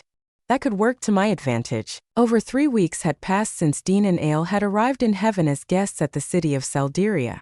Following the Council of Supreme Angels' orders, they had spent the best part of all their time there training for the ultimate battle against Lucifer. At the moment, they were both sitting in front of their ancient Aramaic language angel tutor. They had lessons of different sacred languages every day. Ale had told Dean that she found the lessons fascinating. Good for her, she can concentrate on my behalf. I never got Latin. How the hell do they expect me to learn 3 more languages? The stupid feathery dicks. Dean was seriously pissed and feeling frustrated as hell. I mean, seriously, how can they expect me to learn anything when Ale is sitting beside me looking like an angel, wearing a beautiful white gown with gold patterns and her hair flowing loosely behind her back like that? So sexy. And I'm not allowed to touch her, damn it. Such a goddamn tease. This isn't fair. Dean focused his attention back to the teacher inside. She didn't seem to be bothered about their lack of touch. Didn't seem to be craving it, which was another reason why he was so angry. After the hug he had been able to give his new fiancée on the very first day in heaven thanks to that cool angel Rapha, he had thought things would only get better. But no, he had had no physical contact with her. Ale wouldn't allow him to touch her. It was driving him crazy. They should tell her to wear a freaking bin bag. I'd still probably want her. Flashback. Dean and Ale were back at their host, Zaphiel's home after the meeting with the council. Pi had left them in a chamber, having placed enchanted plates and cups in front of them.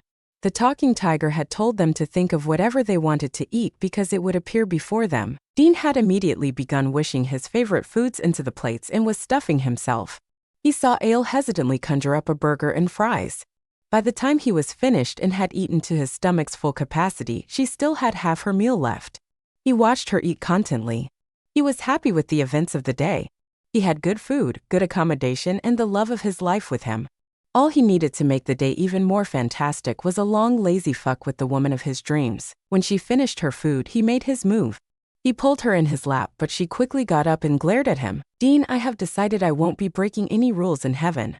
And I won't allow you to break the rules either, she said to him, arms crossed over her chest. What the hell? Ale, what has gotten into you? Dean asked, horrified. We aren't allowed to touch, so suck it up and live with it. It's just 30 days anyway. She marched off to her chamber. Flashback end. Dean looked over at her and sighed again. He couldn't wait till he was back on Earth. He already knew what he was going to do once he was back. He had made a priority list in his head. First, he was going to spend a full day, if not a week, in bed with her, and then he was going to get hold of a priest and get married to her as soon as possible. Elle saw the look on Dean's face and smiled. He was sulking and pouting, looking adorable as usual. He had been like that for the whole time they had been in heaven. She knew the reason why he was so moody but didn't say anything.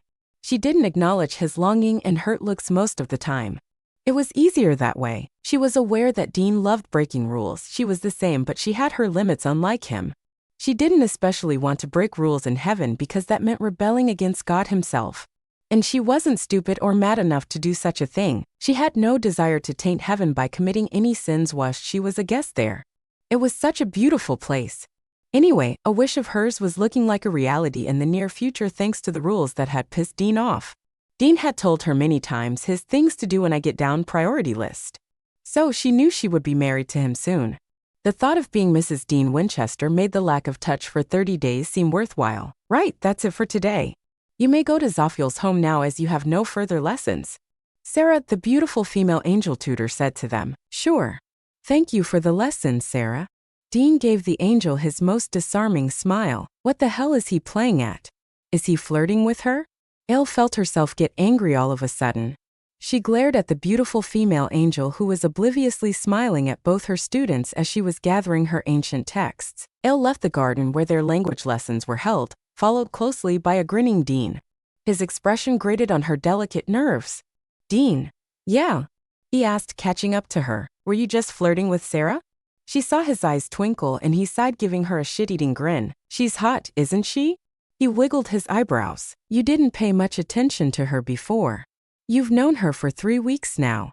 She huffed, getting angrier by the minute. She wasn't going to be jealous, damn it. Yeah, well, I didn't want to disrespect her. She is my angel mother, Raka's most loyal servant after all. But Raka says she loves me no matter what I do.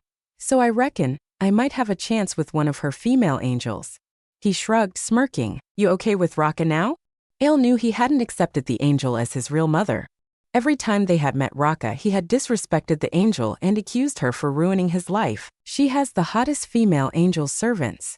Dean deflected the question, not meeting her eye. It was true, all the female angels of Raka's were more beautiful than the other female angels in heaven that they had ran into who weren't closely linked to the Queen of Angels. And Raka herself was so magnificent that her beauty could not be put into words. Ale had nearly passed out when she had first met Raka 2 weeks ago. She had seen Dean sway too. Raka wasn't only beautiful physically but also as a being. She embraced them both and told them how she had waited for her son's return for so long, and had told Ale that she was a perfect match for her son. Being surrounded by so many beautiful females didn't do much good to Ale's self-esteem. She had always known she wasn't beautiful, what with being a sister to one of the hottest famous chicks around, but she had been starting to gain some confidence since she had moved to Dean's universe. But all that confidence had been shot to hell these few weeks. In her universe, at least, it was only human females she had to be compared to, but in Dean's universe it was human females and real angels. Yes, you're right. They are beautiful. She nodded. Dean, if you want to have an angel girlfriend, you can, I won't mind. Just don't leave me. She looked away from his eyes, chewing her bottom lip. Dean saw the look of hurt and sadness on Ale's face and mentally kicked himself for being such an insensitive bastard. He knew she was always feeling insecure about her looks because she thought he might leave her for a better-looking girl.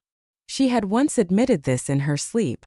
She had been having a dream about something when he had heard her saying she could take anything other than him leaving her. Ale, I was joking. I don't want anyone other than my shorty. I only love you. It's just I'm frustrated, so I said those things to try to piss you off. I didn't know you'd take it seriously. He wanted to wrap his arms around her so bad. Look, we're here. He pointed at his host's home. It was the final day of Dean and Ael's stay in heaven. All of the residents of the city of Seldyria, including the Council of Supreme Angels and the Queen of Angels, Raka, and her entourage had gathered in the field that was in the center of the city to see them off. Dean and Ael didn't need the special glasses anymore.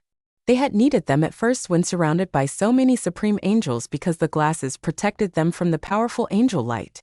But Dean's angel mother Raka had gifted them special angel sight when she had first met them.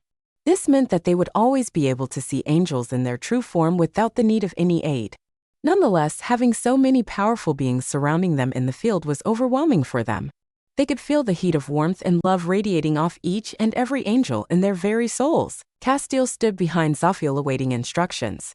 He looked at his nervous charges who were receiving parting words of wisdom and prayers from the supreme angels of the city of Seldyria.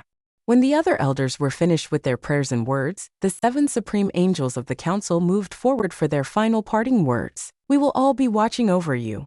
We believe in you, Dean. You will deliver your destiny. Your Lady Luck will be with you in all your purposes. Gabriel said on behalf of the council and pointedly smiled at Ael. Pray Father guides you when the time comes. The supreme angels of the council all nodded their heads and in turn touched Dean and Ael's head, filling them with the power of good. They all filed away after finishing their parting ritual. Before leaving, Raphael placed a hand on Dean's shoulder and smiled at him. Look after your love and cherish her, he said softly, and then followed his brothers. The last supreme angel of the highest rank to step forward was Raka. She looked at Dean for a very long time. Diamond tears fell from her eyes as she lovingly placed a hand on Dean's face. She then looked over at Ael and smiled through her tears. Dean tried to insult her as usual, but he found himself tongue-tied. She's so beautiful. God, when she touches me I feel like someone's pouring love on me. Maybe she is doing just that. Damn, I've always been so nasty to her. She's not like Mom, but I still always get the feeling Mom's holding me when she touches me. Maybe I should have given her a chance. Raka smiled, and then to all of the angels' surprise, she started to sing. Father asked me a favor once. He planted a special child in me. Didn't know what I would feel. It was the first time I held the key. I felt this being for the first time when I was making a cup of tea. Such pure love I'd never touched. I knew what he was going to be. Father's most loyal and powerful, heaven's most sacred word is He came home finally to us all. My grace hurts. It is hard to see that my child, the miracle I bore, he does not want to be near me. Will always and forever love him as he is the most beautiful part of me. Send him back with a mother's prayer. He will succeed without the help of any. Oh yes. Father asked me a favor once. I am honored for the task he chose me. Can't imagine if I wasn't Dean's mother, then there's nothing else I would want to be. The angels in the field had their heads bowed in respect. Their queen rarely ever sang because she had been given the gift to sing in her beautiful voice when she couldn't express herself in any other way. They realized that this was one of those occasions. Ael was speechless. This wasn't a rare occurrence for her because the angels had that kind of an effect on her, but it was rare to see Dean look speechless and thunderstruck the way he was looking now. Wow, Angel Mom Raka can sing too. If I had a mom like her, I'd count myself lucky. Dean is such an ungrateful guy. She's perfect. No wonder Dean's perfect too. Dean looked at his angel mother in the eyes for the first time since he had first met her. He saw the sadness in her beautiful eyes. Her eyes were like soft sea green oceans with diamonds dripping out of them. All of a sudden, he felt guilty when replayed the song back in his head. She had said her grace was hurt because of his treatment of her. His heart ached at the realization that this was it. Oh my God, I won't ever see her again. How do I tell her that I'm sorry? Shit. What am I gonna do? She'll always think I hated her. Dean found himself in a panic as these thoughts crossed his mind. Raka leaned forward and kissed him on the head before embracing him. She then moved on to Ael and did the same to her. Then she stood before them for a moment before turning her back to leave. Dean's hand reached out to stop her on its own accord. Wait! She didn't turn to look at him, but she stopped. Mom, please. That's when she turned. The look of joy marring her beautiful, heavenly features spoke volumes. And that look alone, it was evident that it meant a lot to her to have him call her his mother. He was taken aback by the look on her face. I just wanted to say, I'm sorry. For treating you bad and insulting you. I don't hate you. It was just a shock. He scratched the back of his head nervously. And I thought that it would be insulting my other mom's memory if I accepted you. I was wrong.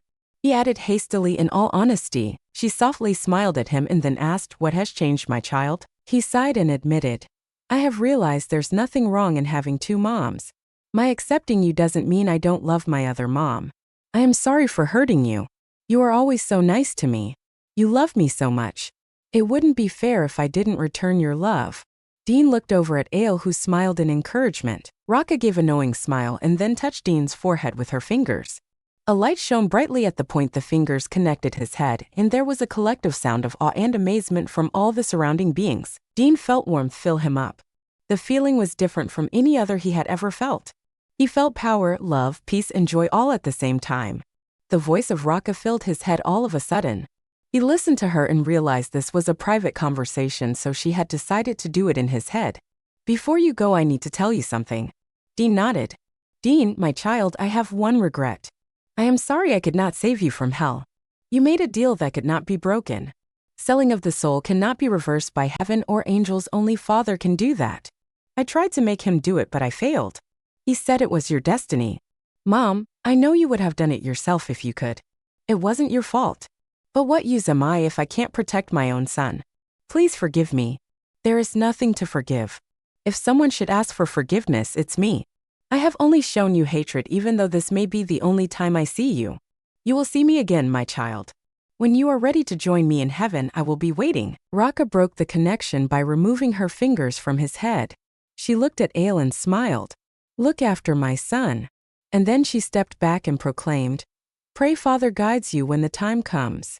She shuffled over to Zafiel and thanked him for being a good host to her son and then left, her female angels following her as the crowd parted for the much-loved Queen of Angels. Zafiel was the last one to say his farewell.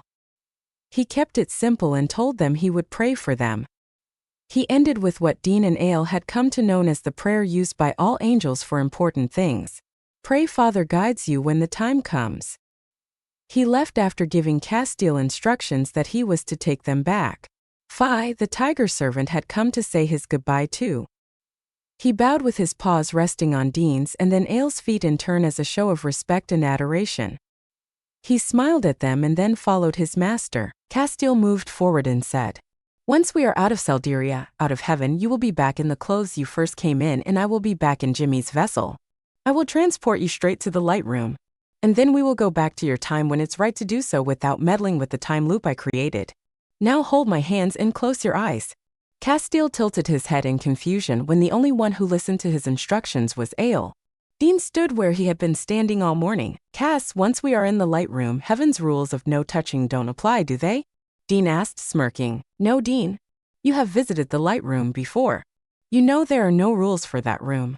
It just depends on the angel present if they want to make some rule up for their charges. And as I am your long-suffering angel, I think we both know it doesn't matter what I say, you'll do whatever you want anyway. Castile made a bitchy face to his charges, much surprise. Dean looked at his angel wide-eyed and stuttered, Okay, let's go then. He could have sworn Cass had looked like Sam when he made that comment with his bitchy face.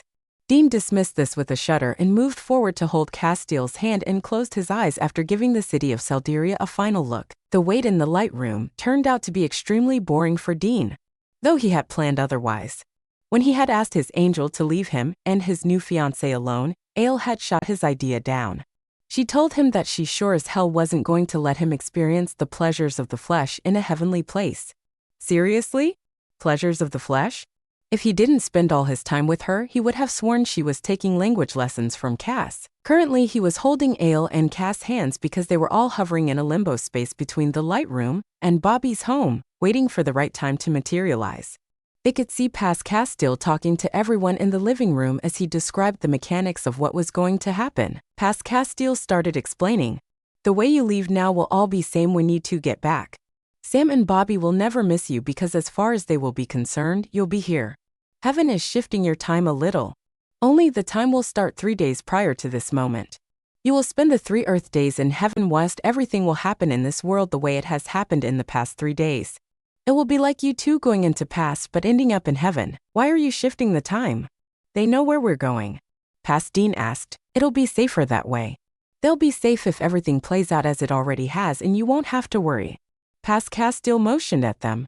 Can we leave now? The next moment Dean found himself sitting on the couch with Ale sat beside him. Castile was now standing on the spot where the past Castile had been standing. We're back. Dean leapt up in joy. getting up to hug his brother and surrogate dad who looked weirded out by the situation. Dean gave them a shit-eating grin. "You've been." Bobby was amazed. "Wow, I wish I had such angel taxi for my research and to do other jobs. Cash just told you how it was gonna work?" Dean walked over to his annoyed-looking angel and stood beside him. He looked over at his angel and gave him a slap on the back for good measure. But the angel just narrowed his eyes as he tilted his head. What was Cass' problem? "We trained in heaven for 30 days. Now, Cass is going to give us a long holiday, aren't you? I should go now. I have other matters to take care of. I'll be in touch when we get news on Lucifer. You should prepare in the meantime." With a nod and shuffle of his trench coat, the angel disappeared. Bobby cleared his throat. "Right. Aren't you guys gonna tell us what happened?" Coming out of her trance, Ale got up and went over to Sam and Bobby, hugging them in turn. Although she had loved heaven, she was glad to be back with her surrogate family. "I missed you guys so much." "Well, I guess we can't say the same. We weren't without you here." Sam squeezed her in his embrace and grabbed hold of her hand. "Ale, you have Dean's ring on?" he asked, rather confused. Dean smiled an honest-to-God smile and scratched the back of his neck as he guided Ale to come and stand beside him. "Yeah. We kinda have some good news. We're engaged now." "Oh my God, really? Oh wow. I am so happy." Sam hugged both his brother and future sister-in-law. Bobby blinked back the tears that were threatening to spill. It wouldn't be good for the badass hunter reputation of his if he let them flow. But he was so proud. He thought of Dean as his own son, and now Ale had a home in his heart too. He looked down and wiped at his eyes quickly before pulling the couple into a fatherly hug. "This is such great news. We should celebrate this occasion." The celebration went on well into the early hours of the next morning. Ale was tired, but she didn't voice this because she didn't want to take away the little happiness she could give the hunters before the calm turned into the storm that destiny was bringing to their door. She had told Bobby and Sam everything about their visit to heaven and Dean's special parentage because Dean refused to tell them, using the excuse that he hardly remembered anything of importance. Ale was sure the real reason for his hesitancy was because it was too personal for him to talk about, and Dean being Dean, he didn't do emotional talks which could result in chick flick moments, as he liked to call them. When everyone finally decided to hit the sack, Ale was practically on the verge of collapsing of exhaustion. Dean gave her a longing look and kissed her passionately, pulling her in his arms in the bed, but she just caressed his cheek and shut her eyes, signaling that he wasn't going to get any loving anytime soon. "Dean, I love you." Before she fell into the deep sleep that was beckoning her, she felt him shift slightly, and then she heard a whispered, "I love you too." It was the last nudge that she needed to leave the world of consciousness. It was 2 days after Ale and Dean's visit to heaven that Castile came to them, bearing news of Lucifer's location. At the time, all 4 of the household members were gathered in Bobby's library preparing for the battle ahead in their own unique ways. Castile gave his instructions, which weren't many, and wished them all luck before taking off again. The angel had informed his charges, Dean and Ale, that the outcome of the battle was really up to them, and the angel couldn't be of any help in general. But if they needed an extra set of hands, they shouldn't hesitate to call on him. At the moment, the Winchester brothers and Ale were getting ready to leave for Detroit, where the showdown was supposedly going to take place. Dean looked over at Sam and bit his lip in exasperation. "Sam, do you have to go? I mean, you could stay back here with Bobby. You know Lucy wants you. He might do something." His whining was cut off. "No, Dean. I have to go. How many times do I have to repeat that I'm not going to say yes to him? Why can't you trust me?" Sam argued in a sharp voice. "I did." Dean murmured in a low voice. "What was that?" Sam bitch-faced. "You heard." Dean deadpanned. "Oi, that's enough, you too. Seriously, you find this time to bitch about your opinion of the other's shortcomings." Ale scoffed, glaring at them as she finished packing her bag. Dean gave her a once-over and yelled, wide-eyed, "Ale, you're not wearing heels? Damn straight I am. Need to look my best. I'm meeting Satan himself today." She shrugged, smirking at his and Sam's expression of horror. "Okay, stop staring. I was joking. I'm wearing these cause they are comfy and I can run faster in heels." She rolled her eyes to show her annoyance at their reaction. "Well, don't complain to me when your feet are aching or something." Dean grimaced, looking pointedly at the sharp pointy heels. "They might come handy if we run out of weapons. Just use the heel as a blade, huh?" He grinned at his own wisecrack. The grin died a short and sudden death, however, as Ael's blazing eyes narrowed, dangerously. Before long, all three, the two Winchester brothers and Alessandra, were on the road, on their way to end it all. Bobby had wanted to come too, but Dean hadn't allowed it. He argued it was pointless to take everyone because someone needed to stay behind to make sure everything worked out. If they didn't succeed in defeating the disgraced fallen angel, then someone had to be there to pick up the pieces and try to rectify their mistakes.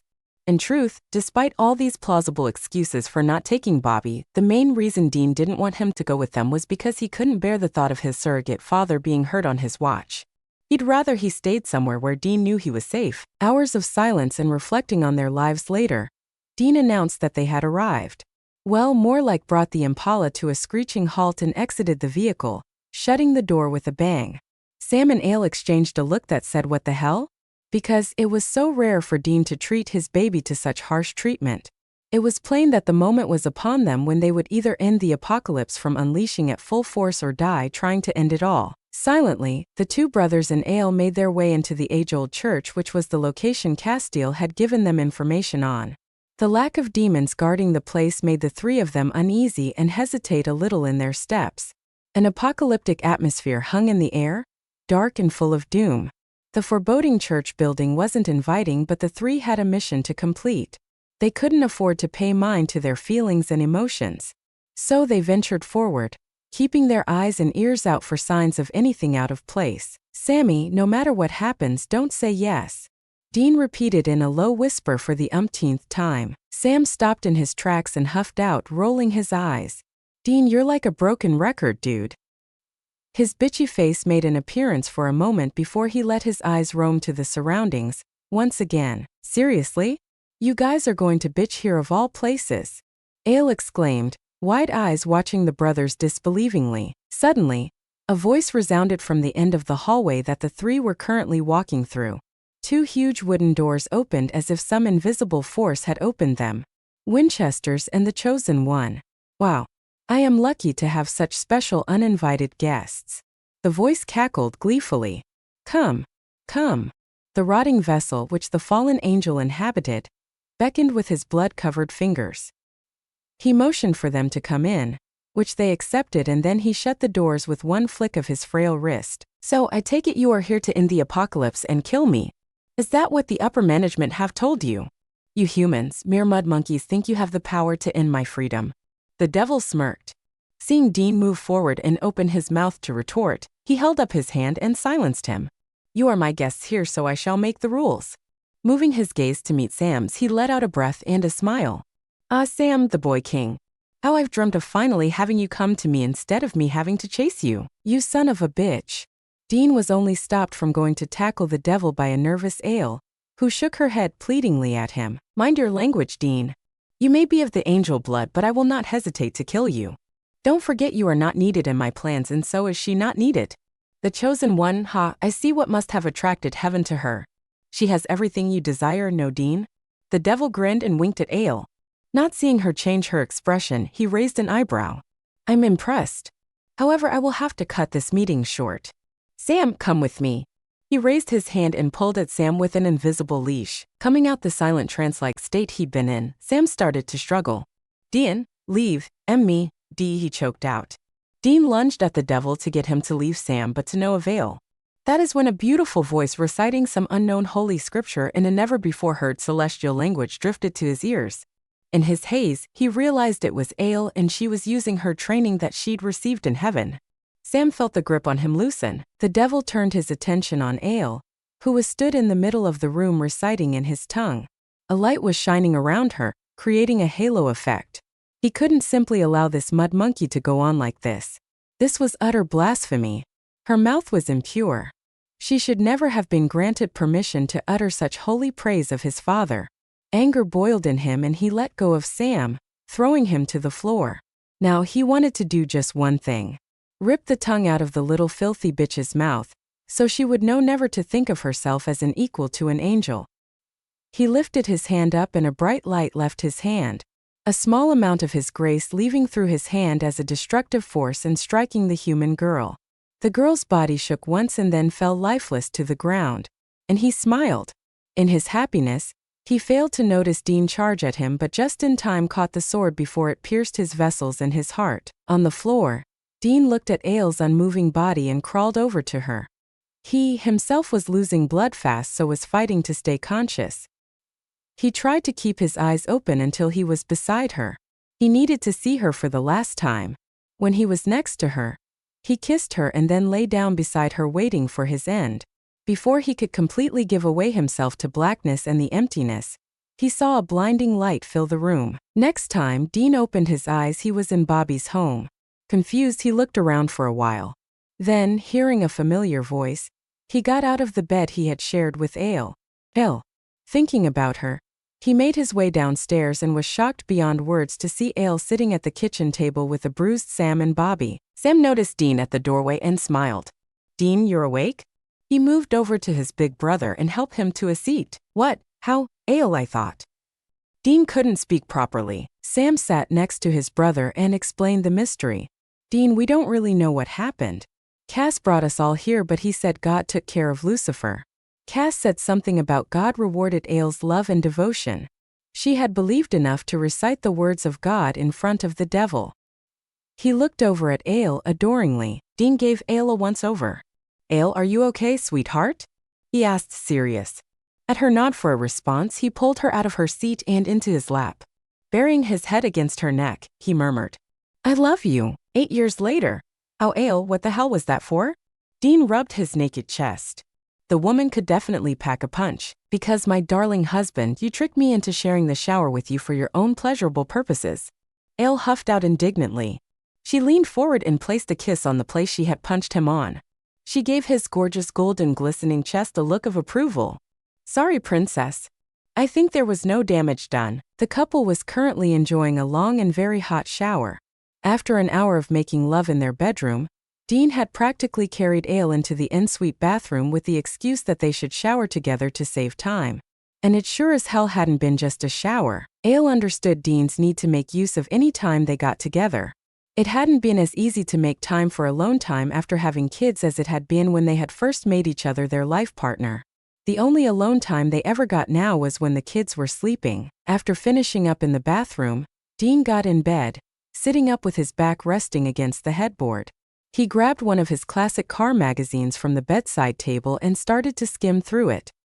Hearing the clatter in the bathroom, he gave an amused laugh.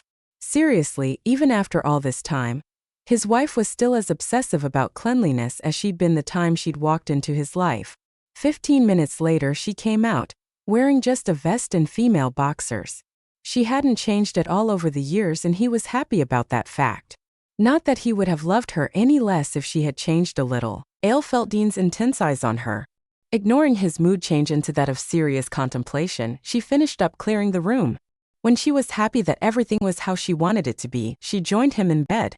"You finished with your magazine? Can I switch the light off?" she asked him, lying down. "I'm finished. But I'll switch it off." Dean put the magazine back on the table. Turning back Ail's way, he leaned over her to switch the light off as the lamp was on her side. Ail watched Dean from under hooded eyes. Her breath hitched when he kissed her on her lips whilst he hovered over her. It amazed her that after all the years they'd been together, she still had the same physical reaction to his touches, kisses, and lovemaking, and she was sure it was the same for him. "Dean." Ail was cut off by a knock on their bedroom door. She groaned as she pushed Dean away from her. "Go, open the door." Mumbling under his breath that Ail always expected him to do everything, he grudgingly made his way to the door and opened it. He wasn't surprised to see his older kid standing in front of him, but he was taken aback by the look on his son's face. "What's wrong, Eric?" he asked his 7-year-old kid. Eric chewed on his lip and fidgeted nervously for a minute before replying. "Dad, Alec had a nightmare. He's feeling scared and can't stop crying." The cute blonde kid looked around his dad to see his mom, who was sitting up in bed. "Mommy, I can't make Alex stop crying," he said anxiously and morosely. Ail got out of bed and trudged over to Eric and Dean. She smiled reassuringly at her son and grabbed hold of his little hand in her own. "Come on. Let's go and see what's wrong with him." She guided him through the hallway leading to the brothers' bedroom, Dean in tow. When she saw her younger son curled up on the bed, bawling his eyes out, her heart clenched. Letting go of Eric's hand, she rushed to Alec's side, pulling him into her arms. From the corner of her eye, she saw Dean carry Eric in his arms and plant himself on the bed beside her. "Alec, baby, shush, mommy's here. You're safe," Ale whispered soothingly in the 4-year-old's ear. Exchanging a look with Dean, she started rocking Alec in a slow movement. "You know your Uncle Sammy and Auntie Sarah were saying that Gabe doesn't get scared when he has nightmares. Alec, you're brave just like him, aren't you?" That had the desired effect on the trembling kid. Gabe was same age as Alec, hence the rivalry. Alec was determined that he would not be outdone by his cousin, and Gabe felt the same way. The adults found it quite amusing, the way they fought for approval and attention when they were together. The rivalry was encouraged because it wasn't serious in the sense that they were a danger to each other. In fact, as far as the little 4-year-olds were concerned, no one had the right to mess with their rival other than themselves. Eric was usually found mediating the situations between the two hotheads. Alec nuzzled Ale's neck and calmed down. "Mommy, I'm not scared," he suddenly declared a moment later. He pulled away from his mother and lay back down on the bed. Dean placed Eric next to Alec and leaned down to kiss his son's goodnight. "How many times have I told you dudes you should never be scared? Angels are watching over you." Dean tickled his sons in turn, drawing giggles from both of them. "Okay, now sleep, okay? You have to be ready early tomorrow. Your uncle will be here early." Dean pulled Ale on her feet after she'd given each kid a kiss. They stood watching their sons succumb to sleep. They watched for a while, secure in the warmth of the arms of their beloved. In the peaceful moment, Dean prayed a thanks to heaven, like so many times before, for the blessings he had in his life. He felt like he was the most lucky man in all of God's universes. And it wasn't the first time he was overcome by this feeling of gratitude and honor. The end.